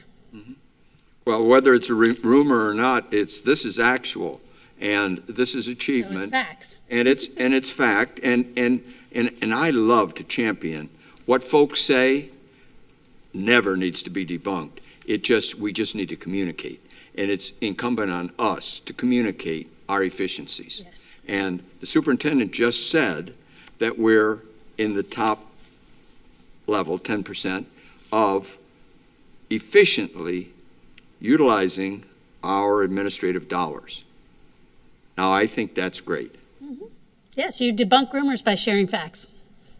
Rumors can be on both sides. Oh, I And have. I'm just loving the idea of, I have to champion the other side. I took debate, and you all probably did too. Each side is equal. And so nothing is debunked, everything is illuminated. And in this case, we have done a great job. The district, the superintendent have done a great job, so it needs to be stated as such, which is what you've done. And since And not it's the my bottom, question, but I the really top. appreciate it. That is great. It's the top, not the bottom. Thank you. Thank you. Thank you, Ms. Paulson Ellis. Okay, the last item I have before the guys come up and talk, we were talking about class size. And I took this straight out of last year's document. So you'll see on the right, under the executive summary, the last time when we paid a penalty. I also broached the question about, what would it be if we did not meet class size? And the formula they sent me was very complicated. But the bottom line is because we are school-wide, they look at it differently because we have school choice. But if we were not, they would look at every classroom that was over times that base student allocation times the district cost differential. So it could potentially be high, but I don't know what it would be in comparison to the cost of the teacher. So if we made the decision not to hire the 125 teachers that are in the referendum, there is a cost to that, but it's difficult. You have to know whether it's a school choice school or if it's not a school choice school, but our whole district is school choice. Then also you would have to look at how many unweighted FTE are over. So if a class had, if they were average and they were over the average, then it would be one student. If you think about it, for every student, we would have to pay a penalty based on the funds that student was generated, which is the base student allocation times the DCD. So You know, I got a call from them. They were like, Teresa, this is not an easy thing. And we would actually, what they actually sent me was an example from Dade County. And it was basically showing that it would be like $135,000 for, I believe it was 25 students. So I think we could say the penalty would always be less than hiring the teacher, but we would be in violation of the constitutional amendment, if that makes sense. It does. It means we'd be That makes breaking the more law. sense than anything We're not else. going into It violation. means we'd be breaking the law and paying a penalty for breaking the law. Yes. Thank you. Not what's best for kids. So, Bad example all the way around. Yes, breaking the law is never what we want to do. We're not going down that road. okay.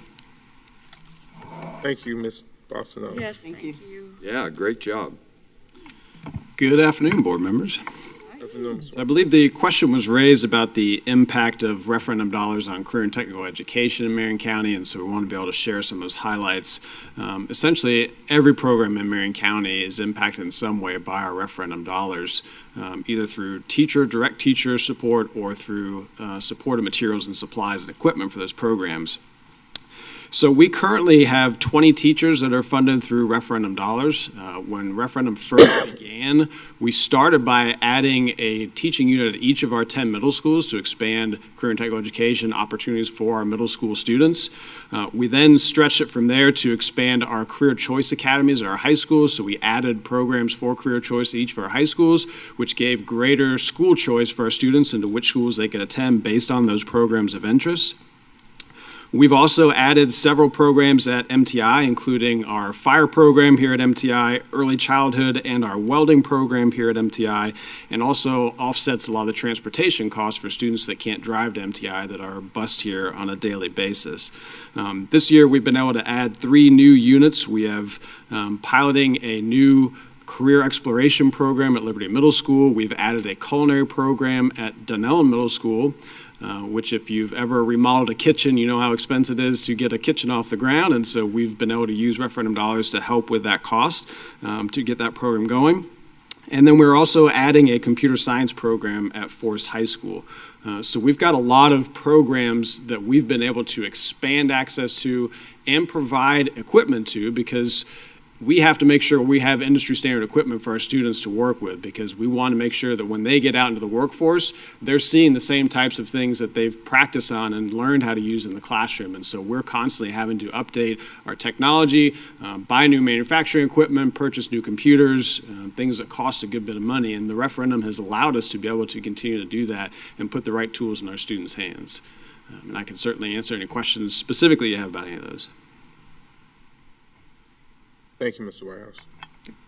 Thank you, Mr. Whitehouse. I had a meeting with Mr. Smallwood just the other day, and speaking specifically about our career technical program and auditing those programs to say which ones are being most effective and which ones are not. And I'm certain that's something that you are continuing to do. And while we're adding, I know I've heard Ms. Boston Ellis say before, if we're adding something, what are we taking away? Because if we're adding, we need to consider subtracting as well. And so I'm certain that's a part of what you all are also doing. How is that impacting what you guys are doing right now? So we certainly look at what programs are getting us a good return on investment. A lot of that comes from student enrollment. Are we getting the student interest? Is it leading to meaningful careers in our community? So we work with Career Source Citrus, Levy, and Marion to make sure that we're paying attention to where the labor demand is, not just in Marion County, but within the surrounding area of where our students might work, to make sure that we're providing programs that meet those labor demands. And then we also look at our industry certifications and what are those programs that are generating those industry certifications that our students are able to take that out into the workforce and provide them with meaningful career opportunities. So yes, we certainly look at, are there programs that we can swap out, not offer this program anymore, do offer this one, but also we want to make sure that we have more programs available for our students, because there's such a wide variety of careers out there. We want to try to touch as many of them as possible so our students see just what's available to them in the community. And part of our strategic plan right now is expanding access to accelerated options. So if we're going to expand, we've got to have more. So we've got to have more choices, more programs available for the students, elementary, middle, and high. And I think that's important in our work as well. Thank you. Chair? Yes, sir. Yes, I would just like to say, I have to come down on nationwide, not local. Local's fine. You know, it happens, I think, geographically. But when we target an opportunity, off our citizens go, really. The United States and really the world is their oyster. Off they go, and we must consider let's say the United States of America rather than a local need.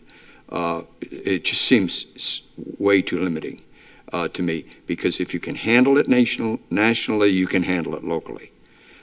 It's just that simple. We don't, in my estimation, educate for local consumption. It's a little bit too narrow for this board member. If you're going to be a welder, you can be a welder anywhere. If you come out of one of our programs, that would be the way I'd like to see it characterized. It's just opportunity is out there, and it's our job to educate, not steer them afterwards. And even to the military, and off they go. We teach them how to learn, and like in welding, there's a lot of people that can weld, but they hold a torch, they used to say, but very few that really understood what was taking place in a weld. And that's what we want to turn out. And that's really a national, we don't care where they go. We want them to go forward and prosper, as Spock used to say. Thank you. Chair, if I may. Yes, ma'am. Board Member Browning, to your point, I couldn't agree more. I think we have to look at local, but also national and beyond. There are two things that we are working to do. I think we have to be proactive and we have to be agile with CTE programs. We can't operate in a reactive mechanism where we look at, well, we're looking for jobs. What are the trends? What are the needs? Because we have to plan for course progression for our students to get there. I talk a lot about course progression and course completion. So if they start something, can they finish it, and can they be employed in that job and be competitive? So we have to be very agile in looking at this and be forward thinking and anticipating where is the demand in the workforce broadly, and then what do we need to start to do now educationally to offer those programs at a high level. And so this is one of those areas that requires a lot of planning in advance and a lot of collaboration with our businesses and industry leaders and following those trends. So I couldn't agree more about that. Yes, thank you, Superintendent. I spent a good bit of yesterday speaking with the governor's office and some individuals on a national program with electronic EVs, electronic vehicles, and some of the technical opportunities that are coming forward, and this is brand new. This is 4% of total vehicles that are out there, but by the time our students, if you're going into high school today, 4 years from now, the numbers will be crossing 50%. And the technical college, just use that term, technical college idea, that we could steer them into. These will be the leaders, and especially when they're 5 years into their professional lives, that's where things are going in terms of efficiency, and it's so exciting to see something like that happen right here in the center of, if we can make it happen, in the center of Florida. Below, we have Tampa, we have the University of Florida, we've got Central Florida, University of Central Florida in Orlando. We've got this beautiful academic center, technological hub, and then that goes worldwide, really. So that's the kind of thing that I think the superintendent's talking about, and I know the governor's looking at that, and legislature and Department of Education, and I think all of us. So, boom, we want to be successful as you go forward in life, and that's how you make your millions, is get it done, get it put together, get at the bottom of the S-curve, if it's automobiles back in the day when horse and buggy was going out and something else was going in, you want to learn it. And that's the exciting part to me. Wow. Chair? Yes, ma'am.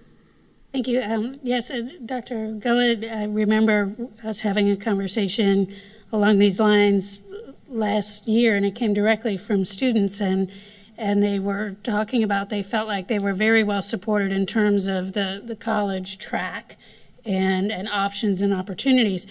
But as we've been sitting here discussing career and technical education, is the opportunities are ever evolving, very speedy, and keeping up with that in terms of guidance for our kids is an area, I think, of opportunity. And I remember the two of us talking about, ensuring that guidance counselors have the most recent information too, because we're getting to the point in the huge size of our county where there are opportunities popping up at high schools and middle schools all over the place. And so helping our guidance counselors keep up with that, and maybe specializing them in some ways for the kids that just know already that the traditional college path is likely not going to be for them. They can always change their mind. But it was a great conversation I felt that the two of us had about this a while back. And it's always great when you visit your schools and hear from the kids, what their perspective is on what they feel the bases are that are being covered and where there are opportunities for us to serve them better. Terrific, Chair. If I may, Board Member Thrower, I'm glad you brought that up. Actually had a conversation very recently with Mr. Whitehouse and Mr. Smallridge and the plans of what they're doing to go out to all of our schools and message what those opportunities are. Mr. Whitehouse, do you want to, I hate to put you on the spot, do you want to share some of that recent conversation? Yeah, sure, and I got my friend Mr. Smallridge here as well. I can jump in, but we, as you know, we've started off career dual enrollment this year through Marion Technical College, and I think that's really a great area where we can expand and grow opportunities for students that really are looking for that direct to the workforce path with some advanced certification and the same types of programs that our adults in Marion County get to benefit from Marion Technical College. So a lot of the work that we're going to be doing this fall is just that. We're going to be getting into the guidance counselor meetings, make sure that they have access to the information, working with some of our TV productions programs at the high schools to develop some videos that will showcase for students that they can play on their morning announcements and show here are the different programs that are available to you through our career dual enrollment option, because academic dual enrollment's been around forever. Most of the kids have an understanding of what that is and what it takes if they want to get into it, but they don't know about career dual enrollment because it's so fresh and so new.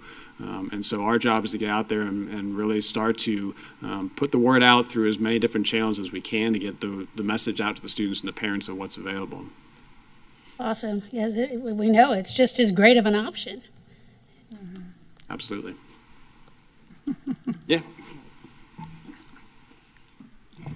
Good afternoon, board members. I've been sitting here a couple hours, so I couldn't let him do all the talking.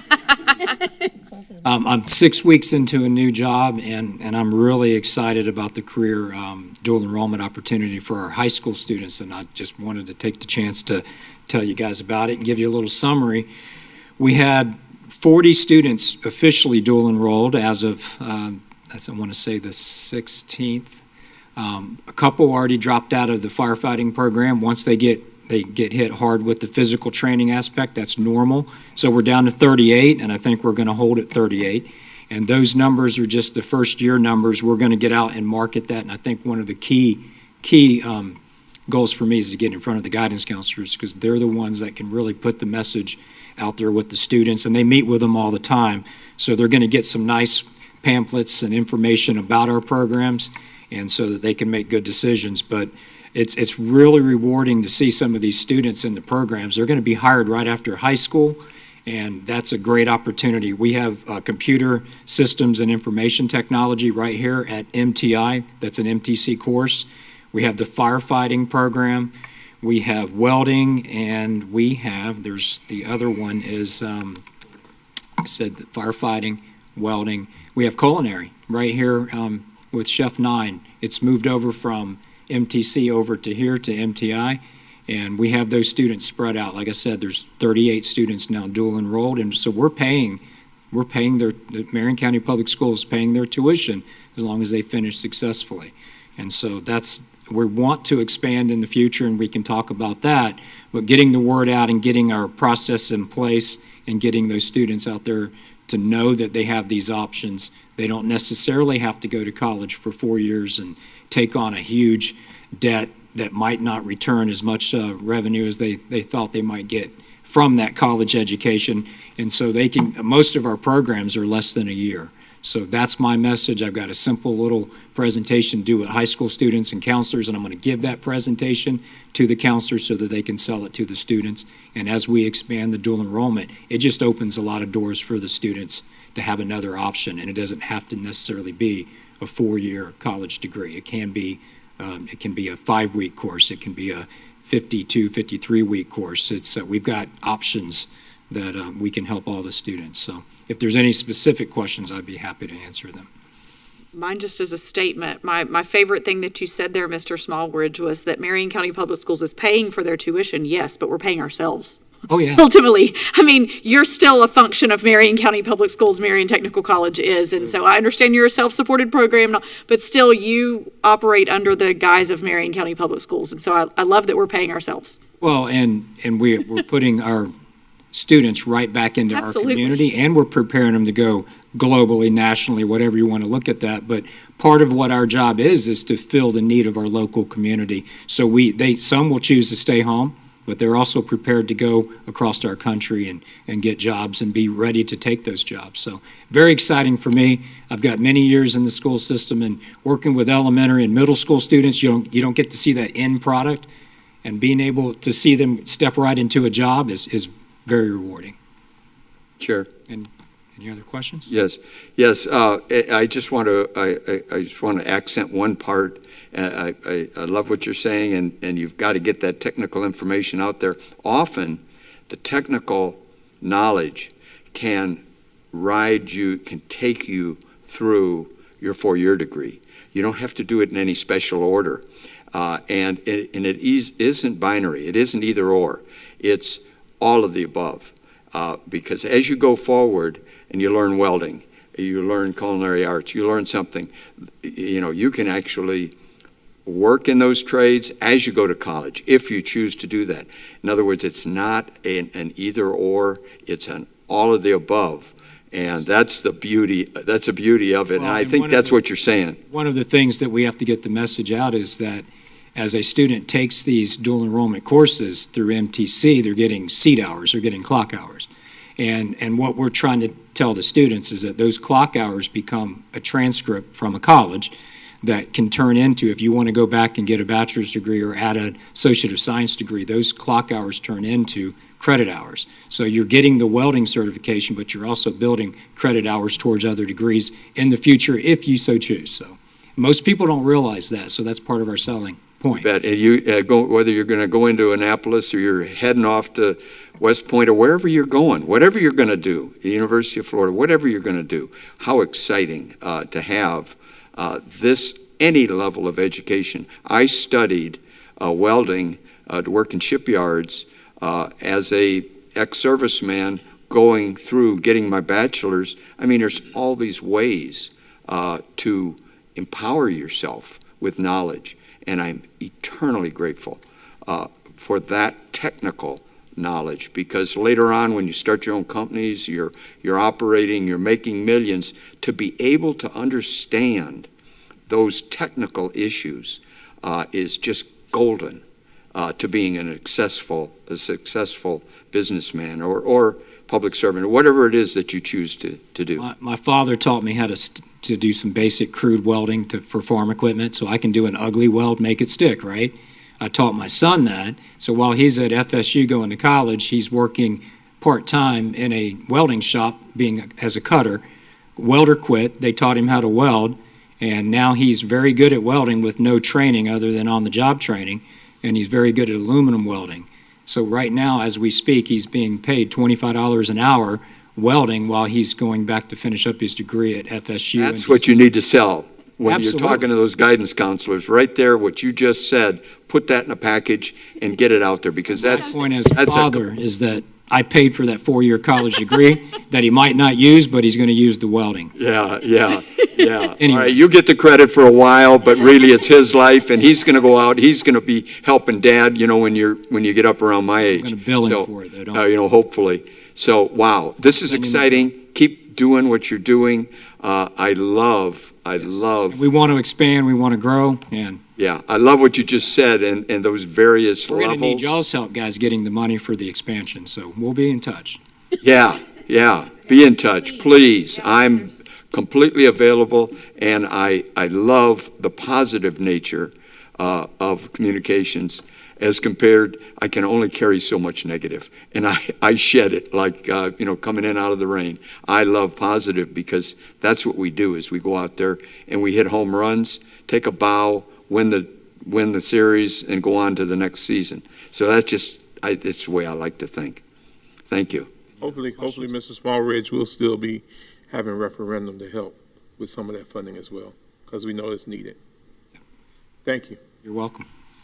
Thank you, Ms. Parsonellis, you guys, for the wonderful presentation. Any public comment? Any public comment from all these people here? All those folks. No public comment. So we're at the end. Ms. Martinez-Lopez, anything? Attorney Powers? I don't have anything additional. Thank you. Superintendent? Just briefly, Chair, members of the board, thank you as always for your robust discussion and feedback to our team. We appreciate it. Thank you. Mr. Browning? Want me to lead it off? Okay. Yes, I'll be glad to. I would say from our earlier discussions, these workshops are great.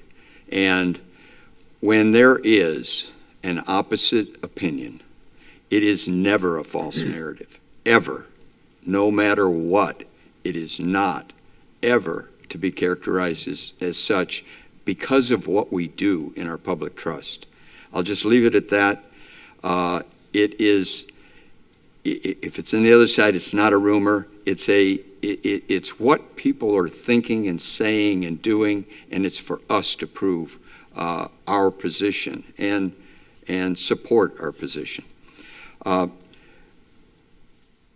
Moving over into the Bellevue area, I know superintendent's working on it, other individuals are working on it, but we have issues, and I want the community to know we're addressing the issues of transportation, pickup, and delivery of students, especially in some hotspot areas like Bellevue, Middle, and High, where there is a congestion issue. It's developed over the years, and the folks are working with it now.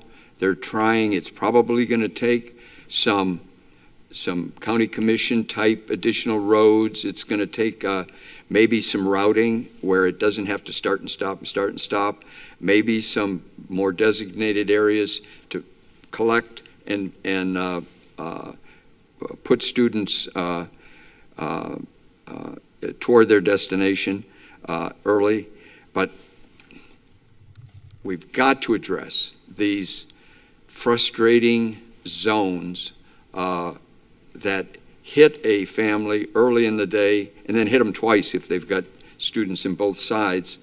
And we've got to address it because it's too much for a human to take when you're trying to get your child educated and you got problems, traffic problems, I mean serious traffic problems, early, and then you got to face it again later in the day, and we've got safety issues. So we're out there addressing it, folks. Do your part. We're probably going to have to get the county commission involved. Probably going to be some roads. Probably some things we haven't looked at over the years. And I just want to leave the message that we're working on it, and any participation. There's some beautiful people, beautiful minds. I've had some contacting me. I'm really impressed by the quality of the thinking and the willingness to address the issue and make headway. That's all I have for today. And I just want to thank my fellow board members for participating with me. Often I do have a position that may or may not have been expounded upon, and I bring them forward because I just take it seriously that my position counts because I represent folks and it's my best analysis always, no matter what. I'll do the very best I can, and it's pretty exciting to me.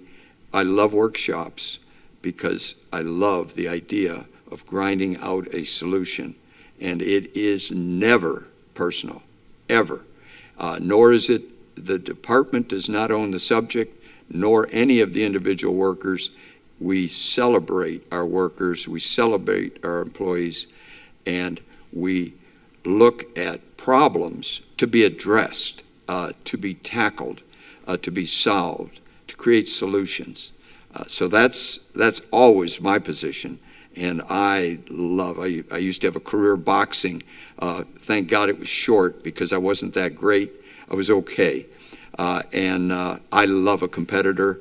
And I used to say that without that competitor, the other side of the argument, you're just shadow boxing. You walk to the middle of the ring when they hit the bell. And if there's no competitor there, you don't have a boxing match. And if you do, you can go all the way to Madison Square Garden and be a champ. So I think we're all champs. I think we'll go forward and we'll always be better for the grinding out of these various problems that get involved in this huge responsibility of 40-some thousand, let's say 42,000 students and their education. Thank you, Chair. Ms. King. Yes, thank you for sharing that. Thank you, Ms. Teresa Boston-Ellis, for your great presentation. Thanks to your team. Bully pulpit is a position that provides an opportunity to speak and listen. And this term was coined from President Theodore Roosevelt, who referred to his office as the bully pulpit, which is meant as a terrific platform for which it means to advocate for an agenda. And that's exactly where we sit. We're the bully pulpit. So as a board, do we get our feelings hurt? Absolutely not. I don't. And I think we're all competitive. We've been here for a good while. But what we do have is our employees that work for us. And as Bobby James said one time, he's like, you could take a rocking chair and put it on their foot and rock it, and they're not going to say a word. And sometimes, and lots of times, that's what I see. And I look out and I see expressions and I see faces. And so as a board, I just want us to be very careful that it's great to have opinions. That's why we're all here, and we're strong and opinionated. But when we put stuff out into our community, it has to be factual and it has to be accurate. We got to be very careful that we don't just throw something out there that is a false narrative or a rumor, because that's just, it's not fair to our community, and mostly it's not fair for our students. And I'm just going to leave it with that today, and thank you for our great and long presentation. Thank you, Ms. King. Ms. Thor. Thank you, Chair. I am so grateful for the opportunity to serve on the Marion County School Board. I'm so grateful for the people that I get to interact with on the daily. And together we are making great strides. And it is very important to make sure that the information that our community is hearing is accurate and factual. We have such an influence in this community. We are the largest employer. We serve the greatest number of children. So therefore, it is an honor and a responsibility that I'll always be grateful for, humbled by, and take very seriously. And I'm thrilled with the way our school year has started. With a district of our size, we're always going to have challenges. I'm convinced that we're getting better and better at quickly problem solving the challenges and moving away from any sort of blame or finger pointing. Problems wouldn't be problems if they didn't have solutions, and that's what we're here for. And the more trust and respect and support that we have for each other, and the more willing we are to call it as we see it. We'll just move forward faster. So I couldn't be more excited for this year. And I'd just like to thank everybody that hangs in with this task and also this opportunity to educate kids and be there every day for them. So thank you very much. That's all I have. Thank you, Ms. Orr. Vice Chair. Thank you. I have just a couple of things. I'm going to actually piggyback on something I saw Ms. Thrower post on social media yesterday. And I know we have a board meeting the day of Election Day, but early voting has started. And I'm going to say there are 3 school board races on that ballot. Vote. Please, vote. It matters. So thank you, Ms. Thrower, for sharing that. Vote. Plain and simple. Plain and simple. Vote. Additionally, thank you, Mr. Browning, for bringing up the Bellevue transportation situation. As a parent of Bellevue High School students, I'm in that car line in the morning and the afternoon. So trust me when I say any parents who are dealing with it, I'm right there with you. I completely understand the situations. I've already reached out to the sheriff, told him thank you for the added deputy support that he's been able to offer in the afternoons, frankly, just because it's needed. The previous practice that has been a constant, I've now been a Bellevue parent for 2 years, this is my 2nd year, but the previous practice that had been a constant of students loading and unloading in the middle of the roadway and parents then making U-turns in the middle of the road is no longer going to be a practice that will be tolerated because the deputies are writing tickets, and I think that started yesterday. The first week of school was warranting warnings and indications of what that might look like. And per student, I believe the violation is $200 per student. So if you have multiple students, you're talking about a large ticket. So parents, please take that part of it seriously and ensure that your students are aware they need to actually be loading and unloading on the school campus as opposed to in the middle of the roadway. But as Mr. Browning alluded to, I think roads are something that are not our purview, and it is a county road. And so it is going to take potential county commission support of median or something else to happen there. We certainly are working to alleviate our part of it, and if that means addressing school start and stop times differently, I know that the school district will be doing whatever we need to do to ensure that student safety is paramount and first and foremost of our minds. But there are a couple hundred more students this year on those 2 campuses than there were last year. So that, especially at the middle school, those kids aren't ever drivers. And so we have all of that to deal with. So I do believe it's going to take county commission to assist us with a solution on what that looks like on Southeast 36th. And the final thing that I wanted to address, I know that this is kind of our last work session based on budget. One issue that I had hoped had been a part of our budget, and I'll just candidly say that I've been working with some departments. You guys all know how much I advocate for extracurricular and athletic support. While we talked 5-year work plan, what I'm about to mention is apart from facilities for athletics. I had been talking to a department to see if there would be a possibility to get budget allocation in our budget that would be similar to our like county to the south, Lake County. And I know they were mentioned earlier today. They designate dollars to their secondary schools annually, specifically for transportation for extracurricular activities.